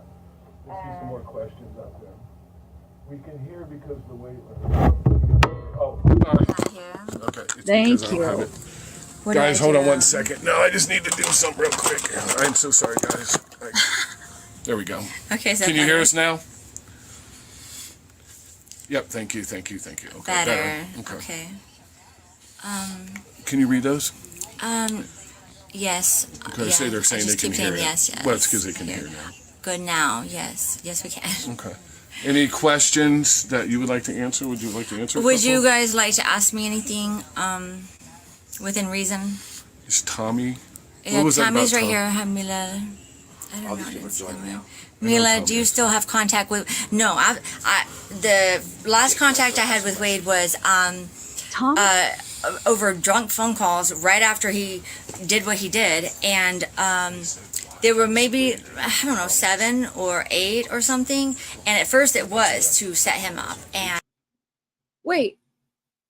Show sent as it's 2 parts. Oh, hold on. Wait, why'd she say Tommy's right here? That's Tommy? I am so confused. Let me check my email. Oh, you did send me part 2. Thank you. Which one was part 1? Is this part 2, are you saying? This is part 2 or part 1? First live, they did 2. And in the second one is more organized. They answered way more questions. I don't have a recording of that one. So wait, is this a different one? Hold on 1 second. Let me see. Because you sent me 2, but I don't know if it's 2 different ones or not.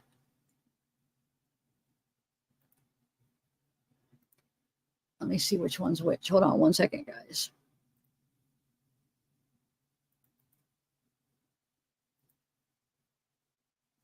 I'm trying to figure out which one's the first one. Oh, this is probably the first one, right?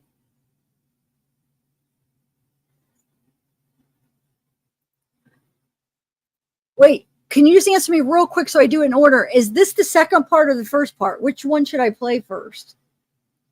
I don't get it. I need to know, but let me, I want to play it in order. Lewis, that's Jake and Tommy, and Lorenzo are there. Which one's Tommy, though? I want to see what Tommy looks like. The guy that's talking, who is he? I want to know who that is. But hold on, let me, should I play the other one first? Is all I want to know. So this is the first one. Is this the first one? Did you? Or no? Forever. I don't know. Oh, okay. Thanks So for how did you sending meet it. Wade? I met Wade through. Yeah. So Eric was in the keys. Wade was in the keys with Eric, and he came here, and he knocked through a mutual friend on my spa door one night, and we met. Oh, the first one was one face streamer? Okay, I'll go back to the first one. Sorry. That's what I was trying to figure out. I want to play them in order. Okay. So we'll continue with the first one. Sorry. Here we go. Get the meeting on there. And who would not want to ask those questions? I had the most opportunity to get the most truth out of him. Why would I not use that and get answers for myself? Who would not ask those questions? So, the last time I talked to him was 2019. This crime happened 5 years ago. Yes, this happened October 7th. It was actually my son's 15th birthday. So I was about to, I think,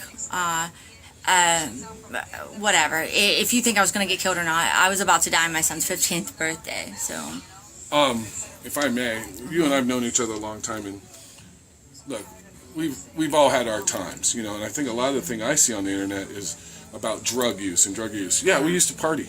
Yeah, we did. So what? Hands down. Whatever. Okay. I don't anymore. I obviously cleaned up my life. I got married, and I got married 4, 3, 2, 1. He's a musician, so it was April 3rd, 2021, and that's to clear up that. And I can also clear up the timeline. I was not multiple layer men. I don't know where you guys are getting it. Friends. Me and Tommy were together 6 years, and Tommy's right here. My husband is in a band with Tommy. He's right there. So, all this speculation that we're in a drug crime thing, no, they're just musicians. We're in a small, big town. The music circle's small.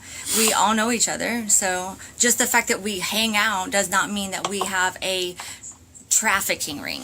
All right, you see some other questions. All right, let's see what we got here. So you look great, and you were worried about it. Let's talk about that a little bit. Hold on, let me talk about it. I didn't wear my. I didn't. Okay, go ahead. I know this was. I'm pissed off. Fuck off about that. All right. You always look great when you go out. You always look great during the day to us. But I didn't know this was going to be on national TV, first of all. I looked respectful for the judge. I'm sorry that you thought I had a gap in my teeth. I was on vacation and forgot to wear my Invisalign for like a month. And the reason that I have a gap in my teeth is Wade punched this tooth so bad, it turned like a shade of gray for a long time. We thought I was going to lose my tooth. So about 3 months we were watching the tooth trying to see, and it shifted. So once we realized the color was coming back to my tooth, I started getting Invisalign and started wearing those. And you know, that's a daily thing. If you don't wear them, your teeth shift back. But yeah, your boy Wade is the reason I have the gap. So I don't know. You guys can think what you want. I'm just so tired. This is a trafficking case. I mean, like, this is a case where you guys are saying we're trafficking people, and this is a murder case where somebody killed 2 people. And we live in this town. You guys are just making this insane.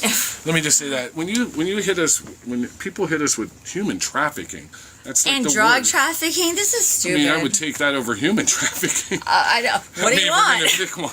Which one? You guys are crazy. I mean, I'm sure it's not all you guys. So, but just the absurdity of this. You guys' imaginations are really cool.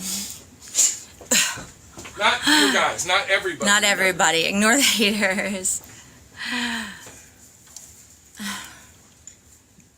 You guys can stay still, get some more for this. I don't know how to work this thing. I'm trying, buddy. I'm trying. Blame her. Everybody's busy, so Can you really blame her? So I'm not really sure. I've never done TikTok before. This is my first time. Where'd you meet Wade? I met Wade. He showed up at my spa one night. Tommy brought him in from the Keys. And I don't remember what night. I know on Stan, I'm like, I don't know. Because who knows what day or time, whatever. I was... I had a girlfriend. He had a girlfriend at the time. We brought him in. And we chilled at the spa for a little bit. And we met. For a long time. Say what? Why don't you come over? Yeah, we have. Come join me. The questions come at the bottom, Tony. Okay. If you can catch them. So Tommy Williams. Hello. So yeah, Tommy was the boss in the Keys, brought Wade here, and I met him that way. And I don't know, it wasn't a spark at first, but he was persistent. He's a leech, and he had no income per se, so he kind of leached onto me because he thought he had a good thing. And he was hard to get rid of. People keep saying I'm 10 years older. It wasn't my freaking choice. He wouldn't let go of me. So Is there any questions for Tommy while you sing? Tommy, do you know that Joey loves? Let me see. Do you know that Joey loves? I don't know. Like, Do I know do you the know what? that Love he loves joy. Joey, I guess? It's a love about joy. Joey It's is that his love butt joy. buddy in jail. It's Wade's boyfriend in jail. Oh yes, I don't know anything about that. Somebody. No, somebody asked me if I knew he was gay or not. We never saw any of that down there with him. He'd never act like that whatsoever. So there's Tommy. Okay. I didn't know what Tommy looked like. Not what I was expecting. Well, he's older than what I thought. Okay. Joey, no, we don't know Joey. Is he kangaroo? I have no idea. Yes, he's definitely a kangaroo. He's a real. So, any other questions? What are they saying? I'll read it to you. Hi, Tommy. But you told him you loved. Oh, I missed that one. How do I go backwards? You don't know how to do this. Okay. Was he always abusive? Why were you with him in the first place? Why? Because, like I said, he leashed on to me. Yes, he one time in the past, and I chalked it up to having a bad night, and maybe he was drunk or high or whatever. And I forgave him, which I should not have. And it went to something different. It's a white screen now. Oh, sorry. That's my fault. All right. I can't. You want me to read some questions too? Oh, can you put it back? Yes, I can put it back. Hold on.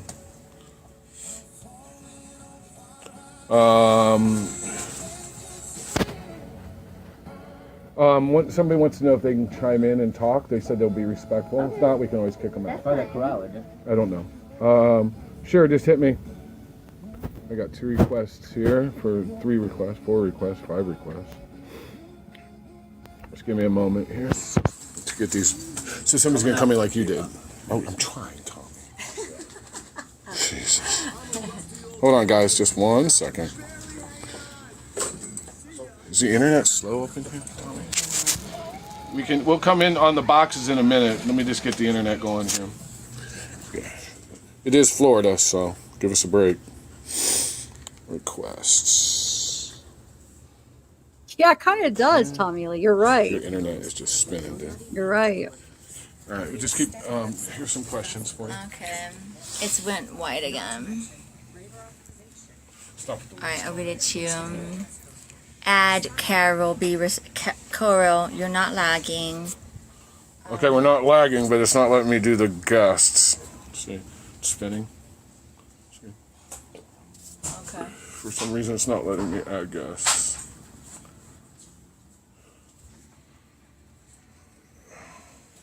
Hold on, we're trying, Carol. Yeah, I don't know. Let me take it off. Hi, H. Let me just go Rivers. 5G for a sec. Thank you again, Lewis. This is awesome. I wouldn't have been able to see it. Well, Tina, but okay. How do these Multi-guests. live things work? Do they get recorded? it's interesting They can. They do? to see like all the people we've been looking into now. Oh, we're okay. So, how did you meet Wade? I met Wade through. Yeah. So Eric was in the Keys. Wade was in the Keys with Eric, and he came here, and I think this is when he the other knocked through a mutual friend on my spa door one night, and we met that night, and he kept persisting and calling me on until I agreed to meet him again. And then he, like I went said, back down the Keys. yeah, he went back down to the Keys. And like I said, Wade really didn't have much money or anything, so of course he leached on to the closest thing that he saw that could Means, yeah. pay his freaking bills. So I was a means for him. So whatever. That's what I'll leave you users guys do. finish. You guys are like fantasizing about a loser, but Tommy is ex. Hold on, Tommy is ex and worked with Tommy. No, Lorenzo is her husband. Yeah, Lorenzo's actually right here. He needed a place to stay. Yeah, he needed a place to stay. He needed a car and he needed money. See, that's how you go back and forth. Mila, how is your family doing? My family's good. I have a 19-year-old son. He's doing really well. He's moved to Orlando right now. How have they been affected by this? It's been traumatic for everybody. I don't know how to Scroll. answer You can that. scroll. Is there any questions for Tommy while he's sitting here? I know he's got to do something real quick. No. Tommy's very busy. On and off. I'll read it to Tommy. We're way back. We got to go way back here. Here we I go. think, yeah. All right. We're good. See, there they go.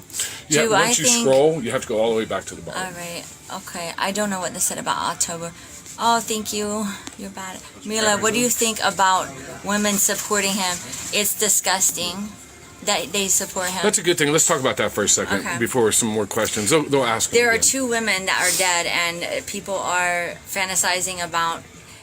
Obviously, Do you think this would happen if he was like not good looking, or if he was not tall and physique and no, Not like this. It's just some random guy. He's not good looking. He's got fake teeth. You take the teeth out.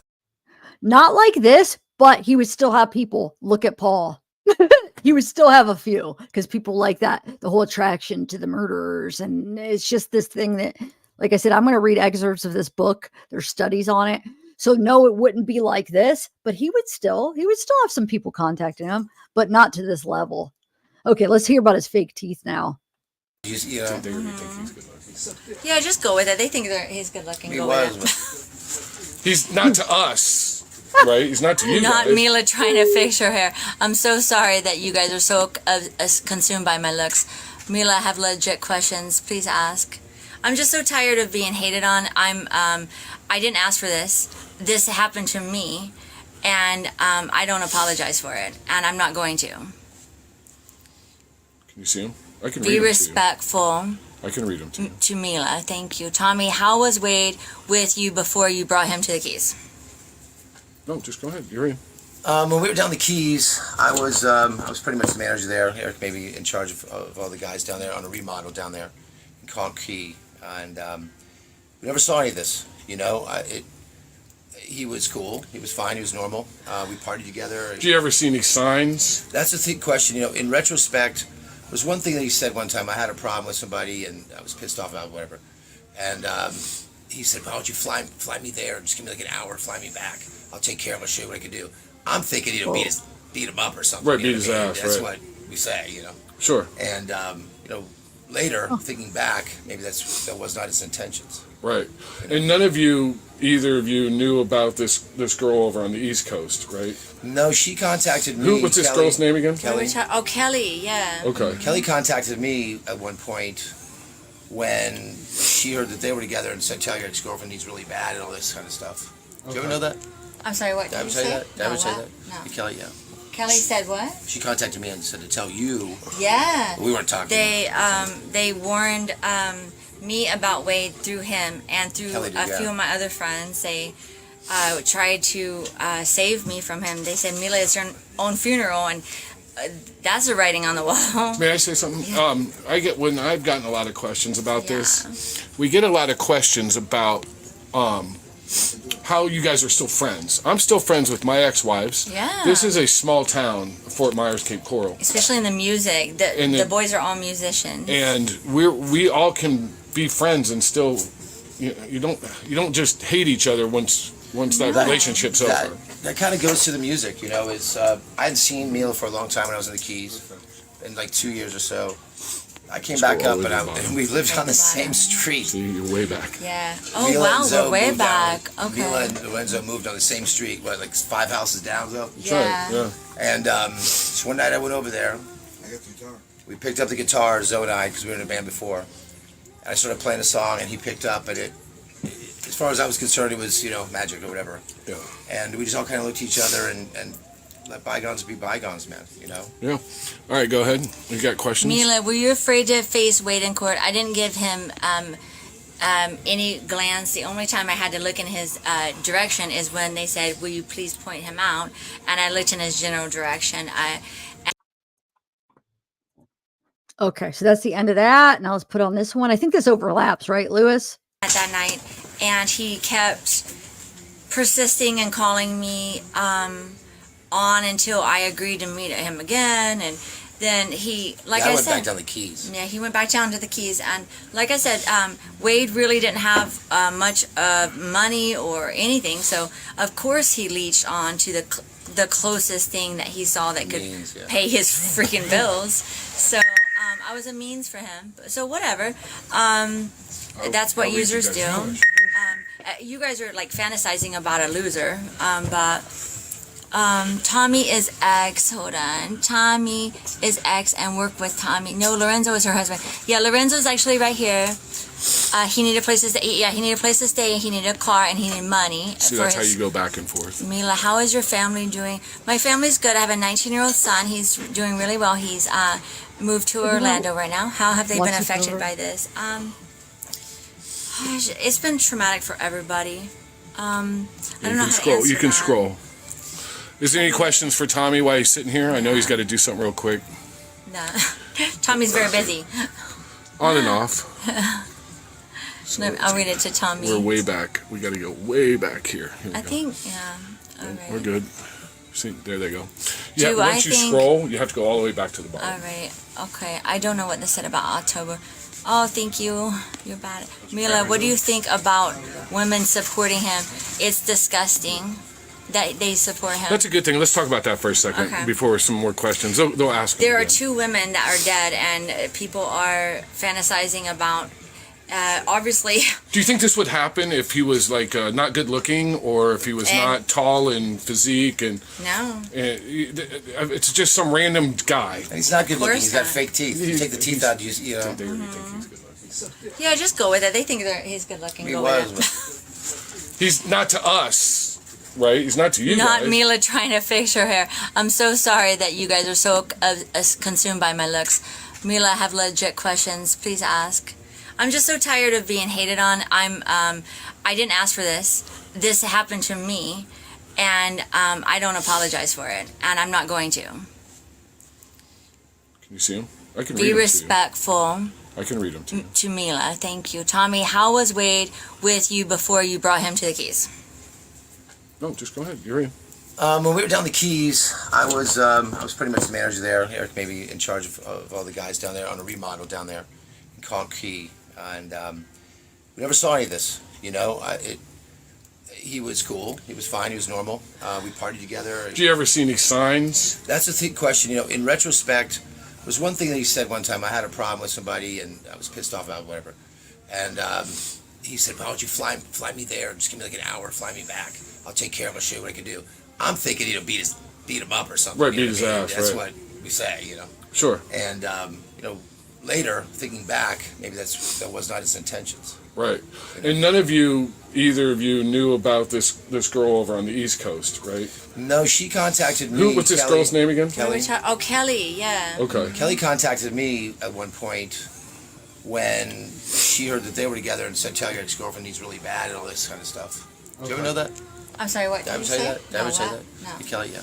Kelly said what? She contacted me and said to tell you. Yeah. We weren't talking. They warned me about Wade through him and through Kelly did, a few yeah. of my other friends. They tried to save me from him. They said, "Mila, it's your own funeral," and that's the writing on the wall. May I say something?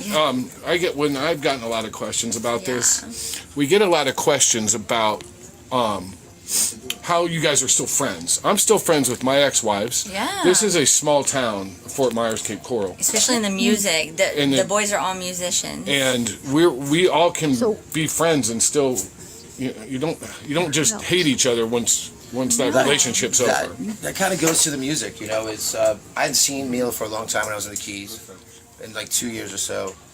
I came back up and we lived on the same street. See, you're way back. Yeah. Oh, Mila wow, and Zoe we're way moved back. down. Okay. Mila and Lorenzo moved on the same street, like 5 houses down, though. Yeah. And so one night I went over there.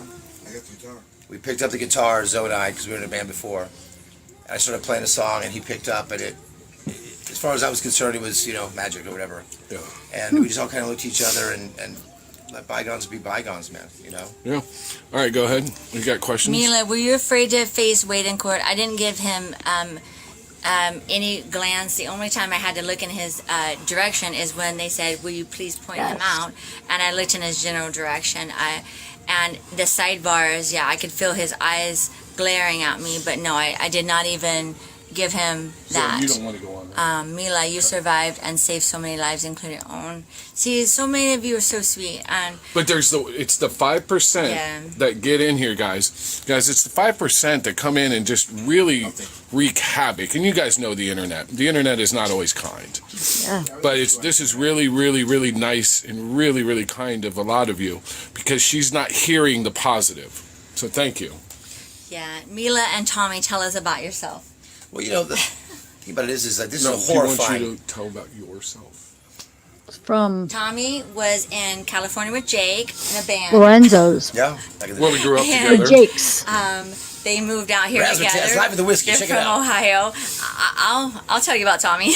I met you the first night you guys lived here. Yeah. Stop. Come on.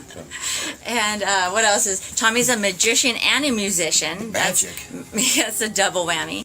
Real quick question: who's Jake? Because I have his TikTok. It's Jake, right? But if I go through the TikTok, it looks like the guy that I thought that it was Lorenzo. Isn't Lorenzo the one that we saw earlier? Right? So who the heck's Jake? Can somebody help me out here? Hold on. Oh, never mind.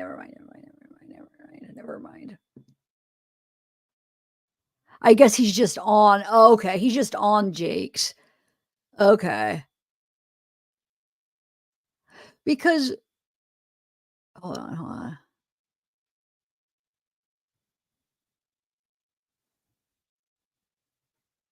Dude, isn't this Josh? Look what I just found. Give me 1 minute. Look at this. This is Josh on here. Why is there no music? Look, though. Is this not Josh? This is all of them. That's a Joshua. Is it not? Right? But this is Jake. The other one that we're watching off of Mila is Jake. Which one the heck is Jake? Because isn't that Lorenzo is all I'm trying to figure out. That's definitely that Josh guy. That's Lorenzo. And I don't know which one Jake is. But that was Josh, little creep. There's Tommy. Don't worry, we'll get back to that. I just wanted to show you because people were asking who's TikTok. Well, the TikTok actually that we're watching is this one right here. He doesn't have any videos, but wait, where'd it go? I just had it. Hold on. He doesn't have any videos, but you better believe he will. I guarantee they'll be doing lives all the time now. They're gonna milk this for sure. Here, this is wait, I keep putting the wrong one. I had it up. This one. Jake FN Jackson. But I guess they do have some reposts. Is there any Mila? I don't know why the sound isn't on. Can you guys still hear the sound? Anyway, I just wanted to show you. But no, there is that is Lorenzo, right? I don't understand why the sound's not on. Can you guys hear it? And it's just maybe my earphones are dead. Is my earphones dead? Hold on. I can't hear it. But anyway. All right, we'll get back to the Mila one. I just wanted to. That is Lorenzo. Isn't that Lorenzo or no? Yeah, but when I do like this, it's not. So I don't understand. I unmute it and it's not, but it's okay. I don't know if that is. Is that Jake or Lorenzo? Why did some of these guys all look alike? Like, I know what Lorenzo looks like. I have pictures of him. But why do they all kind of look like it's the same person? This must be Jake then, right? I know you guys think I'm crazy. You can't hear me?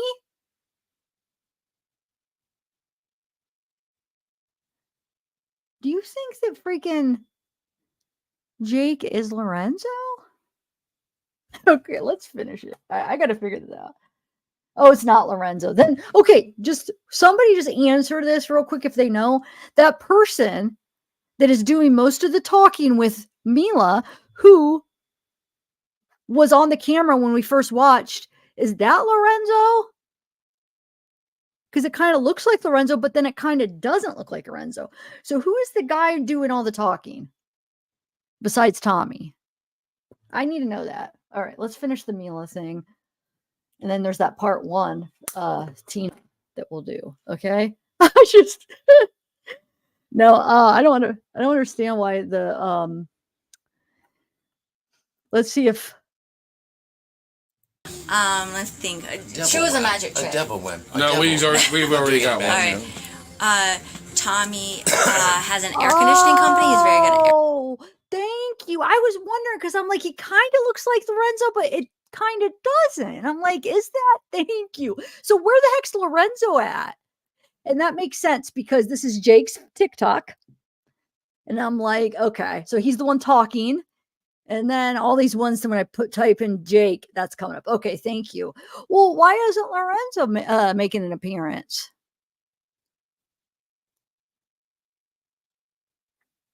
Oh, wait, I thought she married Lorenzo.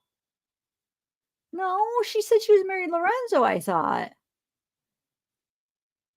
You guys are saying she married Jake? They do, Lee. Season 2. You're cracking me up. I'm going to press play. I need to figure out who the heck she married. I swear it was Lorenzo. Air conditioning. We do a lot of things, but multifaceted. Multifaceted. What about you? You were where I when we met you? It's too funny. in Fort Myers. Yeah, it was over there off by the bridge. I moved here in 2009. Yep. Yeah, thank and you, so I've Louis. known you guys ever since. Yeah, you and Carol. We gave you guys a ride home. And we always dated each other's best. You were dating my best friend, and I was dating you. Yeah. Oh, Jenny, forgot about her. Shit, I did date her. You did.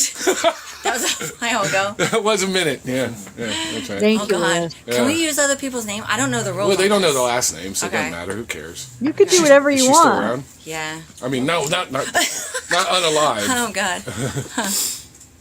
I don't know how. Okay. You were- Is this No, it's enough? okay, We should- Sonia. yeah, I was in the Okay. Navy for. We got about 5 more minutes, so Okay, a couple 5 more more questions. Mila, you survived. Mila, Thank you. do Yeah, I you saw believe it. he killed I before? saw it, Oh, Brenda. that was another question when on the thing he said, did he Ooh.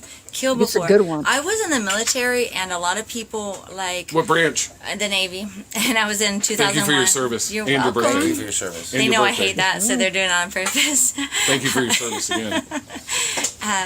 A lot of people Means something different when Zoe says it. said, like my ex-husband, he was on a boat and he said, oh yeah, I was picking up brain matter in Bahrain. A lot of people in the military like gloat about killing people even when it's not true. So when Wade told me, oh yeah, I'm a killer, this and that, I'm a little desensitized to that from the military. So if you can understand that. It's also the same thing when you talk about like a guy's talking to somebody like Jake. I'm going to kill that guy. You don't mean kill him. I'm not going to actually kill them. I'll tell you one thing about Mila. I'll give a personal anecdote. Oh, Lord. Personal anecdote. When I first met Mila, I said, "Oh, you were in the Navy," and she said, "Yeah, I was in the Navy." Why do you And like this? I said to her, I said, "What'd you do in the Navy?" And she says, "Oh, I was a photographer." And I thought immediately like bomb damage assessment and things like that. Nope. She goes, no, like admirals when they retire. I was stationed in Hawaii. Yeah. And I'm No, I like, was stationed in, I moved to Hawaii after, but I was stationed in like Norfolk. I'm like thinking you had this like, you're like doing bomb damage assessment. You're like, no, I just retired. Well, every now and then we had like, well, funny enough, a rape. Like we had to do ligature marks and stuff because Navy is its own JAG, and they're their own criminal investigation system. So, but other than that, Tommy, you want to add anything in conclusion? I was not in the Navy.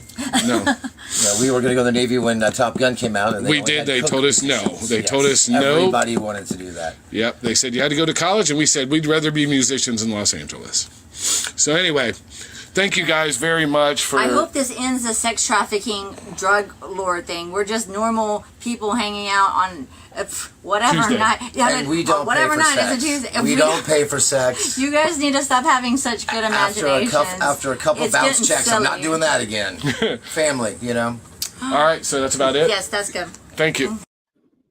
Okay, so Tina uploaded this and she said we could watch it. Right?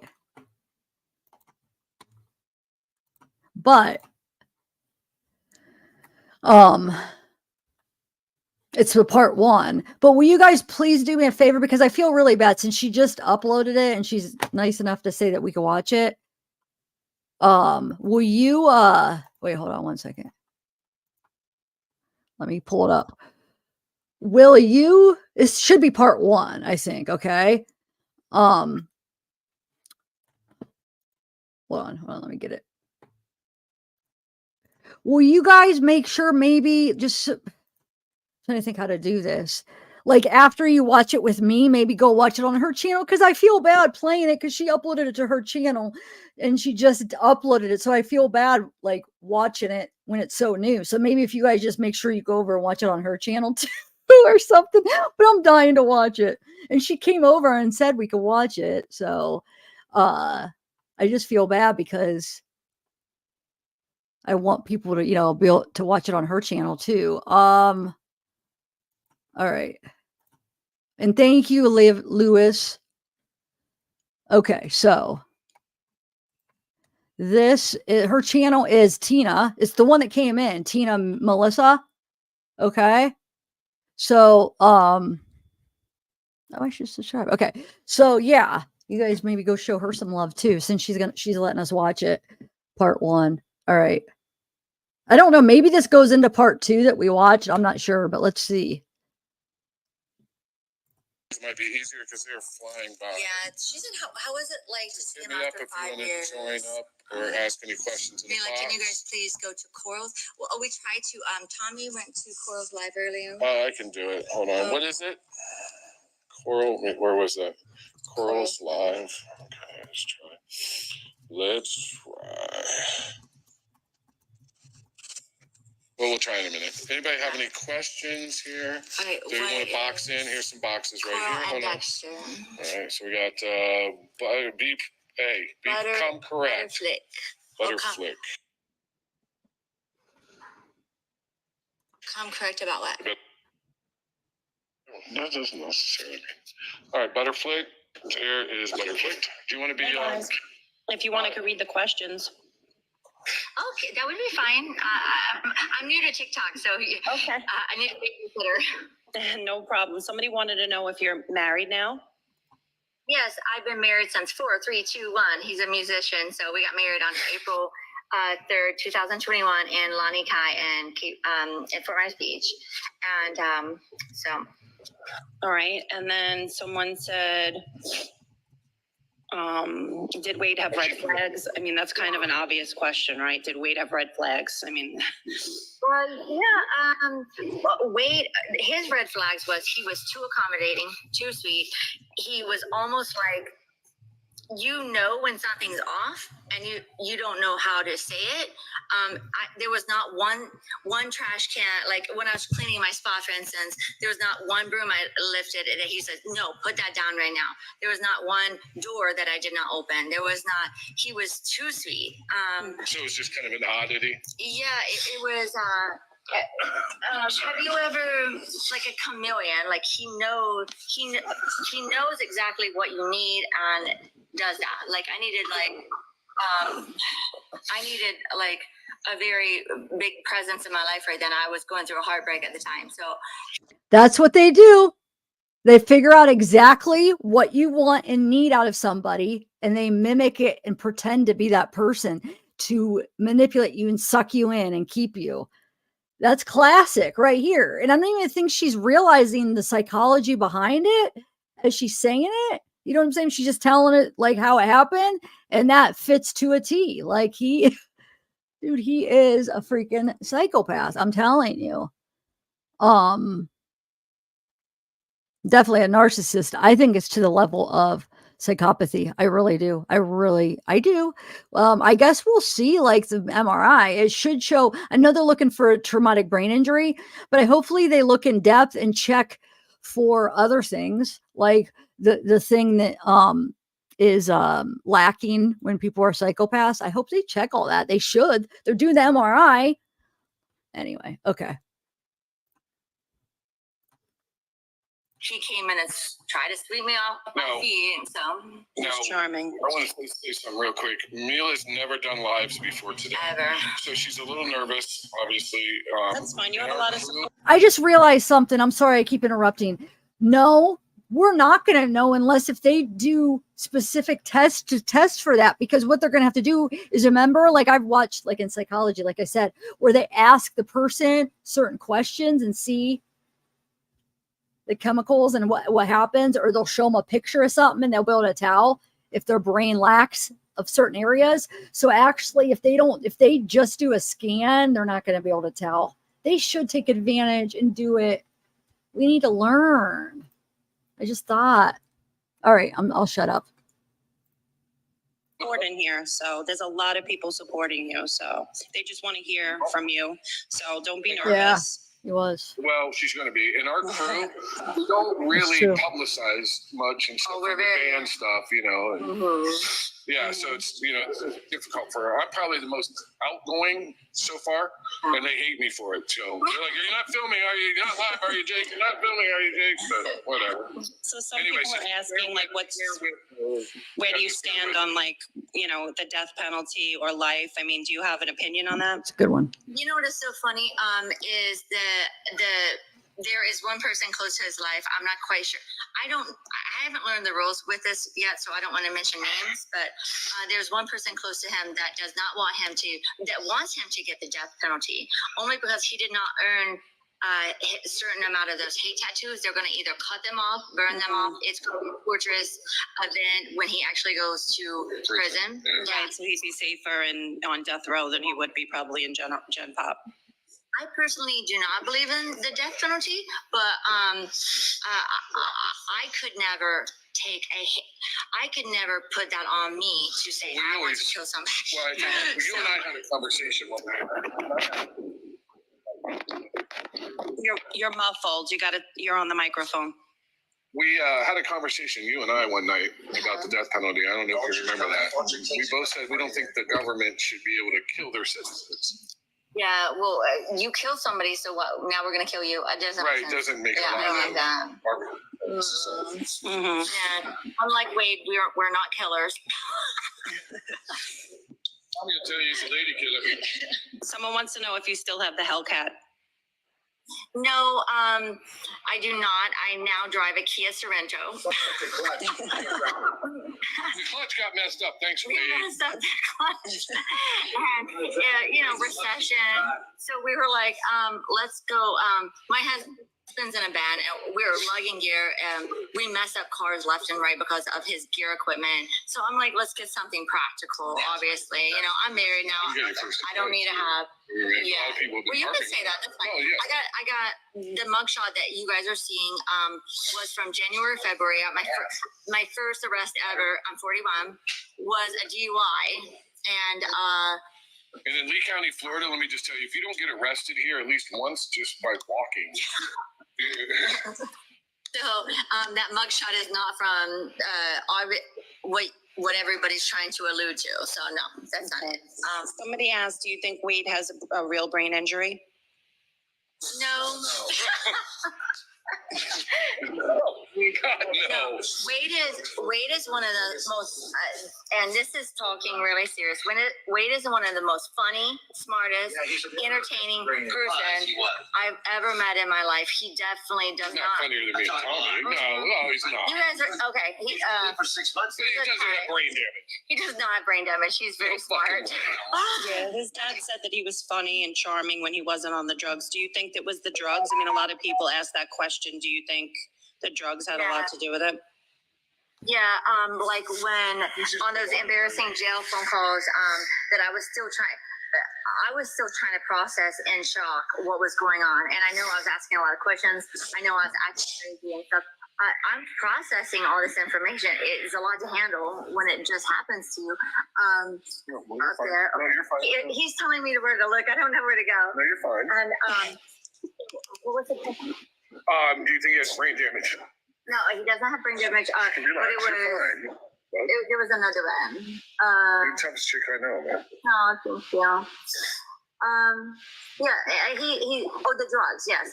The only other time that he hurt me really bad, he was on meth, and it does make him angry and crazy, and he hurt me really bad. I thought I was gonna die that time as well, but I was like, well, let's not let you do that again. Let's not do that again. Let's not let you do drugs anymore. So, I mean, I'm forgiving. I've had a rough life, so you know. Yeah, I heard you say on one of the calls that you had brothers, and you know. Yeah, I had a really traumatic life. Obviously, you don't just go out with serial killers unless something's wrong with you. Stop it. Would you shut the fuck up? God, you didn't know he was a serial killer. I didn't know he Her was. husband's over here like, honey, you didn't know. That's not it. It's not eHarmony. Yeah, it's like IntheSerialKiller.com. Yeah, right. And I'm sorry. I'm trying to be respectful also to the victim, so I'm not trying to make light of this whole thing. But it's like I'm new to this and I'm nervous, so I'm sorry if I seem like I'm nonchalant or not aloof about this. I do give. No, you take it to heart. You talk about it all the time. I know some people had asked if you knew the victims. No, actually, I knew Kristine. See, he knew Kristine. Kristine was at the bar together, and all my friends knew her, and I knew her. I was so confused. I'm like, But she was Cape, and you were Fort Myers Yeah, at that time. She I was was a Cape living- girl. yeah. So two different split. here, there's a river that goes into the ocean that divides Fort Myers and Cape Coral. All right, you're with me? Yeah. So you're saying that's not Lorenzo, right? That's Jake. Dang, they do look similar. I wish they show Lorenzo so I could see what he looks like. They definitely look similar. Anyway. Yeah. So there's a river that divides Cape Coral from Fort Myers, and most people on the Cape Coral side know everybody in Cape Coral. Most people on the Fort Myers They side know. seem to stay to their side. We stay to our sides of the river, but the Buddha is right over the bridge. And on Sunday nights, that was Sunday fun day. Sunday It's like fun a day. hangout spot. Yeah. Or Sundays. Yeah. It was back in the day, especially it was a day of the week that you knew where to go. Cigar bar Mondays, Yep. Sunday, you know. Yeah, Tuesday we You go knew to where to go. Bridget. Yeah. Yeah, I mean, Back streets. yeah, obviously, you know, I hang around like musicians and stuff, so we're out like probably 5 nights a week. So I don't mean to sound like party girl, but that's what I sound like. But whatever. There's nothing wrong with that. And a lot of people, like, I guess a lot of people just want, like, I think what everybody's wanted you to get on the live and address was like his claim and his story about, what went on in the Keys and like the spa and, his whole story. I mean, I don't know if you've heard it, but he did put out a story about everything. He's had nothing but 5 years to think about this. Yeah. After he admitted to all this, he had nothing to do but stare at a wall and start to think, okay, now I remember Mila was in the Navy with this person. Okay, who is this person? He started webbing a story together because all he had to do was that. He had nothing else to do. And it's odd because you've taken a lot of shit. Mhm. I've even taken shit which I shouldn't have never, but they're cutting like my post and saying, "Oh, this is Jake showing you how to kill somebody," or Tommy showing you what he did. And you said that was taken out of, well, you said you did that way before the Wade thing. And so I don't know about But that. that's just the internet. It's the internet, yeah. I mean, they'll find something you did, when you were 10 years old. It's just kind of the end. How does Jake come into the play? Because I never heard of Jake yet. What do we know about Jake? That's the first time I heard his name. You guys might have. I just haven't for some reason. I guess I was focusing on other things. This is the first I heard of Jake. Does anybody know his last name? Oh, I think it's Jackson. It's probably Jackson. Okay. And that's the way it works. Those jail phone calls, people do not realize those were from 2019. Yeah, 2019, yeah. I knew Lorenzo, We my know that. husband. He was in a band I met him in Memphis with Tommy, and we were friends since 2012, and we, Very well projected this. So it's not overlapping. It's just I tend to, I don't know, You don't like being alone, goddammit. Not a lot of exciting people around. The one time I date without somebody I didn't know for 5 years, they tried to kill me. So I'm never doing that again. Somebody's asking, how do you feel about the calls being released? I think it's a breach on privacy for sure. Yeah, my jail Well, you don't get any. Well, for one, I was not going to give him money. I did not think they were going to get released. I was not I was probably not ordering what I said I was going to order that much. I was distracting him from not putting money on the kiosk, you know? And never in a million years would I think that. Well, because you've never been to jail, that's right. I've never been to jail. That's right. And my establishment, well, okay, that's another thing. All these things about my establishment that are saying 5 years ago there was somebody following me around, I was taking pictures of a child. I could take you up to my unit from 5 years ago when it was just suite number 6.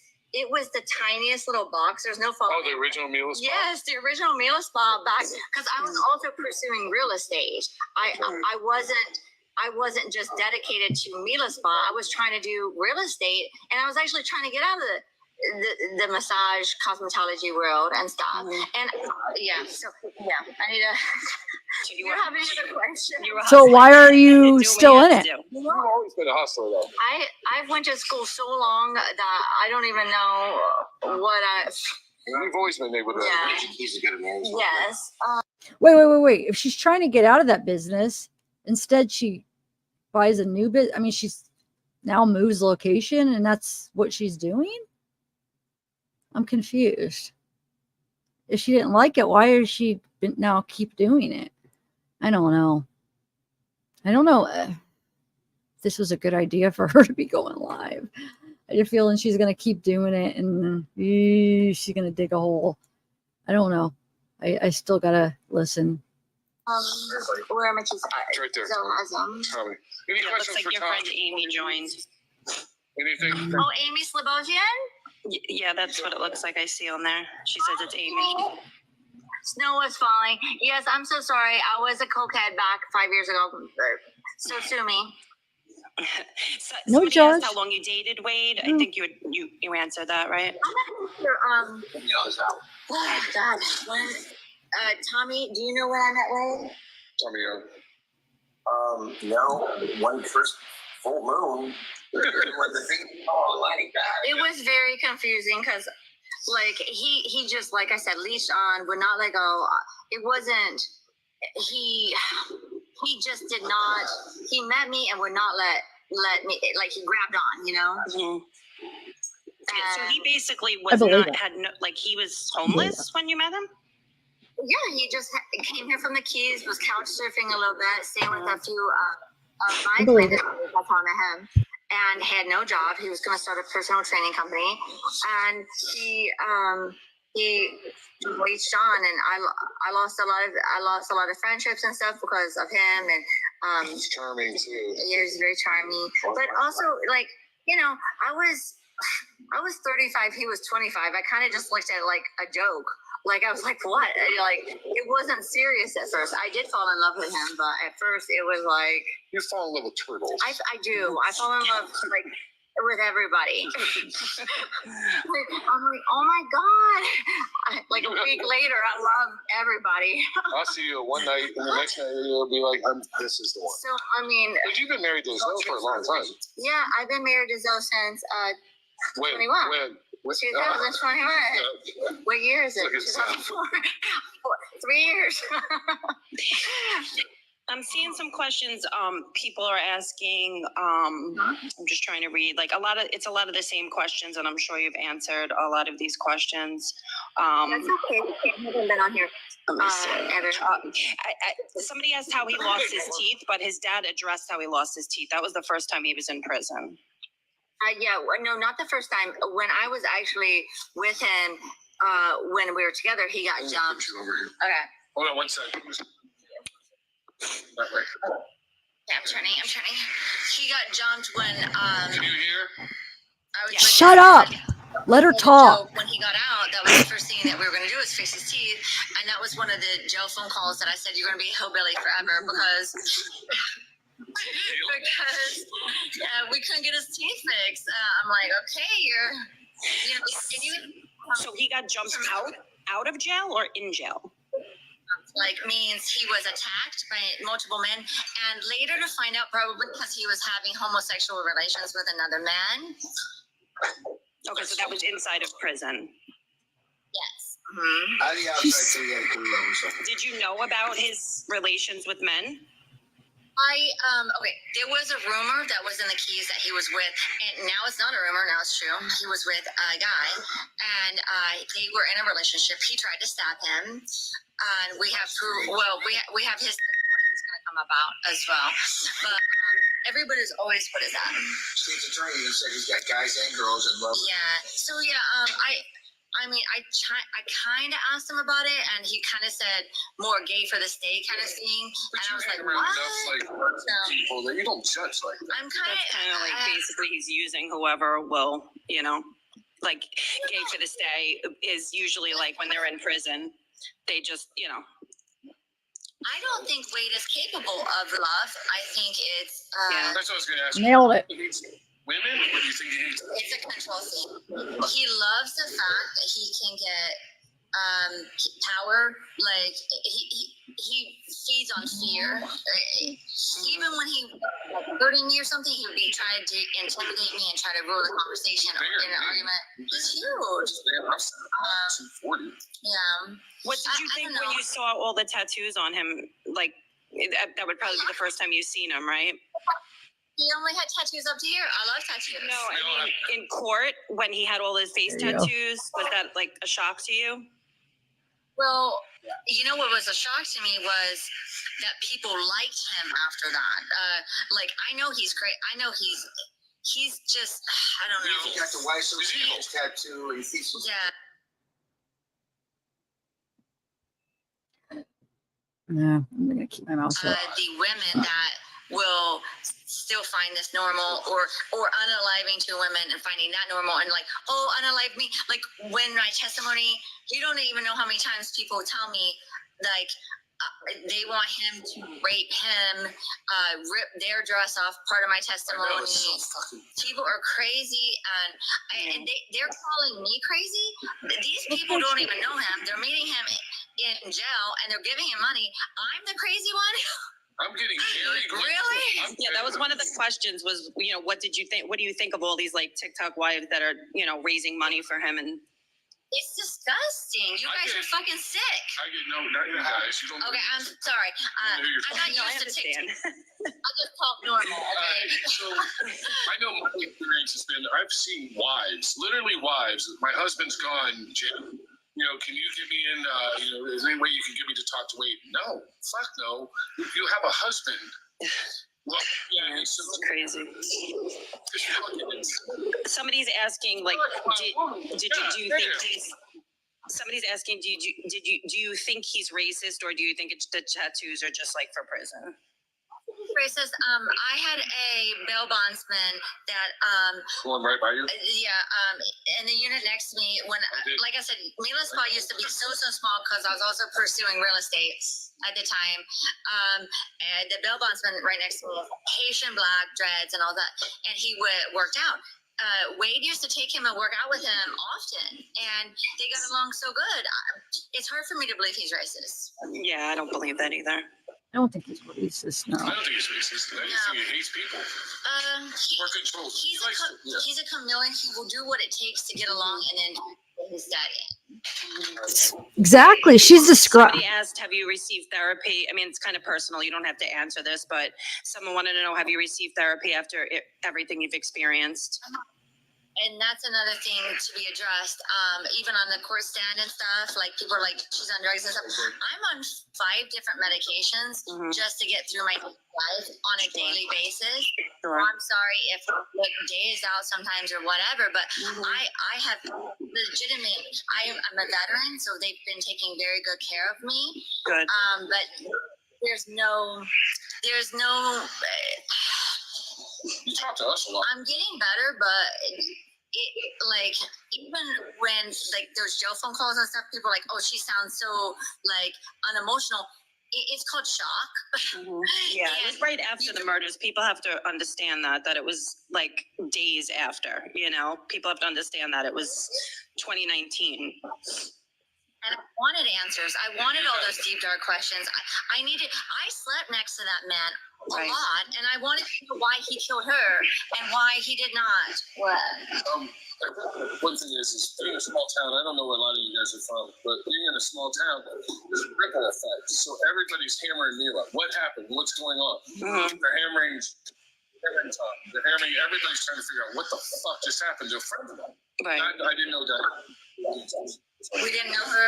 You knew Kristine, but I didn't. Yeah. And it's just, everybody was hammering, and it's just like, what the fuck, you know? Well, people were blaming me. They're like, "Didn't you let him out of prison?" I said, "No, he did not." First of all, they were blaming me because they thought I let him out of prison. No, that's not true.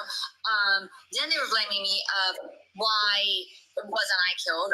It's called victim blaming. I have no idea why I'm alive. I don't. Well, you fought him off. Why did fight? That's horrible to ask that. Yeah, I mean, you really got lucky that day. I mean, that's the truth, you know.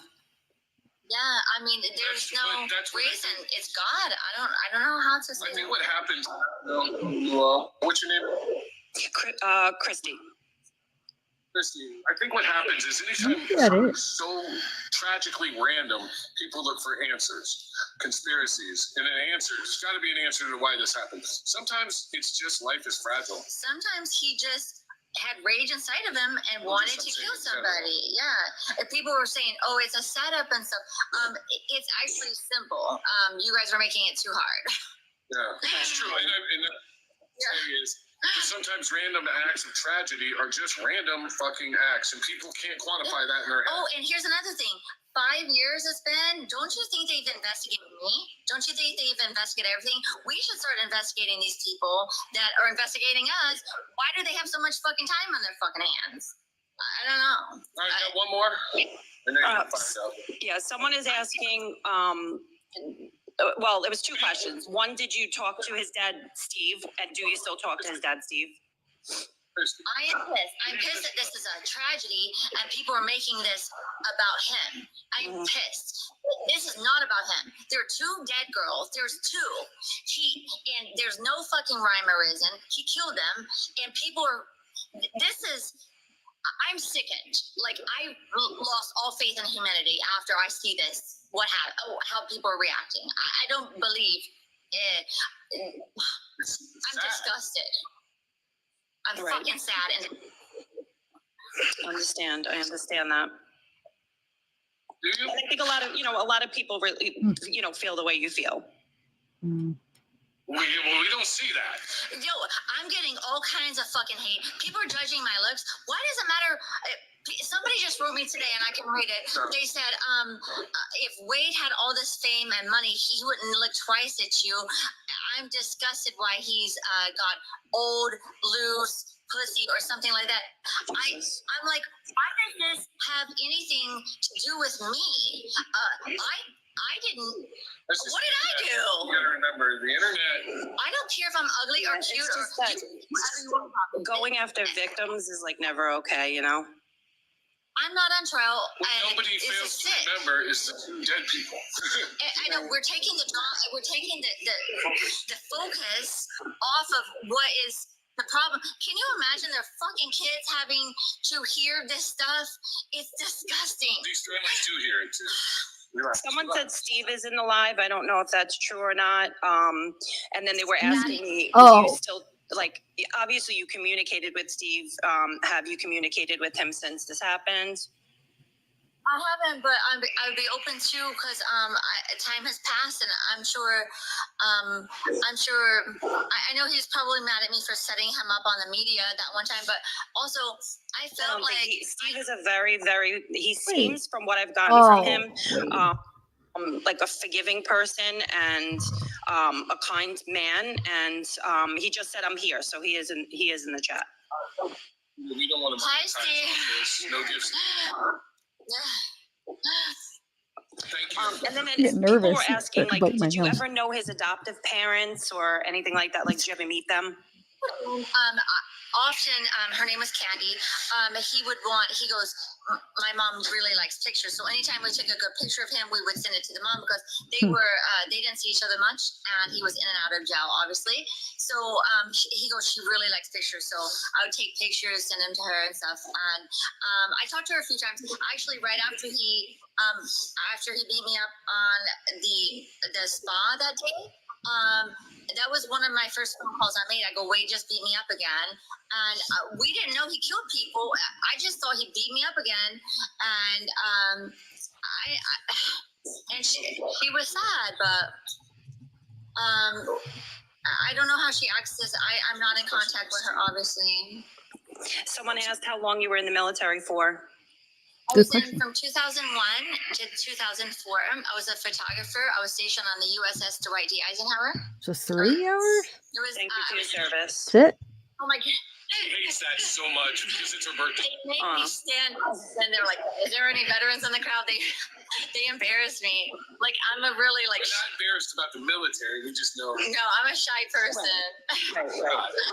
You don't like the attention. I don't like attention, no. I love when, And this, when you said Jake, you know, I wanted to go overseas on a boat, so I put that on my thing, and then I got stationed in Lake Michigan on a... No, I was from North Carolina.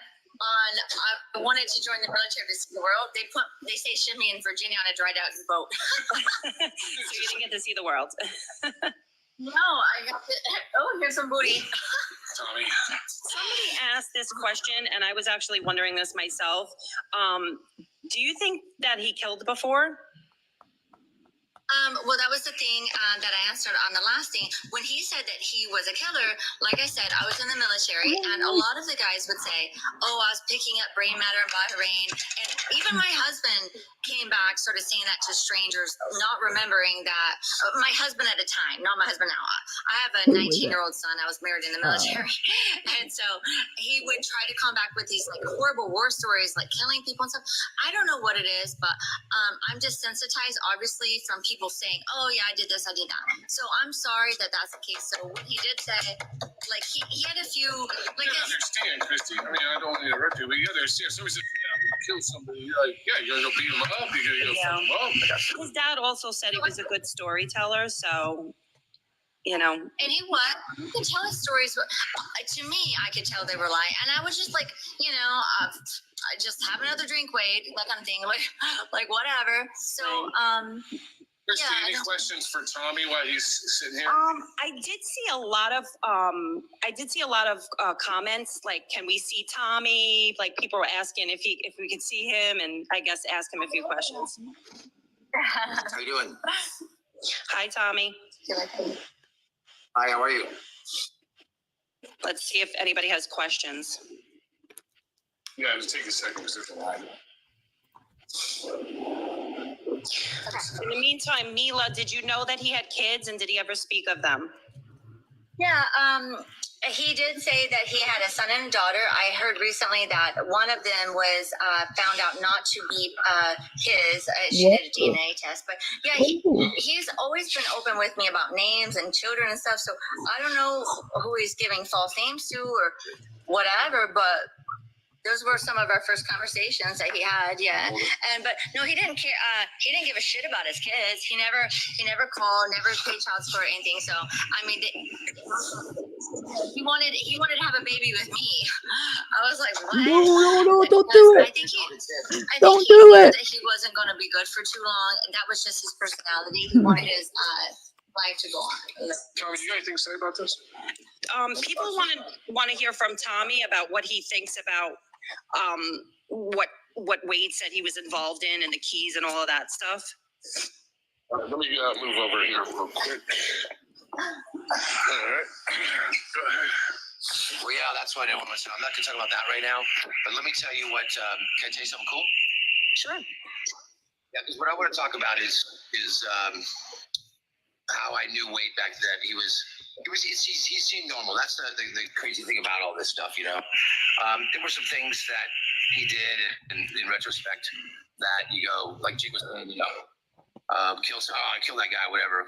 The guy I was mad at who moved, and he said, "Oh, fly me out there, Tommy, and I'll show you what I can do," and all that stuff.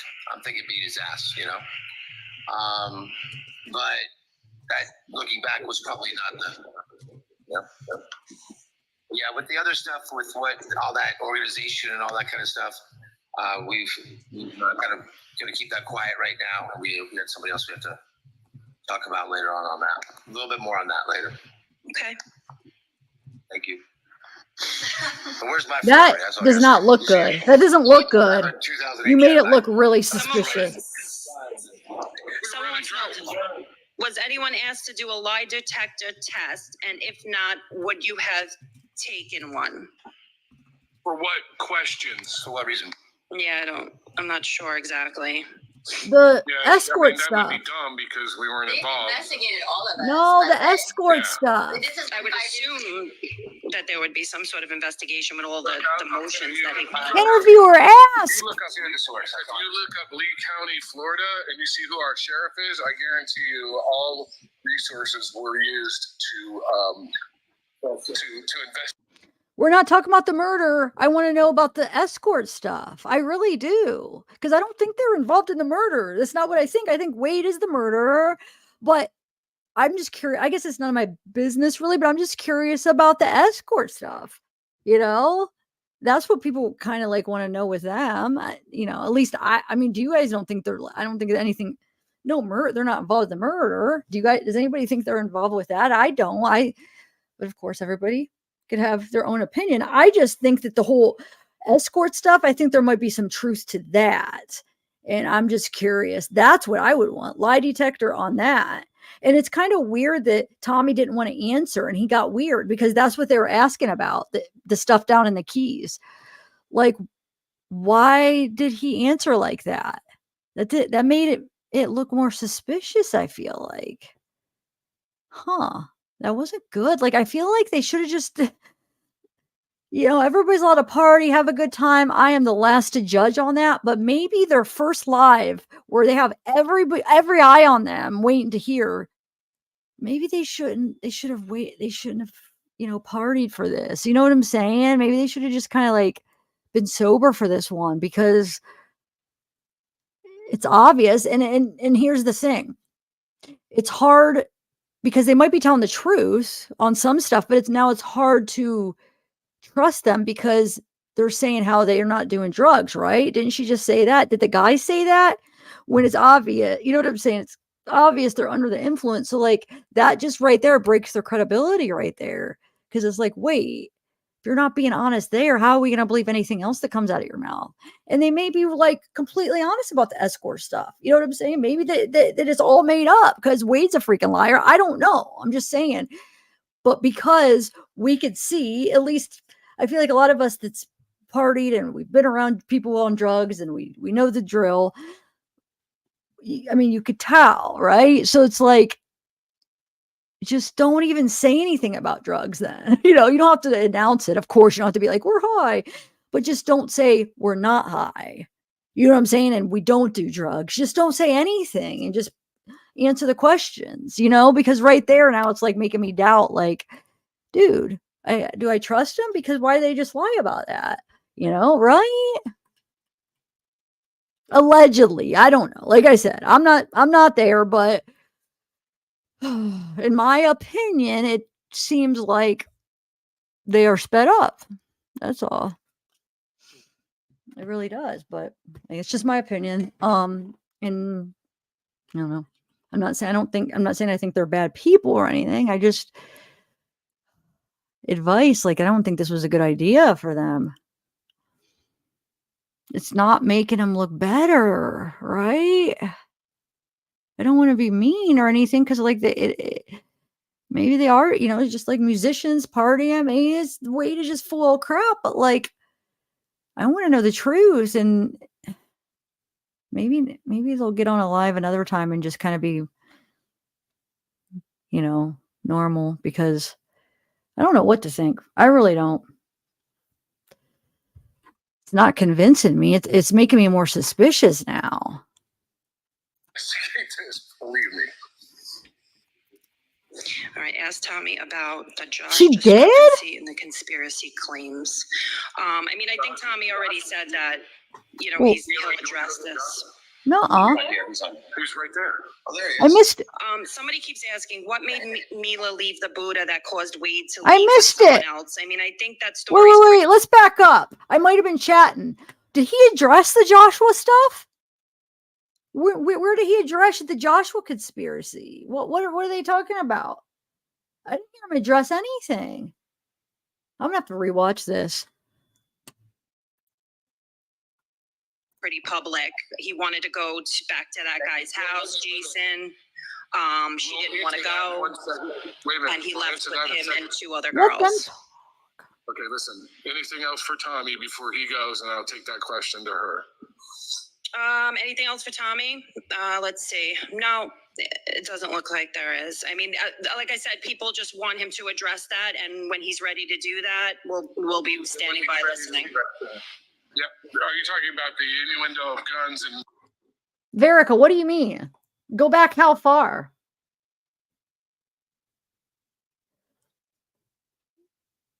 You said go back how far? I don't know how far you want me to go. I need this live to be under 6 hours because I want to be able to download it and make clips. So I don't know. I mean, we're going to continue watching the live tomorrow or whenever, but Yeah, and all that. Yep. Yeah, we can answer that at a later date. Yep. oh,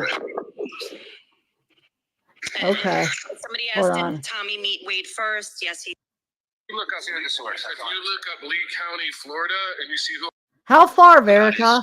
Is how I knew Wade back then. He seemed normal. That's the crazy thing about all this stuff, you know.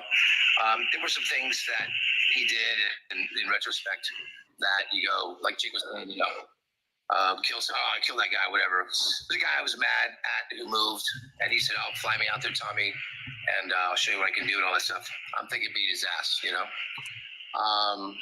But that, looking back, was probably not the, you know. Yeah, with the other stuff, with what all that organization and all that kind of stuff, we've kind of going to keep that quiet right now, and we had somebody else we have to talk about later on that. A little bit more on that later. Oh well. Okay. Thank you. But where's my Ferrari? That's all I gotta say. You see it? I have a 2008 Cadillac. Someone was anyone asked to do a lie detector test, and if not, would you have taken one? For what questions? For what reason? Yeah, I'm not sure exactly. Yeah, I mean, that would be dumb because we weren't They've involved. investigated all of us, by the way. Yeah. I would assume that there would be some sort of investigation with all the motions that he filed. If you look up Lee County, Florida, and you see who our sheriff is, I guarantee you all resources were used to investigate this. Believe me. All right, ask Tommy about the Josh discrepancy and the conspiracy claims. I mean, I think Tommy already said that, you know, he'll address this. He's right there. Oh, there he is. Somebody keeps asking, what made Mila leave the Buddha that caused Wade to leave with someone else? I mean, I think that story's pretty public. He wanted to go back to that guy's house, Jason. She didn't want to go, Wait a minute. and he left with him and two other girls. Okay, listen. Anything else for Tommy before he goes, and I'll take that question to her. Anything else for Tommy? Let's see. No, it doesn't look like there is. I mean, like I said, people just want him to address that, and when he's ready to do that, we'll be standing by listening. Yep. Are you talking about the innuendo of guns and traffic? Yeah, and all that. Yep. Yeah, we can answer that at a later date. Yep. And somebody asked, did Tommy meet Wade first? Yes, he did, right? He met him before, obviously, Mila. Yeah, he met him in the Keys. Thanks, Tommy. And then, like I said, somebody kept asking about the fight that happened at the Buddha. And I mean, I think if you're following the case, it basically, he wanted to go back to Jason's house. Tell me if I'm wrong. He wanted to go back to Jason's house. You didn't want to go. There's a lot of things you guys don't know because they wouldn't let us say it because it made him look worse and it would cause a mistrial. So if we let this on scene, it's because if we said one thing wrong, we've been waiting for this case for 5 years. A mistrial, like even the cop that stopped him at the Joe's Crab Shack almost created a mistrial saying that he pulled up his FDOC records. We weren't supposed to know that he had a criminal record in the past. So you guys don't understand court proceedings. If we look nervous on stand, it's well. I've never been on TikTok before. I'm sorry if I'm accusing everybody. Whoa. There's a lot of reasons why we look nervous on stand. There's a lot of reasons we say because we're trying to not have a mistrial. Wade was going around trying to sell bags of cocaine at the Buddha. That's why he was wandering around. He was trying to be He's a cool guy. He's trying to be a cool guy. He didn't need the money. He even told me, Mila, I need this. I need to be bad a little bit. And like he just wanted to, he didn't need the money. It's weird. Yeah. So anyway, so he wanted to be a coke dealer that night. So whatever, he's running around selling cocaine to everybody. And then he kept asking me, he kept coming back to me and saying, Mila, I want to go to this house. They have this drug, that drug. And I wasn't allowed to say that on stand either because I wasn't allowed to say they wanted to go to a drug house. I said, I don't want to go to a drug house, Wade. Like, that sounds unsafe. So he kept asking me, it wasn't that. It wasn't a fucking fight. I just said, I'm not going. And like I said, he had the keys to my car. He couldn't drive a stick. And he got Jason to do it. And I left and saw him pulling away because he had my keys. And I didn't know there was two girls in the car. That's why I was just like, whatever. I'll go home, go to bed. But when I got up that morning, I decided I didn't want to see him anymore. I was like, this is just too much for me. I didn't know what was about to happen. I'd already made a decision I wanted to be done then. So. Whoa. She just said a lot, dude. So that made me think, and I'm sorry, I'm adding commentary. I know people hate this, but I'm going to upload the clip right live so I could respond. So I do apologize. Dude, she just made it seem like she was okay that he left without her. Did you guys get that first? And I know the other stuff is huge too about the mistrial. We got to talk about that too. That's just crazy. What are you guys hiding? That there would be a mistrial if you didn't tell the truth. What? And also right there tells me she knew Wade was going and was fine with it. She was fine. She don't want to go to the drug house. I don't know. That's what I got from that, is that he didn't just take her car, that she was actually okay with him taking her car. Did you guys get that from that too? That's kind of what she made it seem like. But like that whole mistrial, she needs to stop talking, dude. What is she doing? This is crazy. Oh my God. Like, what? Thank you for having me rewind it, Verica. How did I miss that the first time? Or wait, did we not miss it? Never mind. That's at the end. But okay. I almost want to rewind it again. Let's finish it. And then we'll go back. My phone's about to die anyway. Okay, thank you guys so much for answering questions. I know people have tons of questions. Hold on.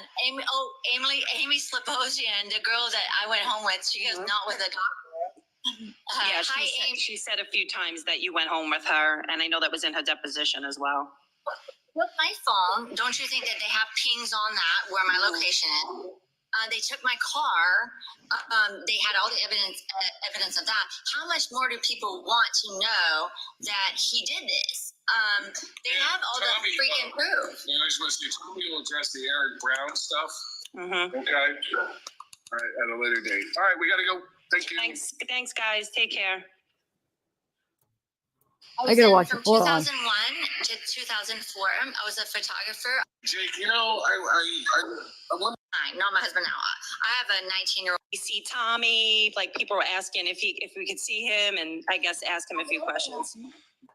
Tommy, you got anything to say about this? Investigation with all the. Okay, listen. Anything? Yeah, he met him in the Keys. Thanks, Tommy. And then, like I said, somebody kept asking about the fight that happened at the Buddha. And I mean, I think if you're following the case, it basically, he wanted to go back to Jason's house. Tell me if I'm wrong. He wanted to go back to Jason's house. You didn't want to go. There's a lot of things you guys don't know because they wouldn't let us say it because it made him look worse and it would cause a mistrial. So if we let this on scene, it's because if we said one thing wrong, we've been waiting for this case. That makes absolutely no sense. It makes him look worse, which would cause a mistrial. That's not how it works. That makes absolutely no sense. That would only be if the defense was the one coaching you. You were the state's witness, okay? That is not true. If it makes them look worse, they would want that. How does making? I'm sorry, I'm talking loud because I'm just heated up. I know somebody got mad at me talking loud. But how? No, that's not accurate. That can't be accurate. Oh, let's not make Wade look worse because it'll cause a mistrial. How does making him look worse cause a mistrial? Am I missing something, guys? Because that doesn't seem right to me. And I just want to make sure I clarify. I'm not like arguing because I think they're involved. I don't. I think Wade killed him. That's not what I'm saying. But what I'm saying is there's still stuff that she's holding back on stuff. Do I think she murdered those girls? No. Do I think she was involved? I don't. I know some people do. I don't think she's involved, but I do think she's not telling the truth on some stuff. And I don't know exactly what it is, but like I said, I don't think the guys are involved. Now, were they involved in maybe some illegal stuff away from those murders? Yeah, I do think that, well, I should say, I don't know. I mean, maybe I do think it's a possibility. I think number one, I think it's because she was okay with him going, maybe that she gave him permission to use her car. She knew he was taking her car. That's one thing. Number two, what the heck were they not allowed to talk about at the trial? What do you guys think it is? Well, she said, okay, even in the deposition, she said her friends know her. So she said she's surprised that she didn't know her, but some of her friends knew who she was. She didn't.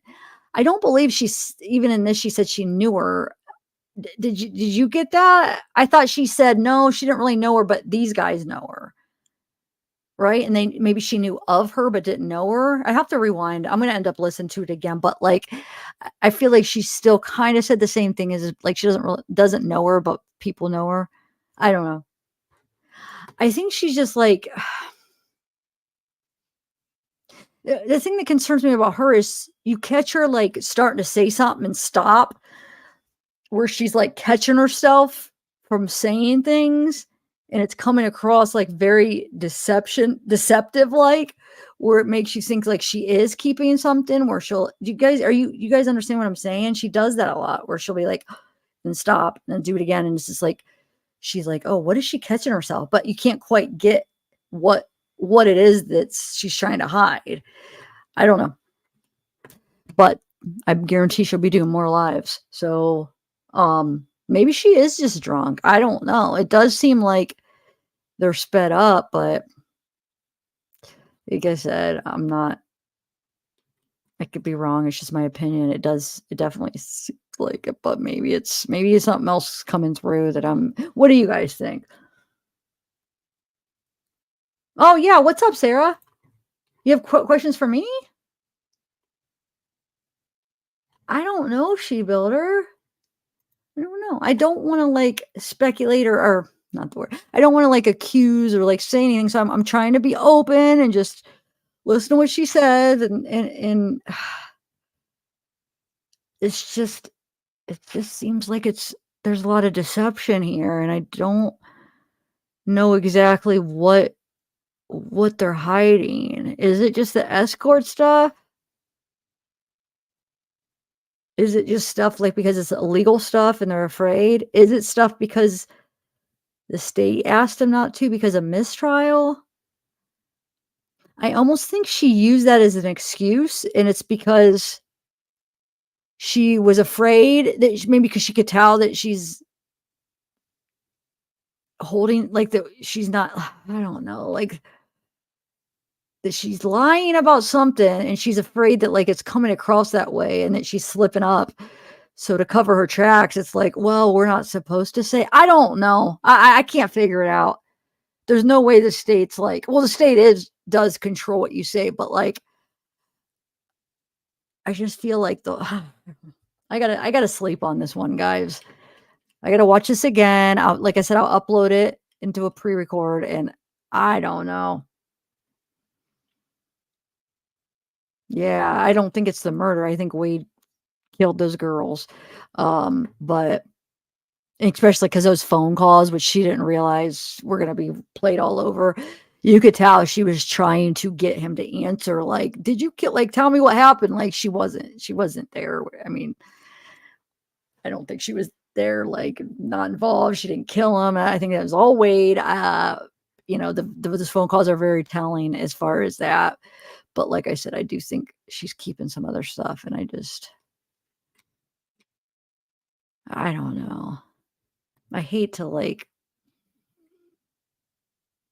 think that and then it ends up being not true, but I'd love to, but I guess I could reach out through this channel, huh?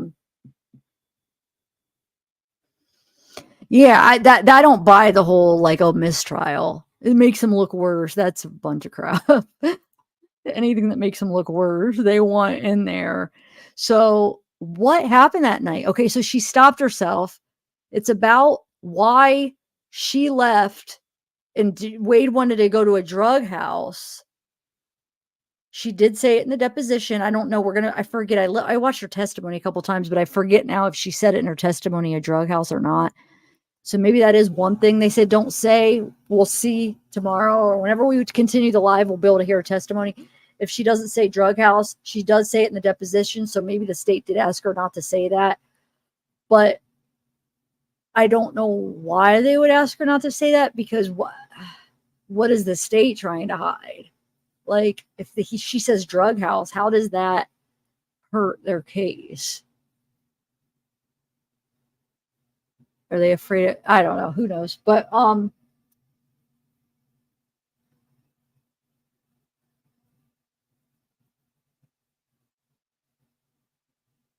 not allowed to bring things to affect jury. It's very common for defense to get that in murder cases. The jury, I'm talking about in the trial. I thought she was saying they couldn't say it in the trial. What do you mean?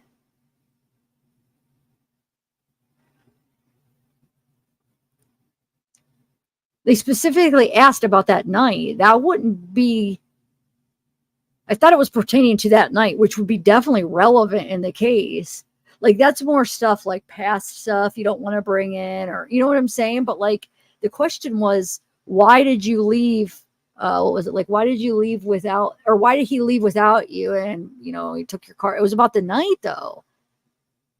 You would think that's not, I mean, that's about that night. Like, you know what I'm saying? That's okay. Maybe I misunderstood what she was answering, or maybe she misunderstood or misread it. But the question was about that night. I thought that definitely wouldn't, you should be allowed to use it about that night, like past things and stuff. I don't know, who freaking knows. But I don't know, like, how do you not understand? No, I don't understand what, there's some deception, and I don't understand what it is. So yeah, I still don't understand. Anyway, well, just ask him here. I am going to end it soon because I want to get this under 6 hours. Can you ask it here? I'm not doing a panel tonight. Can you ask me here or no? No, I get that. I get that. But they were asking her the question about that night. And I get that the state does control what they say. I even said that when I read the depositions. I said, these are going to have better stuff in it because this is just the depositions. They take that, hear it, and then they decide what they want in the trial to help their case. And then they form their questions on what they want out of the depositions, right? About what they know and the interviews and stuff. So the depositions, I feel like, are even better because it's more, like, honest and it has more information usually. So no, I get that, but I don't know. I guess maybe I'm stupid for thinking that what she just said was like something I want to know. I want to know what they kept. I want to know what they kept. I think a lot of us do, you know? But anyway, right? 5 years. Doesn't everybody? A I mean, mistrial, like even the cop that stopped him at the Joe's Crab Shack almost created a mistrial saying that he pulled up his FDOC records. We weren't supposed to know that he had a criminal record in the past. So you guys don't understand court proceedings. If we let I get that. I've never been. The court record, I get that. The past.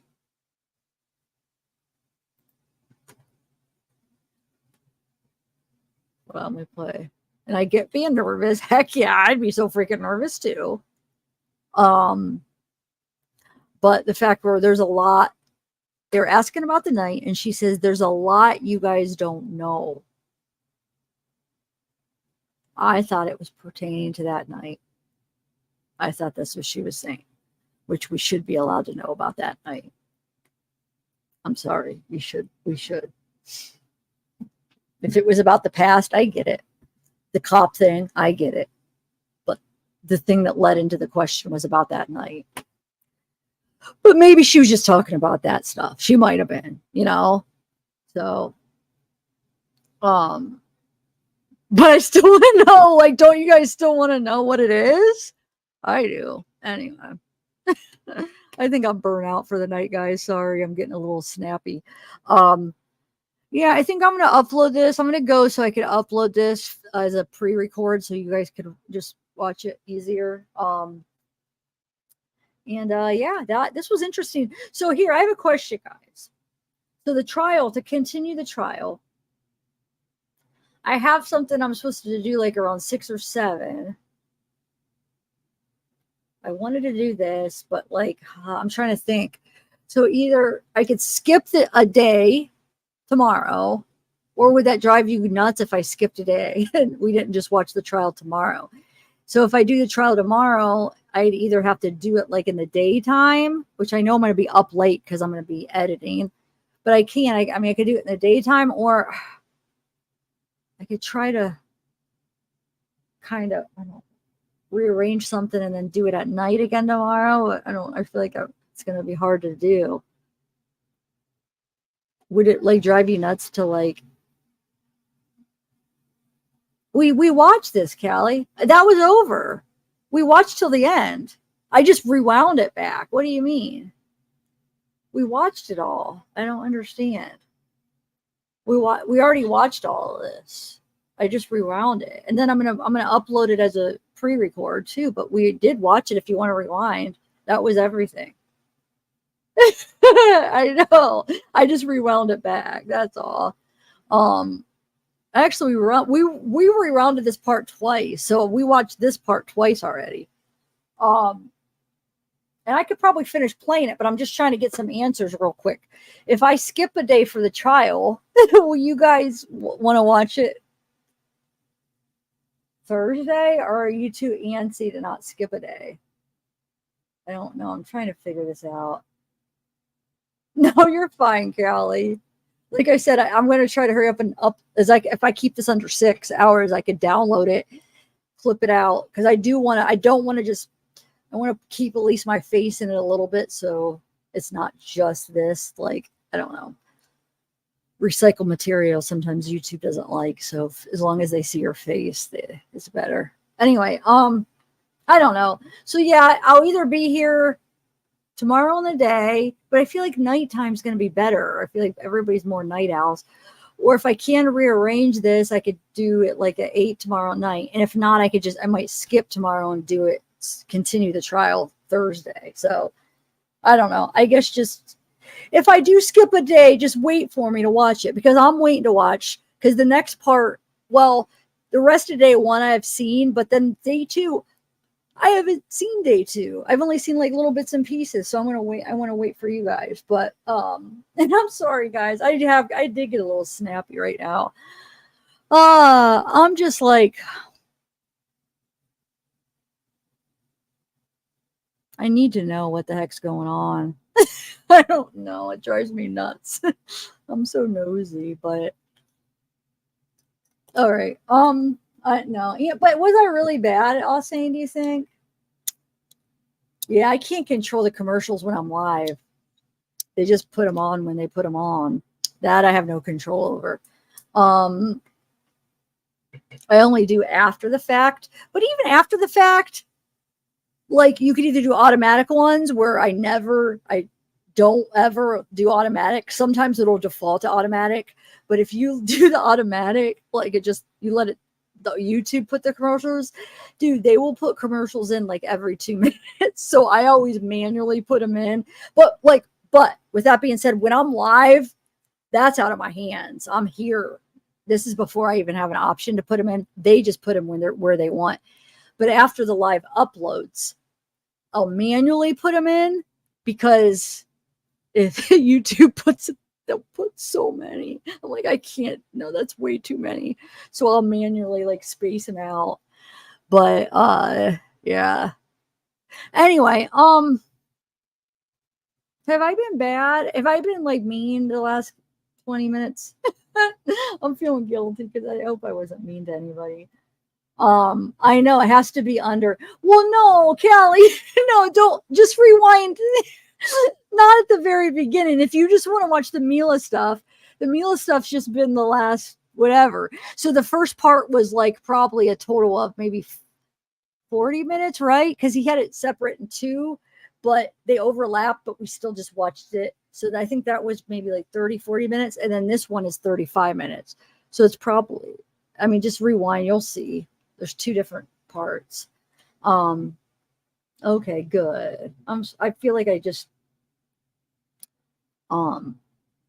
snapped at, who was it? Not snap, but like the one talking about hippie chick. Yeah, hippie chick. Sorry, I didn't mean to. I guess I misunderstood. I think she was probably just talking about stuff like that, but it came up when they asked about that night. So it's just like, it threw me off because it's like, they should be allowed to talk about that night, because that wouldn't be like, if it the stuff that happened that night. But I think she just kind of like grouped it into like, well, you don't know everything, like his past and stuff. But little do they know. We do.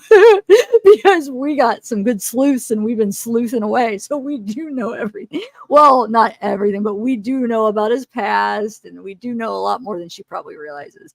But the stuff with her, no, because if they haven't got caught, how would we know? But I don't know. I mean, maybe he just made it up. I really don't. There's just some things that she said tonight that kind of like made me think like, wait, what? About the whole thing. Like Tommy not answering. Like if there's nothing going on, why not just be like, no, there's nothing. Like we met in the Keys, we worked on the boat, or we did this together. So and so did this, we did that, we did this, and then we came here. Like, if you know what I'm saying, and then that's it. But for him to be like, no, I'm not ready, I can't talk about it, or whatever he said, it's like, wait, I don't know.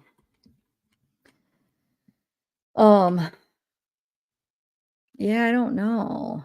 I wonder why Lorenzo's so hidden in the back. I think I heard him talk a couple times. I think that was him when he walked up. You could see like kind of, he walked up for a minute and said something, but you couldn't see his face. Oh, wait, don't leave. I'm going to share those pictures. Brenda, you, hold on. It was you that shared them, right? I meant to share those. Thank you. She got some, you guys may have seen them, but hold on one second. Let me share those. I mean, I guess it's not, I haven't seen them before. So to me, it was like, oh, cool. Thanks. It's of, what was that? Wow. She looks different. Okay. And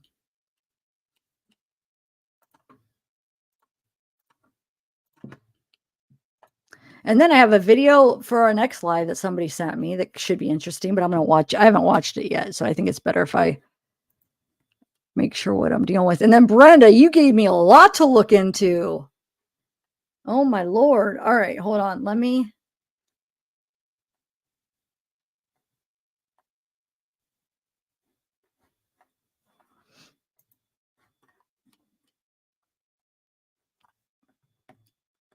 Oh, you guys that want to just watch the clips, remember lives and videos are in different places. So I'm going to upload a clip of this Mila stuff. Look under videos, Callie. So you have lives, just look under the video section. Okay. That's where the pre-records go. All right, hold on one second. Let me just share something. Share. Okay, here we go. Thank you for sending that, Brenda. You are. Where'd it go? Oh, here it is. So here's some pictures that she shared. Brenda gave to me. So this is Tommy. Wow, he aged. Tommy and Mila, right? Oh, dang it. It went the wrong way. Hold on. It freaking skipped the wrong way. Where are they? Here we go. Here. Her and Lorenzo. Looks like their wedding day. And for some reason, it's not letting me hit over. So I have to do it this way. I don't know sometimes. So Lorenzo, and who's that? That's Josh, is that Josh? It might be. I can't tell. But we know they're friends because he's in their videos, or he's in that one video. Josh was. Which I guess we knew him and Mila were friends, I guess, but I don't like that Josh guy. Now, who is this, Brenda? This is the one I was asking. Who is this? I know that's Mila, but who's this? I don't know who this is. That doesn't look. You said the last one was Lorenzo, but that doesn't look like Lorenzo to me.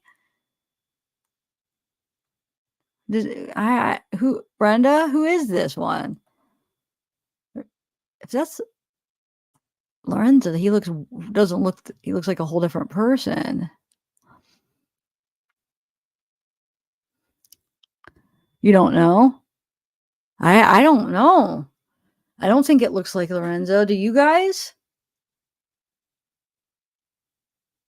I have no idea though. But good find though, because I mean, like this is their wedding picture, right? It looks like it. They're in white. Like I've never seen this. It's a good find. All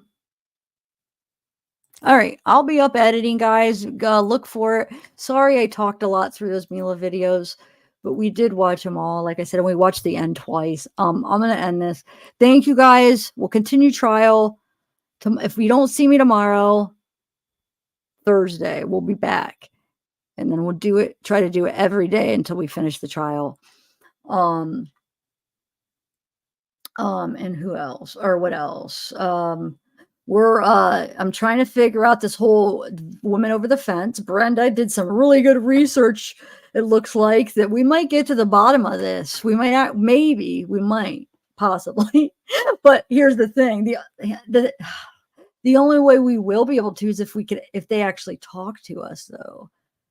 The two people, that person from the deposition or the person you found. If not, I don't know if we'll ever be able to find who that blonde was. But here's the thing. If anybody catches the next TikTok that she does and you're in the chat and you're able to ask her a question and I'm not there, because I don't do TikTok that much. So chances are I'll probably miss it again. Will you ask her about that? Will you say will somebody say there was a woman in the deposition, Wade knocked down her gate and peed in her car. Do you know anything about that? And supposedly the neighbor saw a blonde hop over the fence and just get a reaction, just be like, supposedly saw a blonde go climb over the fence at the time Wade was there and it was with Wade. Be like, do you know who that blonde could be? Or something, ask it something like that and just kind of see if she's or if she's what, confused, or if she,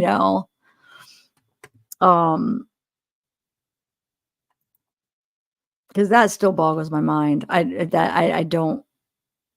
I'll always wonder about that, and I think we're gonna be months from now trying to still figure it out. Oh my Lord. I'm going to try to get some interviews. I'm not, yeah. I was going to say I'm not good with interviews, but you know what? No, I'm going to have some confidence. I'd be good with interviews. I want to do it. You don't think? I know, but we just want to know, like, if some people were just wondering, then we'll know. Like, if it's not, we could probably be able to tell by her reaction. Like, oh no, she has no idea.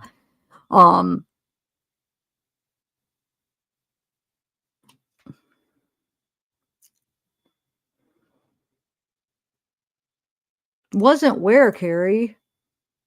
I don't understand what you're saying.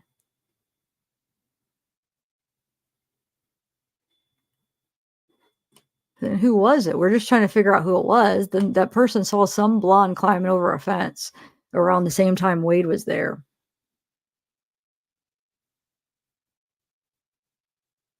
So I don't know. If you know who it is, let me know, because we have no idea. We've been trying to figure it out. He peed in her car. Yeah. I'm not saying it was Mila or she knows. I was saying just ask her, see if she knows. I just want to see what her question is.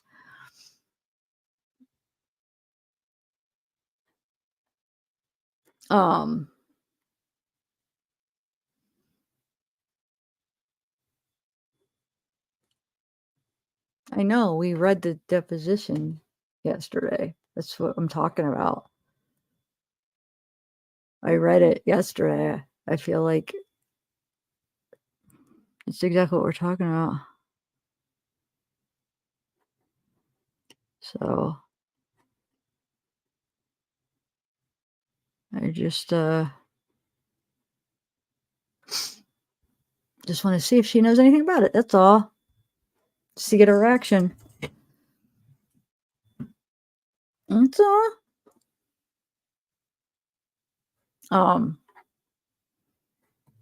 Wait, well, oh yeah, that poor woman. Can you imagine how afraid she was? And like, why did he try to contact her? That's so weird that he tried to contact her from jail. I'll never understand that. I know, I hope she got rid of it. But then if she doesn't, that'll clarify, of course, well, I think either way she's going to say you don't, but it's all about the body language and just kind of see how she reacts to see if she really doesn't. Because it's after he killed both girls and attacked her, Carrie. She said it was like after 11 p.m. or a.m. She said she had yoga class, so it was probably around 11:30, 11:15, 11:30. So it would have been after he killed both of them. And after he attacked Mila. Because he attacked Mila wasn't around like 8, and then he went and got Diane. Pretty sure Diane was before 11. I need to get a timeline of the exact time. So it would have been after. So yeah, so do I, Carrie. I feel like I do too, pretty much. And she said it was after 11 though. So to me, that's after the attack. It's after everything. So I don't know. It's crazy. But we'll figure it out. Brenda, you did some really good research on that. That's good stuff. And I have a list of those too. So I'll look into some of those people too and see if I could find out.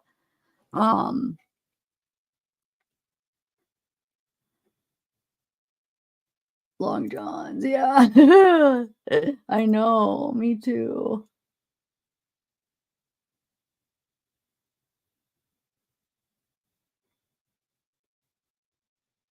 Okay, that's cool. That's cool. But I mean, the timeline, unless if the yoga girls are that girl's wrong, but she said she remembers it because she was at that class. So 11 o'clock would have been after everything. But I'm going to try to get all that figured out as far as get a good timeline and then see if we can figure it out. But either way, I mean, we might not be able to. But that was interesting. We got to hear Mila, and I feel like we'll be hearing more from her. So, I think I need some sleep, but I need to do that. I need to edit that video. I got to do timestamps too. Oh, thank you, Pink. She did say they were trying to see where he went. Give me the honey one. Yeah. Where did he pee? Why did he? I don't know. I have no idea. Idiot. I don't know. It's like it surprises me. Why did he pee in the car? It sounds like he just peed. Like at first, when I was reading it, it sounded like, oh, it was in the cup holder. But the way she said it was just a little bit in the cup, splatter on the seat, and then realized it was all over on the floorboard and the carpet. So I think he just like peed. Some of it got in the cup. He probably tried to get it in the cup. Some got in the cup. Some splattered everywhere. Just like, ugh, I don't know. It's just disgusting. And he came out of her detached garage. I mean, what the heck, dude? It's weird. Yeah, when you gotta go, you gotta go. You probably had to go, but why in the car? Why not just on the side of the house? Or like, you know what I'm saying? Why open the car and go in the car? I mean, I'm sure he went in the car to try to rob her, try to get money or get whatever whatever, find stuff in the car. I'm sure that was the reason he went in the car. But then why do you have to pee? If you have to pee, just go on the side of the house or in the grass. I mean, it makes no sense. What a jerk he is. He's a freaking jerk. Oh, cool, Pink. Yay. Oh, I see. I see. So I got it. So nobody could see him pee and he wouldn't get in trouble. Maybe I see. Yeah. But like, how hard is it to pee in the cup then? Like if he's sitting in the car, just pee right in the cup. Why? How did he get it everywhere? I don't get it. Unless if he did get it in the cup and then he went through the car looking for stuff and he spilled it over, maybe. I guess that could be an option. I was picturing him just like peeing, standing up and peeing all over, but he probably was sitting in there. Maybe did it in the cup, like I said, and then maybe when he was looking around for stuff, it spilled. What do you guys think? I don't know. Who freaking knows? It's just all right. I need some sleep, I think, guys. Now I'm just rambling on. You did? I'm not gonna be able to do my wind down because I have 15 minutes and I want to make sure this is like under 6. All right, guys. Well, look for my pre-record. Lewis, if you're still here, thank you. I don't know where Tina went. She's probably in bed. I bet it's 2:30, but thank you, Tina, too. And I know I'd love that, but I don't know if she'd come on mine because like I'm like trying to I'm not like questioning, I'm just trying to figure it out. And like I don't think she's responsible for the murders or anything like that, but I'm just trying to like, of course they asked the questions too. Like Wade accused her of a lot of stuff. Like we just want to ask. I know Wade's a freaking liar and he's a murderer. But don't get me wrong. I'm not like starting to think he didn't murder. Heck yeah, he murdered those girls. But like there's too much proof, evidence. They seen him back there, going back and forth in the car. The neighbors saw him. I mean, there's just so much. He killed them. Okay. But I just feel like people held back a lot of stuff. And I know like people do illegal things and I guess, I don't know, it happens, but I'm just nosy. And when I'm in a case, I just want to know everything. All right. Yeah, he does need Jesus. Bye, Jay Brown. Bye, Kelly. Carrie. Women. She should support them. She should support another woman. What? Another woman. Yeah. Yeah. Yeah. I don't know. I'll try to reach out and see because I'll be fair. Like, I don't judge. I honestly don't. Like, that's what I said. If you want to party, party it up. I'm not judging anybody. I was just saying, like, man, maybe she should. I just like trying to throw out some advice, hoping she maybe hears. Like, she does another live, maybe make sure everything, like she's just on it and watch what she says and just, I mean, be honest, but like, I don't know. Because I know how people could be like, if this is her first time on TikTok,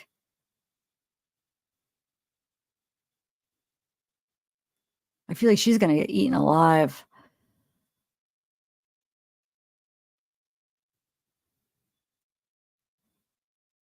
Yeah, man.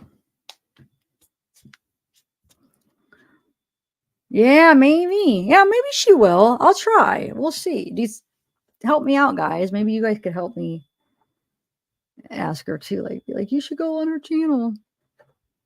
Maybe help me what questions to ask too. I feel like they asked a lot of good questions, but it was like the answers were kind of scattered. So maybe we could try to like make sure it's like not as scattered with the answers, because I feel like the interview could control that, the interviewer. So hopefully I'd be able to do a good enough job where I could kind of control it, like from staying like more organized. Because if this is the first time on TikTok too, I mean, she probably was like, all these people were in there, people ask her questions. I could see how you could get scattered from that. I can. So she'll be back though. She'll be back. Oh, I know he's toast. What do you mean he's toast? You're talking about Wade, right?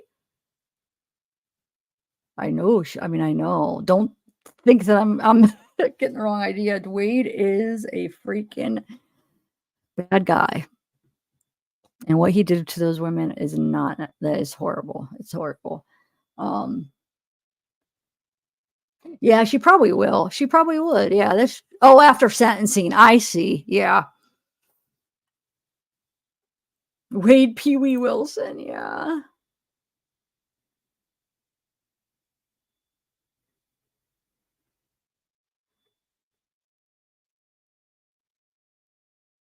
Yeah, no, I think she'll be doing more watch. We'll see her a lot. I feel like people will be asking her, she'll probably be on different people's channels. I just have a feeling we'll be seeing her now. But so hopefully we'll be able to get all the answers that we possibly could get. And then I have 3 more cases waiting. The file's waiting for me to dig into. So but this one I'm just not done. We got sentencing in a week, and then it's like with these phone calls, there's a new person to look into every time. And then with each phone call and each new person, it's like the story gets like bigger, and like it's just like there's more like, ooh, okay. And it connects all the dots. You know what I'm saying? All right, I'm gonna go, guys. I got 8 minutes. I'm gonna go. I gotta brush my teeth because I ate some chocolate earlier, and I've been on a live for, oh my Lord, they need brushed. And yeah, I'll see you either. Oh, thanks. Either tomorrow, and if you don't see me tomorrow, for sure Thursday. Okay, we're gonna continue the trial, and then if I find anything else,